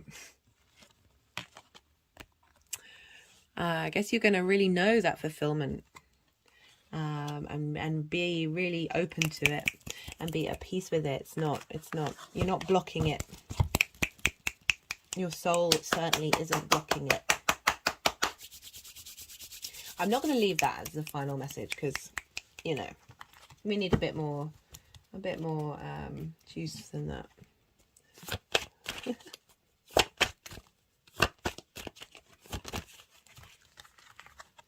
Activate, awakening, and enlightenment. Okay, I mean, with this card, you know, even though it's not a major arcana, this is the one that my eyes keep going to. I keep getting pulled back to that sense of being good with the past, being at peace with the past, seeing the benefits, seeing the wisdom that's coming through from there. That is really, that is fulfillment. Is fulfillment. Right, okay, I'm gonna leave it at that. Otherwise I could keep going on forever, Aquarius. Okay, I really appreciate you spending your time with me, sharing your energy. If any of this resonated, there are ways that you can pay it forward. If you want to help push the algorithm out so more people might connect and resonate with things themselves, I list that all in the introduction. On a personal note, I would love to hear from you. I'd love to hear how this astro weather is affecting you. But let's leave it at that. Be good to yourself, Aquarius. Be good to those around you, and be well until we meet again, guys. Capricorn rising. How are you doing, Capricorn? So for those of you just tapping into the Capricorn energy and it's not your rising sign, look to where Capricorn falls in your chart, the house that it's in, the themes of that house, and apply it to the messages that come through. Take what resonates, leave what doesn't. But for Capricorn rising, this is happening in your 5th house. This is a fellow earth sign, so this is a trine aspect. My hands have just gone over my heart chakra. Okay, interesting. So this is happening, this is a trine. So this is, you're sharing resources, you're the same element, you've got things in common. There's an easy, free-flowing sense of information and energy at this time. And so you've got this... trines are an aspect of Jupiter wanting to bring in wisdom, understanding, sense of elevation, cohesion, opportunities, and a sense of abundance during this transit of the sun, shining a light on your creative energy. That's the 5th house. This is the house of joy, and the house of good spirits. So this is about really wanting you to, there's a sense of fun and appreciation here. And the sun is shining a light on your creative energy. So this is the house of amusement, fun. It's linked into children, romance, short-term dating. And all of this stems from your creative energy, the thing that gives you joy, the thing that gives you pleasure in life. And having the sun move through here is giving you a sense of vitality. It's giving you focus in this area of your chart. So you may be feeling more creative, wanting to do more things that make you feel good in your body, creative pursuits, no matter what they are, they're all very personal to you, and there's a sense of clarity and direction here with the sun. Vitality and support from the center of the solar system. The sun is moving through the sign where we've had eclipses, so the North Node's been there for some time, so you've really been sort of striving for and focusing on your creative pursuits, the things that bring you joy, and finding like big new beginnings and big endings happening, culmination.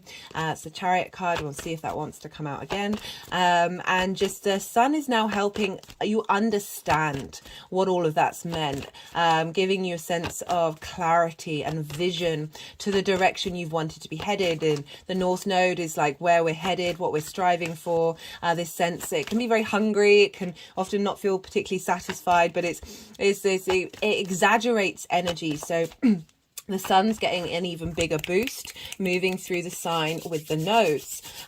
We've also had Uranus there for some time, helping you come up with maverick new ways of thinking creatively, a sense of innovative, inventive ways of knowing your true authentic self. And it may have broken down some structures and helped clear a lot of tension to really get you in line with your spark of who you are, that innate creative power within you.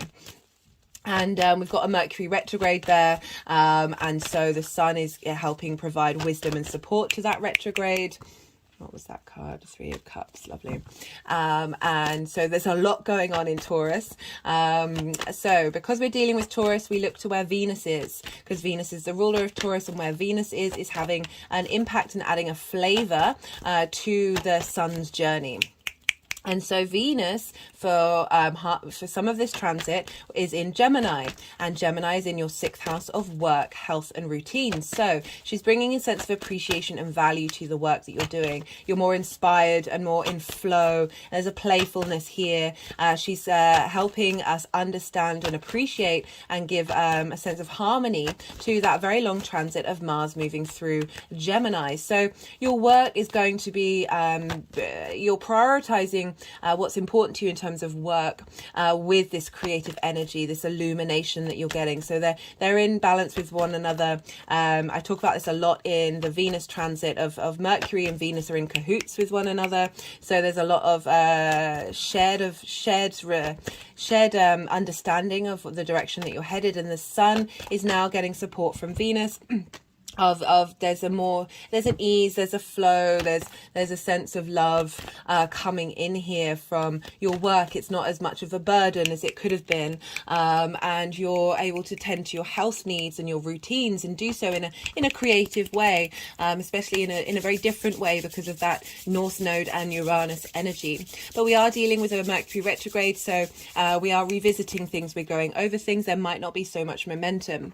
Right, so Venus will then move into Cancer, which is your seventh house of one-to-one relationships. This is business, personal, a romantic or friendship. And so the flavor of your creative energy is going to be inspired by your one-to-one relationships and the engagement that you're having there. So, you know, perhaps getting a lot of inspiration creatively from the people who are important in your life. And that's, you know, helping you have a bit more fun and amusement by spending time with those one-to-one relationships. Because we're dealing with a Sun transit, we look to where Leo is, because Leo is ruled by the Sun. And you have Leo in your 8th house. This is your give and take with the outside world. This is shared resources. This is 3D and 5D. This can be cosmic inheritance and transformation here. So it's getting those one-to-one, like that give and take, time, money, things, intimacy, is getting a level up based on your creation energy. So the work that the Sun is doing, harmonizing those eclipses, is bringing vitality to the love that you have for yourself, and how that is reflected in the give and take between you and the universe and the outside world. So that's the kind of general energy that's around for you, Capricorn, at this time. Speaking of love, we are going to, there are 5 piles. So the first pile is the Sun in Taurus, generally for you, and that general journey of the Sun moving through there, and the energy, the main energy that it's bringing into this dynamic. The second pile is the first aspect. This is happening on the 25th of April. If you are watching this video after the event, it doesn't mean that you've missed out on these messages or this, you know, the energy is not available to you. We feel this in the lead up and we feel it afterwards. This can bring about things at the time that are very big, that shift and change, but it's also a seeding energy that's moving through you in the long term. You're integrating this space. If you're watching this after the event, it's often quite useful to look back at that time and go, what came up there? And then you get to integrate with hindsight. So this aspect on the 25th of April is when the Sun is going to come into conjunction with the North Node in Taurus, as well as the asteroid Vesta. So the North Node, I've talked about this. This is what we're striving for. This is your focus. You've been energetically driven to expand this, to move forward, to see where you're headed. And there's been lots of eclipses here, and now when planets or celestial bodies interact with the nodes, things tend to show up, changes tend to happen, culminations of things to highlight the work that you've done, to help you understand what these eclipses are about. Someone may come into your life who is able to shine a light on your creative energy, or you are now able to see clearly with the direction that you're headed in. And we've got the conjunction with Vesta. And Vesta is an asteroid, and she represents your inner flame, your sense of ritual and purification of that eternal domestic inner space of you. All right. So what does this mean with the Sun and Vesta communicating with one another? Of getting to the clarity and purification of your creation energy, and the North Node and the Sun being like, this is the wisdom and clarity and understanding and vitality that's being fed into that to push you forward. And where you're headed. So it's big, exaggerated energy. And not only that, so this is happening at 4 degrees of Taurus. This is opposite your South Node. in Scorpio. So this is helping highlight the direction that you're heading in based on the work that you've been purifying in your hopes, dreams and groups and alliances of the 11th house.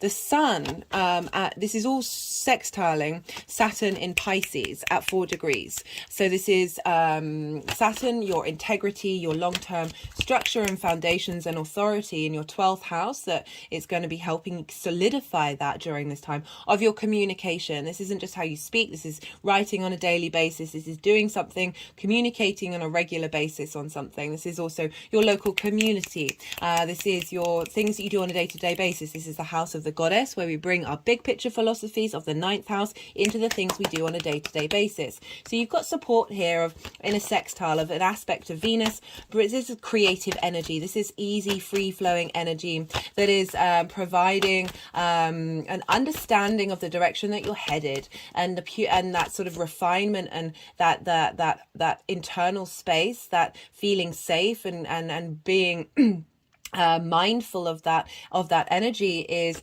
helping Saturn understand the authority that you have from your creation energy and how you're able to then communicate that. Also, this moon is in Cancer.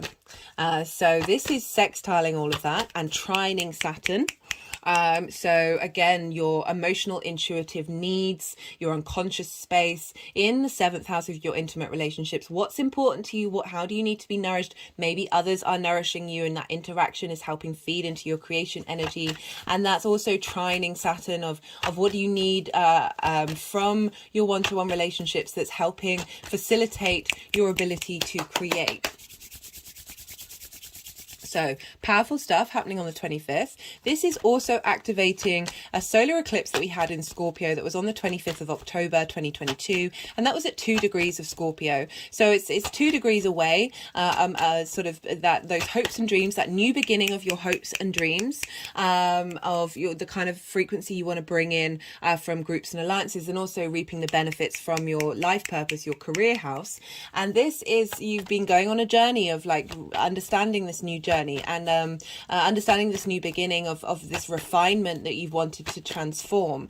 And now the sun is talking to the North Node in Taurus of how is that being facilitated and expanded and moving forward, that refinement, that purification of the South Node, of how that is feeding into the direction in which you're heading in terms of your own internal creative power.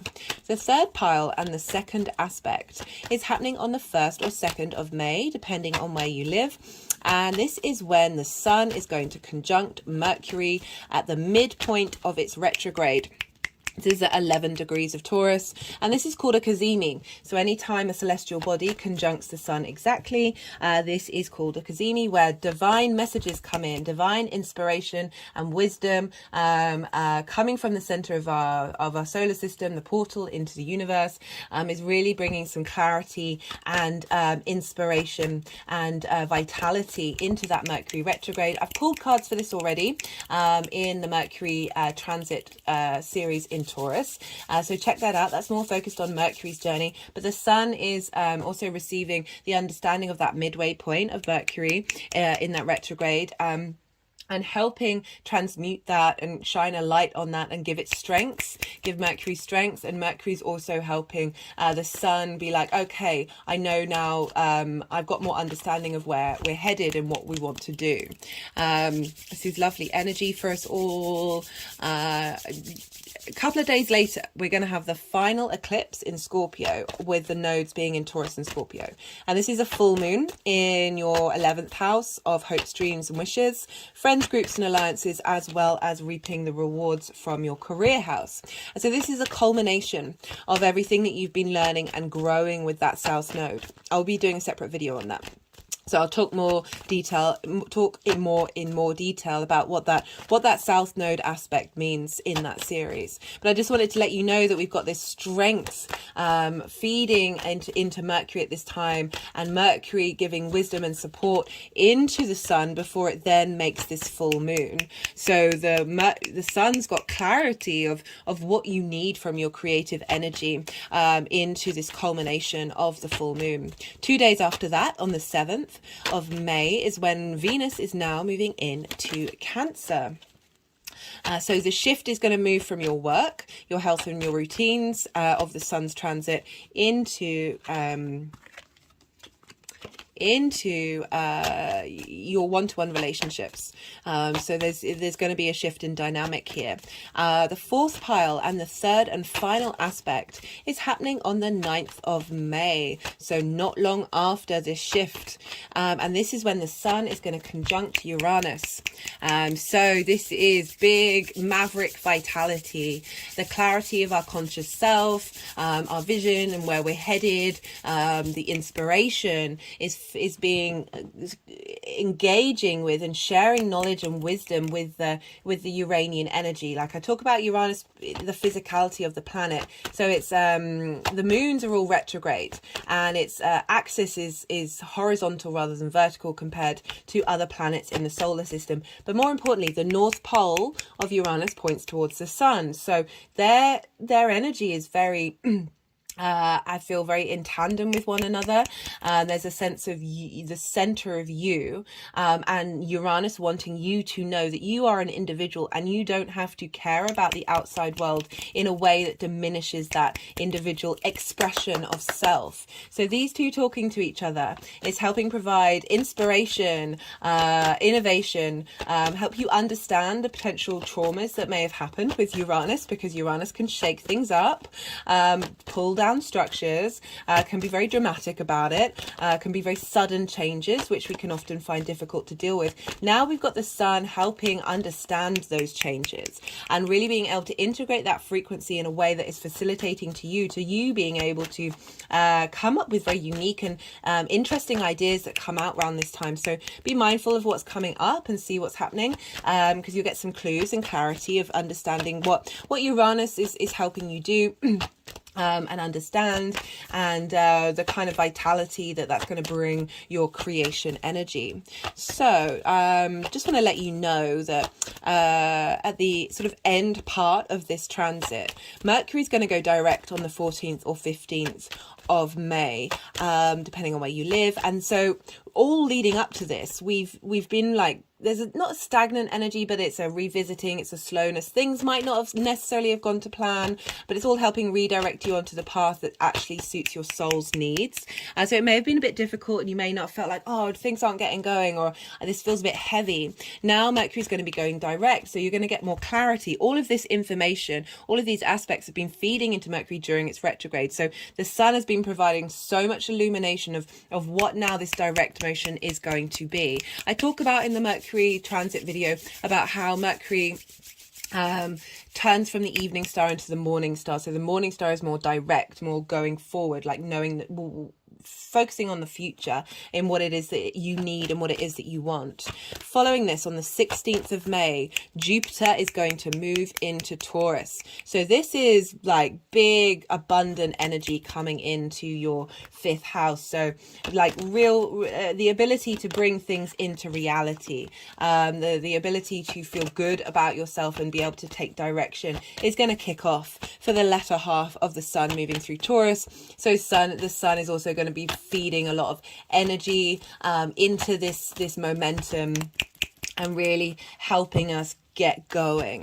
The 5th pile is how these energies are going to integrate and move forward in that area of your life. Oh, hello, Venus. And so yeah, that's everything that I want to say. I'm going to I was going to say I was going to keep shuffling, but the energies have already put the deck down. So this is when I go quiet. I let the energies do what they need to do to move the cards around, put them in the 5 piles, often do some energy work. So just bear with me with this process. I've really learnt to accept and appreciate these moments of stillness, even though there's part of me who's, most of my chart is fire and air. So it's more like action, action, action. We need this time to go over things. We need this time to revisit and integrate. We need these times of stillness to let that information digest into us. So do bear with me while this is happening, and then I will go through the cards and what they mean in relation to the aspects.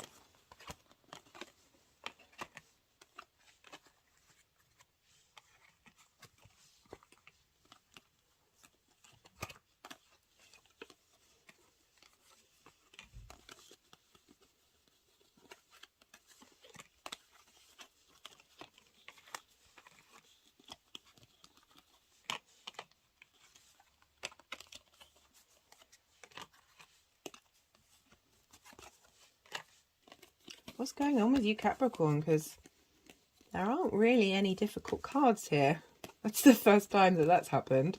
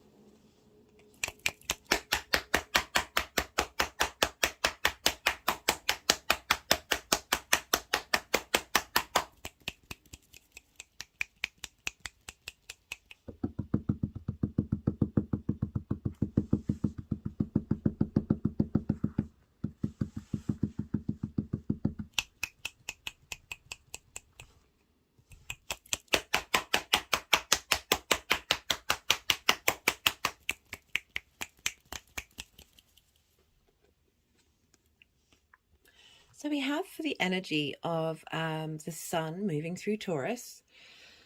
As I said, there aren't any any difficult energies coming through for you, Capricorn. And so we've got the Six of Cups and the Judgment card. So the Six of Cups is being able to really appreciate your situation. Like, this is about a gift coming in from the past, but also being able to see the past with ease. There's a sense of, as I said, that's being able to smell the roses. And sorry, whenever they put the cards over top of each other, it's usually because they're like, you've said what you've needed to say.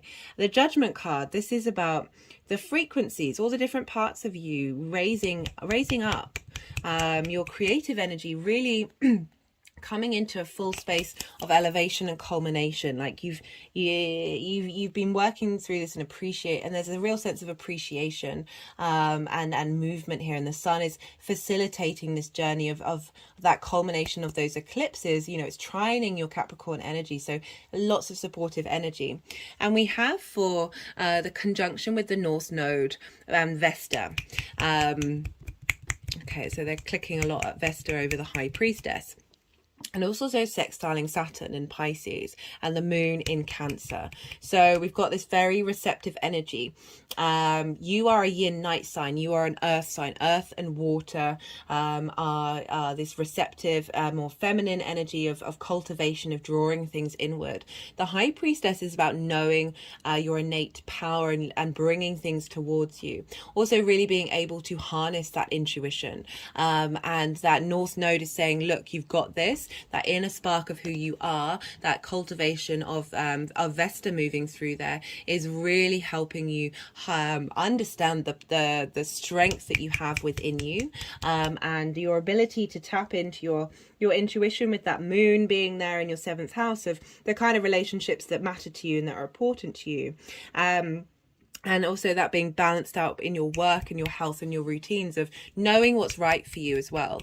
We've got the Queen of Cups. This is very nourishing, very creative energy. So you're really like what it is that your inner creative spark is really this is very what you have to offer yourself and those around you is incredibly nourishing and incredibly supportive, being very intuitive of what it is that you need to create and bring into fruition with that cups of that emotional creativity, imaginative space.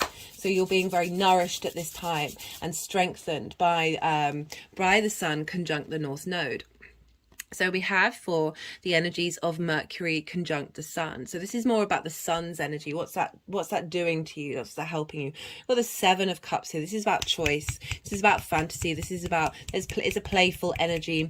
It's about being lots of different skills that you have. You've been working through them. You're figuring out what you need with that retrograde. And the sun like shining a light on the skills that you have, and your ability to tap into different senses. We've got the 4 of Wands. This is you know, there's a pause with this. There's a pause with a lot of this energy of knowing your own worth, knowing your own value. This is about knowing you are held by a power that's higher than you, and being able to be in contemplation. Is, you know, with a lot of these messages, with a lot of these cards, they're kind of saying this is a cultivation time as much as it's bringing things into fruition. It's like a lot of your creative energy comes from that state of rest, comes from feeling good in your body, feeling safe in your physical body, and that's when this creative energy comes forward. This retrograde is, so the sun is sort of helping you get to be independent. It's clearing away so they've just gone to the soul star activation, which is about fulfilling soul contracts and remembering who you are.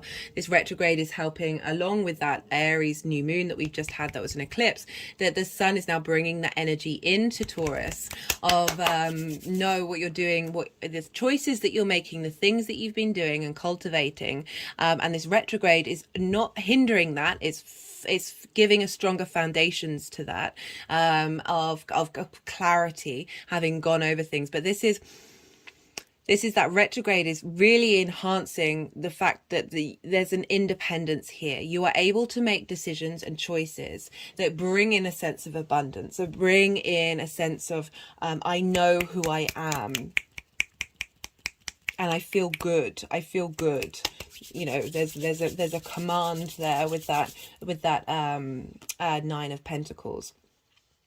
And so the sun is helping bring that knowledge of what Mercury's been working on and bring that forward into the rest of its transit of you are the light. The sun is really highlighting your creative energy of you are able to make, like, it's fixed energy. You're able to make decisions, long-term choices in what it is that you're cultivating, and the way that you find pleasure in your life that is facilitating long-term success of bringing abundance into your energetic field.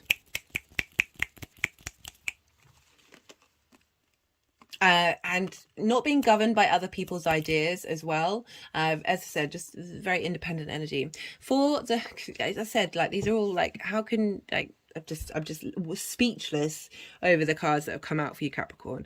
So this is for the conjunction with Uranus. So this is Venus is now in Cancer, and so this is about your one-to-one relationships and how they're impacting your creative energy. And I kind of said, like, you know, you may get inspiration, you may feel good around other people and feel supported and nourished, and be able to express your individual self.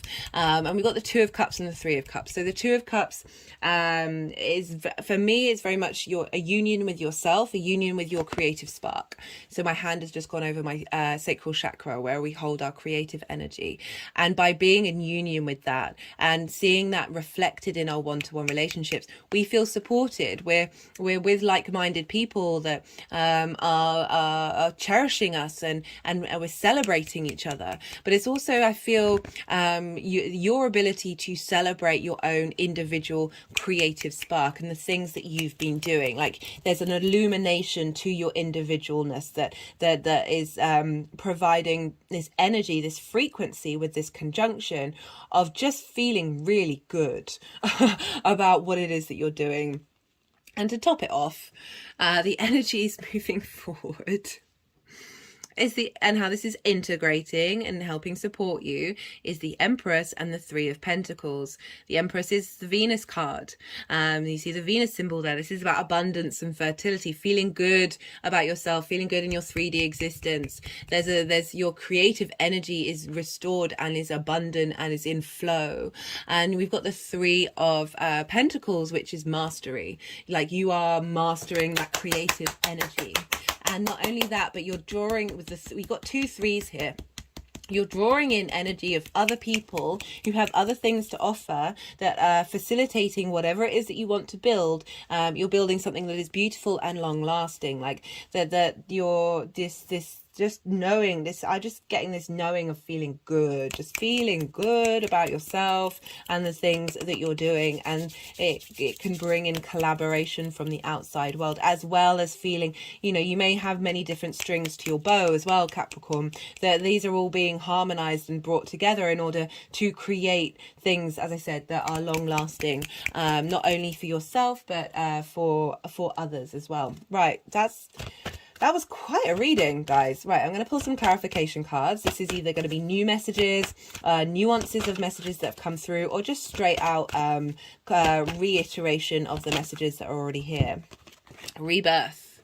Love this energy. Yeah, so we've been clear, Capricorn. So my phone needed a software update, and I had forgotten the last time that happened, that it was cutting short my videos without me realizing. And so I'd already said some things and pulled some cards before realizing that it cut short. So you got the rebirth card, and it went over to Venus, like rebirth of love and understanding that creative energy, that appreciation of the journey that you've been on, and the gifts from the past, gift from your soul of where you're headed. And then we got to add on to this fact that I was kept saying, you know, I feel really, it's like, you know, the cards are very apparent, but energetically I was feeling like you're just feeling good about yourself. And the well-being card, which was awareness of that feeling good in yourself, that vibration of positive action.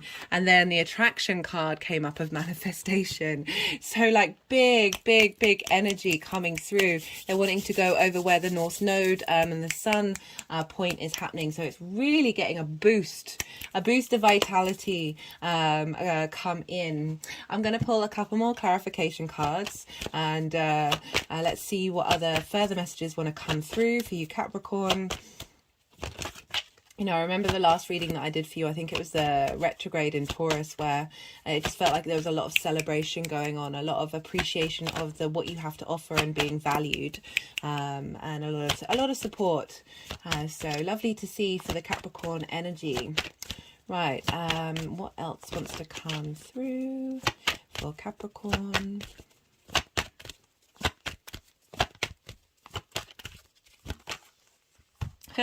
Well, confirmation that we're dealing with the 5th house here, guys. So we've got creativity, your creation energy, that real shift in your ability to manifest and bring that vibration into the things that you create as well. So real sharing of that energy. Right, so usually I pull from the First Light Tarot until I get a major arcana, speaking of which, we've got Source, Love and Light, and we've got the Hanged Man, Crossroads, Transition, Turning Points, Decisions. So let's see where that wants to go. You know, the Hanged Man is all about being in receipt of divine knowledge and divine wisdom. That feels like that internal space. You also had the High Priestess as well, which is information coming towards you. Like, this isn't about necessarily taking action. This is a cultivation of that divine wisdom, of that space that you're bringing in, that creation energy. You know, we've got the Source and Love and Light. So lots of confirmations of this lovely, oh, how many times do I want to say lovely journey of the Sun moving through Taurus. Right, so this is the Oracle of the Rising Sun. Let's see what other little messages want to come through for you, Capricorn. Yeah, the Hanged Man is all about perspective and divine inspiration. Like, you shifted, your perspective's being shifted. As I said, that Sun's bringing illumination to everything that's been going on. So you may have just been doing these things anyway, but it's how you're looking at it, and how that frequency of that light body, you know, that we've got the Source, Love and Light. That is essentially, you know, the Sun is our access to that, to the fundamental creation energy of the universe. And that is...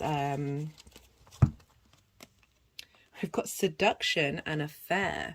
So this could be for some of you, because we're dealing with the 5th house, which is romance and dating, as well as the 7th when Venus moves in to Cancer, of that energy coming in. But for me, I look into your inner work, and this is having an affair and feeling seduced by your creative energy. Again, it's that pleasure principle of Venus in Taurus, of what makes you feel good, what's your desires, what's your sense of appreciation and love, and what's the other word that I wanted to say? And oh, the word is completely gone from my head. Of that enjoyment of your creative energy. Like, it's just, because you've had so many readings where you've been working really hard, and this just feels like support of that, and a real, like, now you can enjoy it, now you can feel good about it. It's not necessarily I mean, hard work's great. I love you know, we shy away from hard work, and that's, well, not something that I should imagine Capricorn does, but this sense of negativity towards it. But there's a lightness here, there's an ease, there's a flow. It's not hard work, and as in it's not a burden anymore. Oh my goodness, love, this confirmation of love. Oh my goodness. Right, I'm going to leave it at that, Capricorn. That was a really clear message. I'd love to hear from you. I would appreciate, like, I appreciate you spending your time and your energy with me and sharing your energy. It means a lot to me. If any of this resonated, there are ways you can pay it forward that I talked about in the introduction. But as I said, on a personal note, I would love to hear from you. I'd love to hear how this is turning up in your life, guys, if this resonates. Be good to yourself, Capricorn. Be good to those around you. And most importantly, be well until we meet again. Sagittarius rising. How you doing, Sag? For those of you just tapping into the Sagittarius energy and it's not your rising sign, look to where Sagittarius falls in your chart, the house that it's in, the themes of those houses, that house, and apply it to the messages that are coming through. But for Sagittarius rising, this is happening. The sun is moving in Taurus in your 6th house. This is work, health, and routines. This is the house, I call this house it's the grown-up in the room, right? And sometimes it's difficult to be that. This is about work, health, and routines. We can struggle to commit to these things. For various reasons. And it's what's traditionally called in conjunct to your Sagittarius energy. And this is because they don't traditionally have things in common. Sagittarius is a fire, mutable yang day sign, and Taurus is a fixed earth yin night sign. So it's like having a conversation with somebody you've got nothing in common. At first, it might feel a bit awkward, a bit frustrating, maybe crossed wires, but eventually you find out, wait a minute, no, we do have things in common. We are on the same page, but we're thinking about it in different ways. So it's about being able to bring in very maverick, unique ways of looking at things. As I said, this could feel a bit frustrating, a bit cross wires, but I really like to highlight that actually there is magic in these in conjuncts. Once we realize what kind of energy might come up, we're like, oh, okay, that's happening because of this, and now how do I think about this in a different way to try and get these energies to work together and co-create. So the sun is moving through there. So your focus right now is going to be on that area of your life. So focus is on work. There's a clarity and vision and a direction coming in from the sun into your work, into your routines, and into your health. So you're getting a sense of vitality with your health as well. If you've been suffering from any health issues, this is when you're going to get support from the sun to help mitigate those and help you find some clarity and understanding of how to deal with it. Also with work, if work's been difficult, you've had eclipses there. We've all had eclipses in Taurus and Scorpio, but they would have marked the North Node's been there, so you've been striving to achieve in work, maybe overworking, being burnt out. And but also like figuring out what is important to you, what do you value when it comes to your work, like how do you physically feel about your work? Are you being burnt out? We just had the 10 of Swords there, and the King of Pentacles. We'll see what comes out in the cards, guys. Of those eclipses can be heavy stuff. It's big energy, big changes, big new beginnings. You've been working through a lot of stuff, and the sun is moving through there, helping give some clarity, helping give interesting. So that's just a little message of feeling trapped, clearing out what doesn't work for you, and the King of Pentacles of long-term legacy coming in here for you. We'll see where they all want to go later, but what was I saying? So what was I saying? Yeah, lots of eclipses, and the sun's moving through here to help us bring inspiration and understanding and clarity, a vision to what all these changes have been about. Like there's a real, oh, okay, I see clearly now. I understand more now. And also you've got Uranus has been through there for a while now, right? So changes in jobs could have been disruptive. Getting you to be more authentically yourself in your work, bringing in people in the workplace who help you think differently and work differently. You know, Uranus is can be very disruptive. If you've not been tending to your authentic self, it'll shake things up in order for you to be forced into a position where you have to be. So whether that's the work that you're doing hasn't been satisfying, or you've been overworked, or your health needs a look to, or your routines needing shaking up. So you would have come up with maverick and unique ideas of dealing with those things. But it can be disruptive, especially as it is in conjunct, right? So it's a bit more of a destructive, difficult energy than say a trine or a sextile. And we've also now got a Mercury retrograde. So Mercury's been retrograde, I think, since, what was it, Friday the 21st. And so you're revisiting, you're going over what it is that you need from work. Maybe changes are happening at work that are shifting you in a different direction, or you feel like you've wanted to progress in certain ways, but these things aren't manifesting. This retrograde is helping you work that out. Also helping you give structure and longevity to the routines you want to put in, to taking care of your health. Like Mercury retrogrades are really good at helping facilitate your energy in the long term. And it's not just like go, go, go and pushing you in a situation that actually wouldn't have served you. This is about, okay, we're pausing, we're reflecting, we're integrating, and we are thinking long term. Because there's this slowness, there's this drawing in. So you've got all of this going on in Taurus, and the sun is coming along and going, I'm shining some light, I'm bringing some vitality here, I'm helping you out.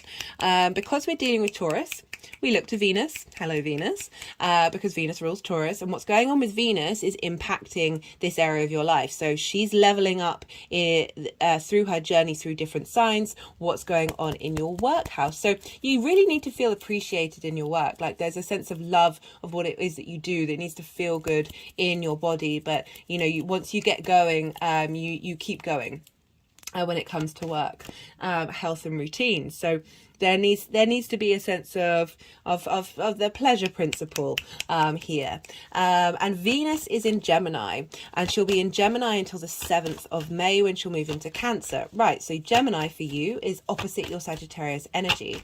She's going through Gemini, helping smooth over and clear up the clutter in our mind of the chaos Mars may have left, and she's helping you connect the dots and appreciate and value the journey that Mars transit has taken us all on.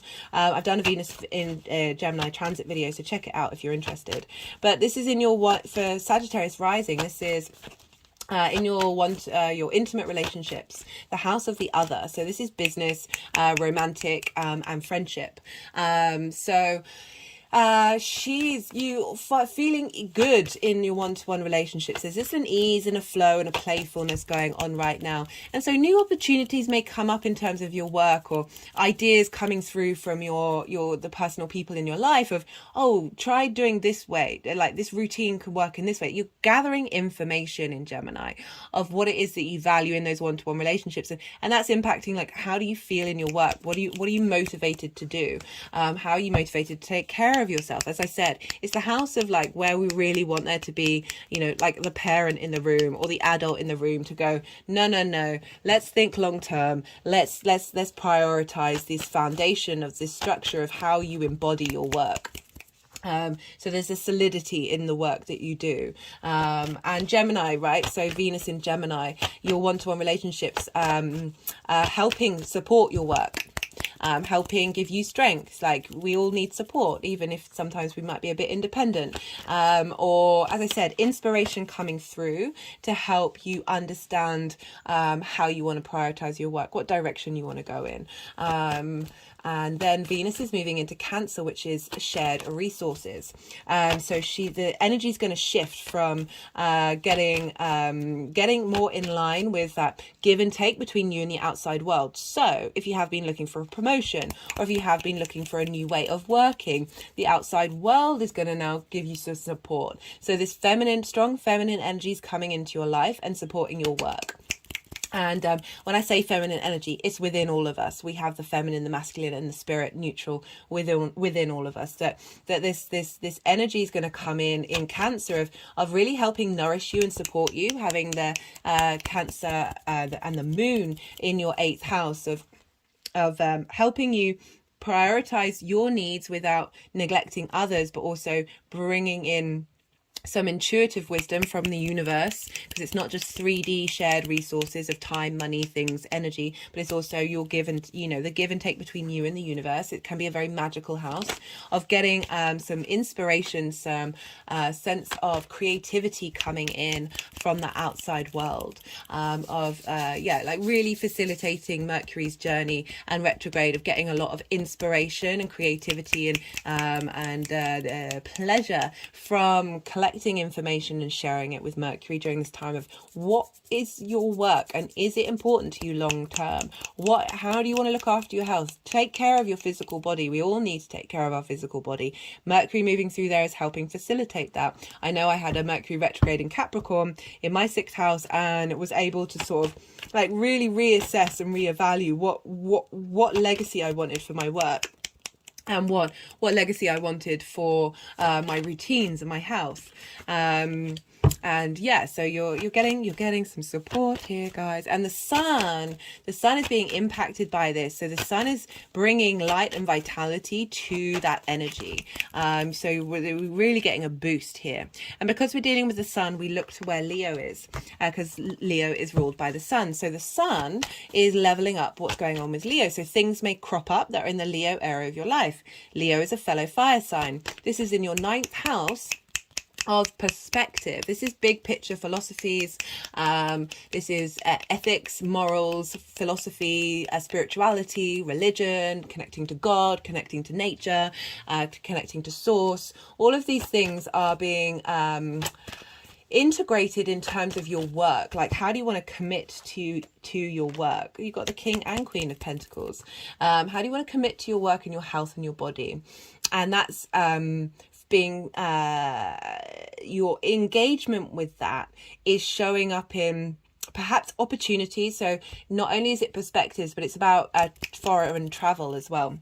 So it's going somewhere to immerse yourself in an environment that is unfamiliar to you in order to broaden your perspective. So things may come up there, learning and teaching as well. It's about mastering something, the 9th house. So the sun moving through there, culminating everything that you've learned from the eclipses, is really giving strength to your philosophies. And the more that we integrate that and understand that and know where we are in the world, the more that we can like step up for ourselves and step up for the things that we care about. Right, so that's the general energy for you, Sagittarius. Now, there are going to be 5 piles. And the first pile is for the general energy that the sun is bringing to Taurus for you. And then the second pile is the first aspect that I want to talk about. If you are watching this after the date, so this is happening on the 25th of April. If you're watching this afterwards, you have not missed out on the energy. You have not missed out on the messages that have come through. We feel it in the lead up, and we feel it at the time, we feel it leading afterwards. This can have things show up very physically in the 3D realm that mark a shift and change of that energetic field, or these happen very unconsciously and are integrating on a subconscious level. It doesn't mean that you've missed it. It's often very useful to look at these things with hindsight and see what can come up during that time and then work with that energy. So the 25th of April. This is a big one, so this is why I don't think anyone's going to miss it. Is the sun will conjunct the North Node in Taurus, as well as the asteroid Vesta. So the nodes, this is why the eclipses happen, and this is this nodes exaggerate things. Nodes make energy big, and when celestial bodies touch on the node, conjunct the node, square the nodes, oppose the nodes, this tends to show up. They're all hard aspects. These tend to show up very strongly in our life. And the eclipses mark culminations, endings, and beginnings.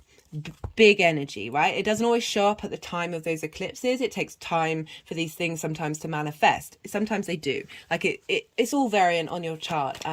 Yeah, so we've got the sun now conjunct the North Node. So you've been focused on where you're headed and what you need, the direction that you're going in, the sense of there's an exaggeration here. You're striving for something in your work. You may have had changes happen in your work, or happened in the way that you take care of your health, or the kind of routines you want to put into base. And now the sun is coming in line and conjuncting that North Node and bringing vitality to that North Node. That North Node is exaggerating that sun energy with Vesta, an asteroid. She is the domestic internal purity of your internal spark, like you wanting to be mindful and bring ritual and care into into that work, into who you are. But there's a purity there. There's a sense of integrity with Vesta, of what it is that you want, that's based on you, not anything else, but it's a cultivation of your internal spark. So I loved her moving through Aries. I thought that was phenomenal for us all. But now this is focusing on your work and how you feel in your body, like taking care of your body. You're going to be more motivated to take care of your body and your health with Vesta moving through there. And not only that, but Vesta's getting a boost from the sun as well as the North Node. This energy is exaggerated, of being mindful, of taking time. Ritual is also routine. There's a real sense of, no, I now understand where everything's been pointing me towards to, and now I'm going to commit to it. So yeah, that's really gorgeous energy, because this is happening at 4 degrees of Taurus, and not only that, but at 4 degrees of Pisces in your 4th house of home, roots, foundations, your parents, your private life. Saturn is there. Saturn is giving structure to that Piscean energy, helping you feel a sense of authority and integrity in your home life. This can bring about difficulties, but this is a sextile, right? So Saturn's right at the beginning of its journey, and it's the energy of you taking responsibility of yourself in your private life, you having a sense of authority around energies that might have diminished that, you being very certain of who you are in your home, in your private space, connecting to the ancestors and really healing a lot of energetic lines around there. But Saturn is in sextile to this energy of the Sun, Vesta, and the North Node. So this is a sextile. This is an aspect of Venus. This is creative energy. This is free-flowing energy. This is not conflict energy. This is wanting to help you out, give you a sense of appreciation, love and value, and harmonizing and desire to connect to your inner authority, and how you in your home and what you need from your home is facilitating your long-term legacy in terms of your work. And not only that, but the moon is in Cancer, and this is trining Saturn and sextiling that North and South Node, a trine aspect of Jupiter. This is all very easy, free-flowing energy, bringing wisdom, cohesion of your emotional needs, your intuition in terms of the shared resources, in terms of your give and take in relationships, not only with one-to-one people, but with the outside world, of what it is that you want. How do you want that to facilitate your work and your health and your routines, with the strength of Saturn, the wisdom of understanding of the strong foundations that you're building. So beautiful energy. This is activating the solar eclipse in Scorpio that we had on the 25th of October 2022 at 2 degrees of Scorpio. And that was a new moon. And so we're now at 4 degrees of Taurus. So it's opposing that energy. It's activating that eclipse point. And so your Scorpio energy is in your 12th house, your hidden house, the hidden part of who you are. You've really been refining that and working out what is you and what isn't you. Where's your magic? You may have felt quite heavy, quite depressing, but this is because this is important energy to transform and work with. So now we've got that opposite that of that new beginning that you did, of understanding your hidden part of who yourself, and that energy is feeding into the direction that you want to be headed in, and how you want to tend to, with care and with ritual, to your work and to your physical body. All of this I will put in the description box. I appreciate it's a lot of information, but maybe you can check it out and then perhaps put it in your diary and see what comes up around this time. On the third pile, this is the second aspect, and this is on the 1st or 2nd of May, depending on where you live. And this is when the Sun is going to conjunct Mercury. And so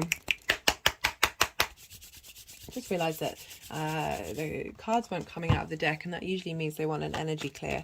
So this is the Sun conjunct Mercury at the midway point of its retrograde. So what I've just been talking about, Mercury's been retrograde. We've been going over, we've been revisiting, but we've also got a lot of strength and vitality coming in with the Sun to help us be strong in this retrograde and really have a clarity and understanding of what it means to us. And so this is when the Sun is what's called a Cazimi with Mercury. And so this is when any celestial body comes into exact conjunction. So I've been having technical issues today. Sad. So my phone cut off the recording midway through the Capricorn reading and my speaker just turned off. Luckily, I just noticed it. So I was talking about the Cazimi. So this is when the celestial body that's conjunct the sun is receiving divine inspiration, divine wisdom. But also, so I've pulled cards for this in the Mercury in Taurus transit video. And I talk a lot more in detail about what this means for Mercury. This will be more about what's going on with the sun. So the sun is receiving understanding and knowledge of Mercury's retrograde, and now with the wisdom of the direction that the work that Mercury's done is now going to move forward and shine illumination and clarity and understanding to what it is that we're learning here and what is it that we're growing. And with that clarity, we're able to integrate more. We're able to bring it more into our physical body and a felt sense of moving away from confusion. A couple of days after this, we're going to have the final eclipse in Scorpio, with the nodes being in Taurus and Scorpio. And this is on the 5th of May, and this is when we've got a full moon in Scorpio, which is a lunar eclipse. I will be doing a separate video on this, and I will be pulling cards for each of the signs, so check that out if you're interested. But I just wanted to let you know that this conjunction with the sun and Mercury is happening a couple of days before this eclipse. So the sun is infused with what's going on with Mercury and is taking that into the eclipse of this culmination phase of being like, this is what's going on, this is the direction that we're headed moving forward. And we've also got 2 days after that, on the 7th of May, when Venus moves into Cancer. So now we're moving away from the influence of your one-to-one relationships having an impact on this growth of the sun. And now we're moving into those shared resources, the give and take between you and the outside world, you and the universe.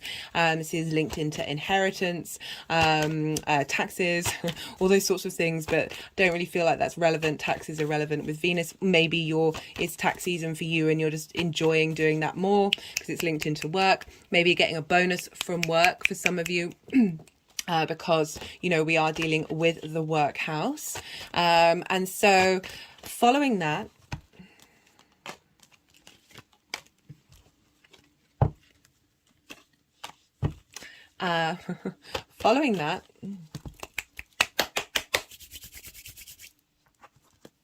we have the final aspect in the 4th pile, and this is happening on the 9th of May. So it's 2 days after Venus moves into Cancer, so still very potent energy at the beginning of her transit.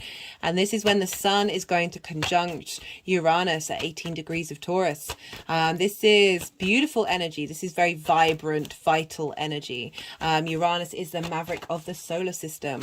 Its axis is on the horizontal rather than the vertical. Wait, no, it's on the vertical rather than the horizontal. All its moons are in retrograde, and its north pole points towards the sun, which is why I like this conjunction. Because we're bringing, like, the direction in which Uranus is facing is the sun. So now we've got the sun talking to Uranus and going, hey, what new ideas have you come up with, and how can I bring vitality to that? And Uranus is going, how can I support the strength and the clarity of these messages coming through? So they're in cahoots with one another. This is a time of lots of inspiration.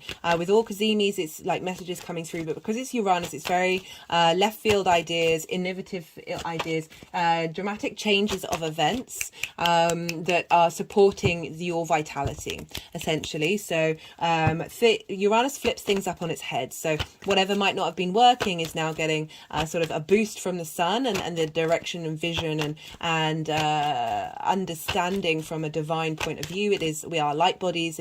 It's the creation force of the universe is light, that we are really able to embody our authentic selves at this time, because that's what Uranus wants us to do, and not be bothered about what other people think. That this independent spirit that you've been having at work with your health and your routines is getting support from the center of the solar system. So it's kind of like the green light.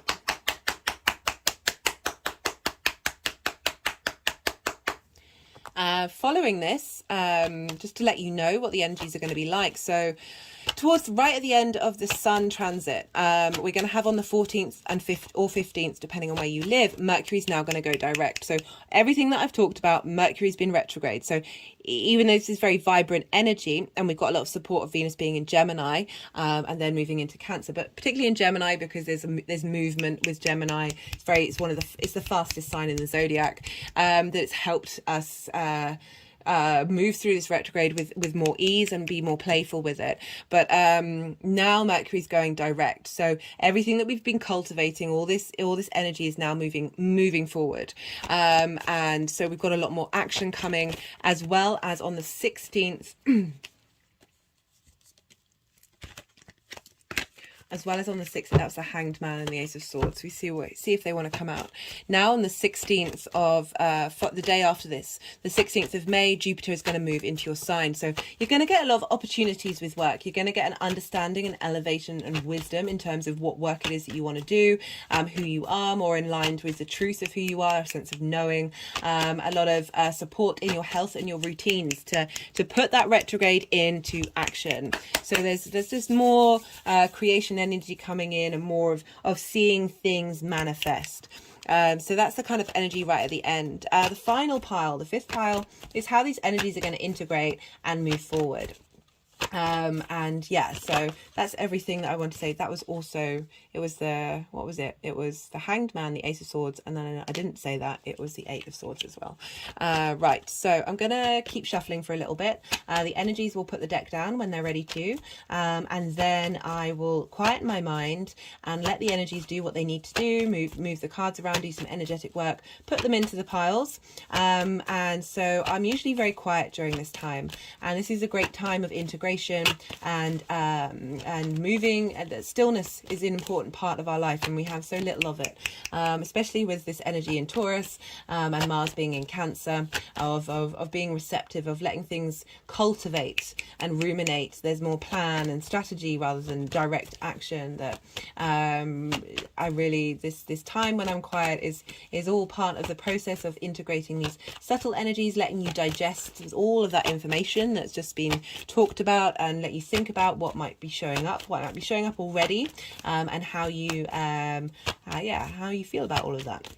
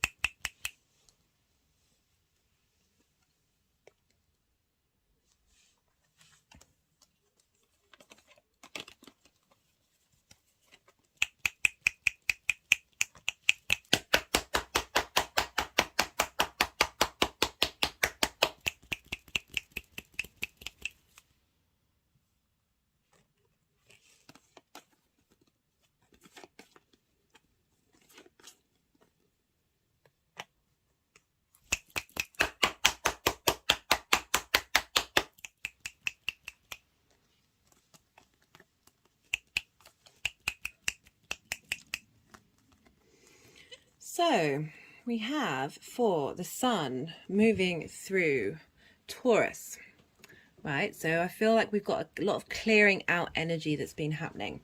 So we've got, I mean, I feel like that, and also it's quite apparent by the cards. That we've got the Two of Swords. So this is, it feels like there's a lot going on. This is two opposing forces. This is being in a state of pause, of not being able to make decisions that are helping you move forward. But there's been, you know, the waters are calm. It is about just finding that inner peace, despite things not necessarily manifesting in the way that you wanted them to. And we've got the Nine of Wands. This is about feeling. This is you are you, and you are standing by who you are, but you feel a bit battle worn, you feel a bit exhausted, like you're feeling like it's fight after fight after fight. And I'm just wondering, like with that eclipse energy and with Uranus, that there's been a lot of different energy coming at you from different places, and you're still standing strong. You're still you are going inward with that blindfold. You know, it's also about not being able to see clearly, but I also just feel that it's been, because we've got this in conjunct with your Sag energy, that things haven't, you know, it's just that energy that isn't quite moving forward anywhere. But we've got the Death card here, and this is about letting go. This is clearing things out. This is seeing the truth of things, knowing that there are cycles and that you need to move through these things. Because you look here, the sun is coming up, is rising up. There's a shift and a change in the dynamic of what's been going on. Like, again, eclipse energy can be very confrontational, can be very dramatic. Uranus may have caused like jobs to shift and change, for you to be like really independent in work, and that not necessarily sitting well with people, that in order to be in that space is clearing out this energy for you to then find something that does suit you, that does work for you. Trying and testing things in terms of your health and routine, and not necessarily being able to commit to it, to be able to, because there's other stuff going on in your life as well that's sort of getting in the way of you being able to see things clearly and make decisions in order to facilitate your health. And this sense of feeling like you've been bombarded as well, like that's exhausting. Eclipse work is exhausting, as is Uranus. We've got the Ten of Swords in reverse. So for me, this is resurrection, and it's doubly confirmed by the fact that we basically got the resurrection card of like the 10, all the swords are falling out, right? You are able to get up and start going. You're able to move. You've let go of things. You've moved past things. Cycles have come to an end. The Death card is also the Scorpio card. It could have been, you got that polarity with the South and North Node of your hopes and your dreams. You're refining those things that you're the hidden part of who you are, that 12th house where the Scorpio is, and sort of maybe you felt like you've been doing battle with it, and it's been blocking your way, that you've refined that and transformed it, and that's facilitating your ability to take action, to be in momentum, to move, because these are all along the spine. And we store a lot of trauma in our spine. You store a lot of trauma in the 12th house. It's those hidden constructs of who we are that block us and get in our way of being able to be the adult in the room, being able to actually make a decision, to find conflict at being attacked. When I always say with this card, like, do you need to fight those fights? Do you need to fight that? Do you, like, if you truly respect you and your individual self, you're not bothered by what other people say. It's not going to drain your energy. And we've got the Judgment card. This has come up a fair amount, actually, and this is the general energy of the sun moving through that sign of all the work you've been doing, everything. You're going to get clarity. Your frequency is going to ascend, essentially. So that resurrection, you are being going from being essentially immobilized to new life again is coming in. And again, that clarity, all the different parts that you've been trying to like fight with and work with are now coming into harmony, coming into union. There's a sense of appreciation and love for everything that has gone on. Right, for the conjunction with the North Node, Vesta sextiling Saturn in your home life and your moon in your give and take in relationships. We've got the Hierophant. This is the Taurus card. So this is about knowing yourself. You've gone through, you tried and tested, and now you're able to communicate that and be very much in your own power. You've got the keys to understand the direction that you need to be headed in, and that's not only helping you, but it's helping your community, because the Hierophant is often linked into like book religion. It is the Pope. Like, it's, you know, you're not just in service to yourself, you're in service to others, and the 6th house is the house of service. We've got the King of Cups. This is being able to think in imaginative and creative ways of the work that you put out into the world. I always forget to mention in the introduction, when they sort of do this, where they're like, no, next, this is because I've supposedly said what I've needed to say. We've got the Ace of Wands and the Two of Cups, which I love. So this is very powerful clarity, energy of where you're headed, new revival of passions, and union within yourself. This is like all the parts of you coming into a space of union and support. You're able to support yourself in your work, and in your health, in your routines. Like, there's a real structure coming in here of, I've got your back, is what I get with that Two of Cups. I've got your back. I'm standing eye to eye with you. We are equal. We are respectful of one another. And this is the energy that you're bringing into your work. The second aspect, which is the Mercury Retrograde. So we have the Eight of Swords, which is essentially a cage of your own making. Your thoughts can be a cage of your own making. You think you're trapped, but you're not. You can get out of it. And this retrograde is helping you break down these structures that are stopping you from being able to walk out of a situation or engage in a situation that actually facilitates you. We've got the Seven of Wands. For this card, this is like, you have something of worth. This figure is on the higher ground. You see here that all these other wands that you're in competition with you are above them. What you have to offer is important, but you felt unsteady. Look at this figure's face. Like, this figure doesn't look like they feel like they're confident in what they're doing, even though what they do have is of value. And they've got different shoes on. They're in between this waterway. You know, again, we've got water here of the water is a way out here, but also the water here is potentially making you feel unsteady rather than nourishing you and replenishing you. That this retrograde is helping you know your value and know your worth, and that you're no longer blind to that.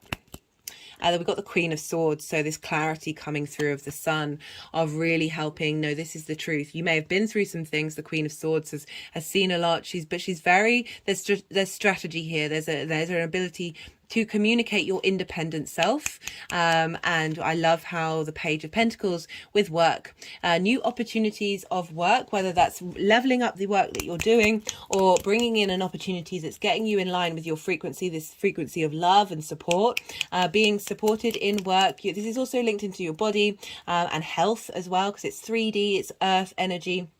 So really being able to look at things afresh with a sense of vitality. You know, the Queen of Swords, she's gone through it. She can be a bit jaded, whereas the Page of Pentacles, I always feel bad saying that, but it is true.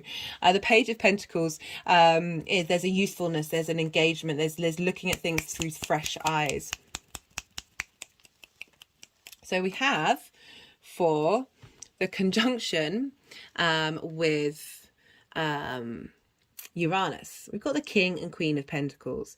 This is clearly giving a frequency of, you know your stuff. You're now no longer unsure of who you are, right? Unsure of who you are, trapped in a cage of your own making, feeling a bit jaded. This is about long-term legacy. This is abundance. Look at all the fruit here and all the flowers. This is knowing, working with the cycles, working with nature, working with the earth in a way that, and this 3D reality in a way that supports you, supports your work, your health, and your routine. And there's a sense of fertility here, that whatever you've been working on and growing, there's now this freshness, there's abundance, there's this surety that's coming in. It keeps wanting to go to the Soul Star activation card, and this is about fulfilling soul contracts and remembering who you are. It's like with that Aries eclipse that we've just had, that was seeding this energy of all our soul journeys coming together, a clearing away of the things, as I said, those contracts that that are now done. You fulfilled those, and new ones are coming in. This maverick energy of Uranus and the sun, of being like, this is where you're headed. Uranus is very forward thinking, very revolutionary, that there's stability here. And there's a sense that Venus Taurus energy of the physical earth, the physical senses, and that sense of abundance. And I like that it's masculine and the feminine energy, because that's showing like unity. We've got the Two of Cups, this feminine, masculine spirit energy coming together to give you a sense of integration here. And with the Queen and King, that's like, yes, you've got this. This can also be divine counterparts for some of you, because we do have Venus in the 7th house, and that could be bringing in people that are supporting your work, supporting your health, and doing so like long-term legacy. Like the people that you may meet at this time are helping provide space for you to be on your own individual adventure in terms of your work, but with others. We've got, for the energies moving forward, we've got the Ace of Cups and the 10 of Pentacles. So this is deep renewal in your work, deep renewal in your physical body. You're able to connect emotionally from a space of abundance to your work, to taking care of your health, feeling revitalized. And not only that, but this energy is for long-term legacy. So there's this sense of through your work, you are giving this abundant frequency, and that's not only helping you, but it's helping everyone around you and your community, and past lives, future lives, all of that stuff, and integrating this real sense of freshness. You've got two aces. You've got the Ace of Wands and the Ace of Cups. This is like new cycle starting, that have been built on what you've gone through before. Like, we wouldn't be here now if it wasn't for our past. You've got the 10 of Pentacles, sort of the how these energies are manifesting moving forward. This is the legacy card. This is bringing in the mundane and the spiritual together in order to support not only yourself but the community. You see here they're in a city, so it's implying that this is legacy not only for yourself but for engaging in the community. As I said, the 6th house is the house of service.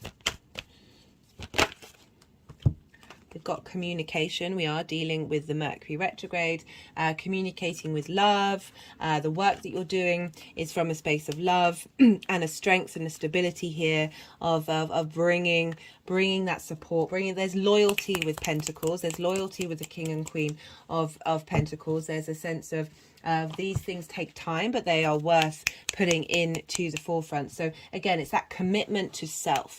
You know, I talked about how the 6th house is like, we need the most commitment in that house, because it can be really difficult based on trauma responses to not take care of ourselves, to not be dedicated in our work from a place of love, from a place of meaning, and to not take care of our health, and it's not established getting routines. Like with that adult in the room, we've got vibration, positive action, attraction, and manifestation. These cards came out for Capricorn as well. So like there's a shift in, like, the more that we operate from our heart space, the more that the frequency vibrates outwards and brings in this stability and brings in this legacy that the King and Queen are really highlighting, that this is what's being seeded in you at this time, and bringing in I've got emotion, control of self.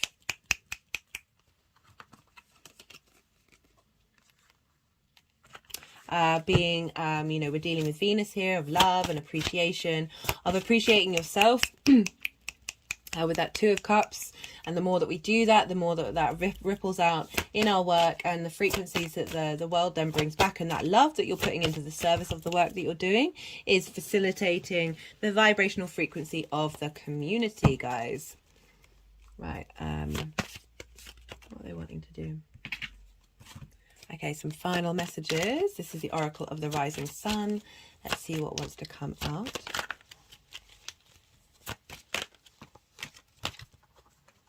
Okay, we've got 2 cards. We've got impulsiveness and order. So I sort of, as you know, like with Taurus being in that 6th house, like there's that pleasure principle. There's that impulsiveness of, oh, I really need it to feel good in my body, but you might not necessarily have been knowing what's truly good for your body. And that can have meant that you've needed to move on from work, or that pleasure principle has got in the way of taking care of your health or things like that, there's a clearing out of that energy, because then we've got order, which is bringing things into balance. We've got harmony coming in. It's the moon in Virgo, very tending to things. Order isn't a bad thing. Neither is impulsiveness. We need all of those things. You know, we've got Uranus there, which may have caused impulsiveness to come up quite a lot. And the more that we have those dramatic things happen, the more that we're like, okay, no, what is it that we need? What brings us a sense of stability? And how does that disruption help us, give us clarity, especially with that sun coming in to conjunct Uranus? Right, final messages. Final messages for Sagittarius. What patience is a virtue, guys.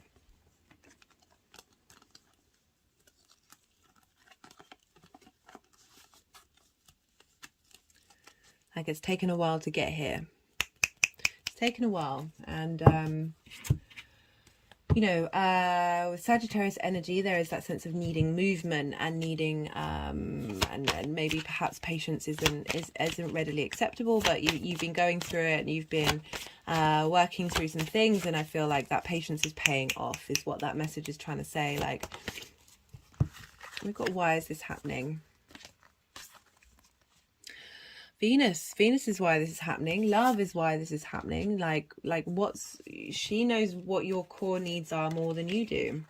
And it's helping you bring order to your ability to manifest and have a vibrational level through that emotional control of bringing in things that actually suit you. Right, I'm not going to leave that on that. Let's get another message come through.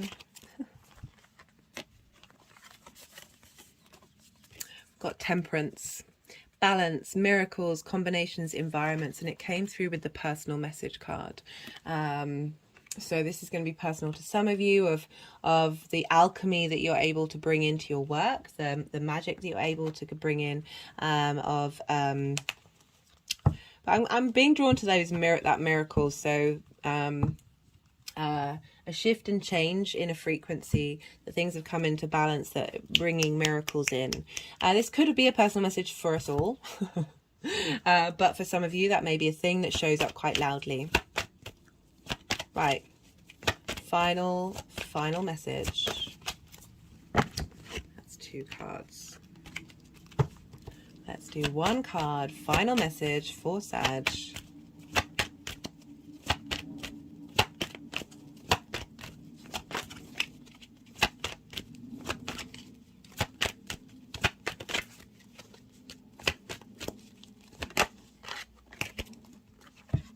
Music. We all have our own frequency. And it's going with the Judgment card. That again, it's sort of, whenever this card comes up, I don't necessarily link it into music, or it could be for some of you, but this is maybe the work that you're doing, Sag, is linked into music. But for me, we all have our own individual frequency, and this is about raising vibrations and getting you in line with, you know, Taurus is the throat chakra, is the throat of the truth of who you are, your personal frequency and vibration of you being able to tap into that. And again, like, as I said, the more that we do that, the more that we are able to bring things into balance and bring in miracles and shift our environment.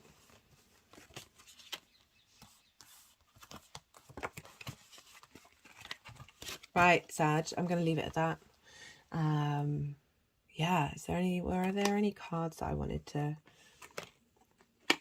Yeah, these 2 guys. These are the ones that have been singing to me the most. Like, this is a really lovely message of stability and solidity. It doesn't mean that things don't change, but you're like the groundedness that you're getting in a difficult house. I really appreciate that for you, Sag. Right, so I hope you enjoyed this video and something resonated for you. Thank you for sharing your time and your energy. It means a lot. I would love to hear from you, to hear how this astro weather is affecting you. If any of it resonated, you can pay it forward in numerous ways that I said in the introduction. Other than that, be good to yourself, Sag, be good to those around you, and be well until we meet again.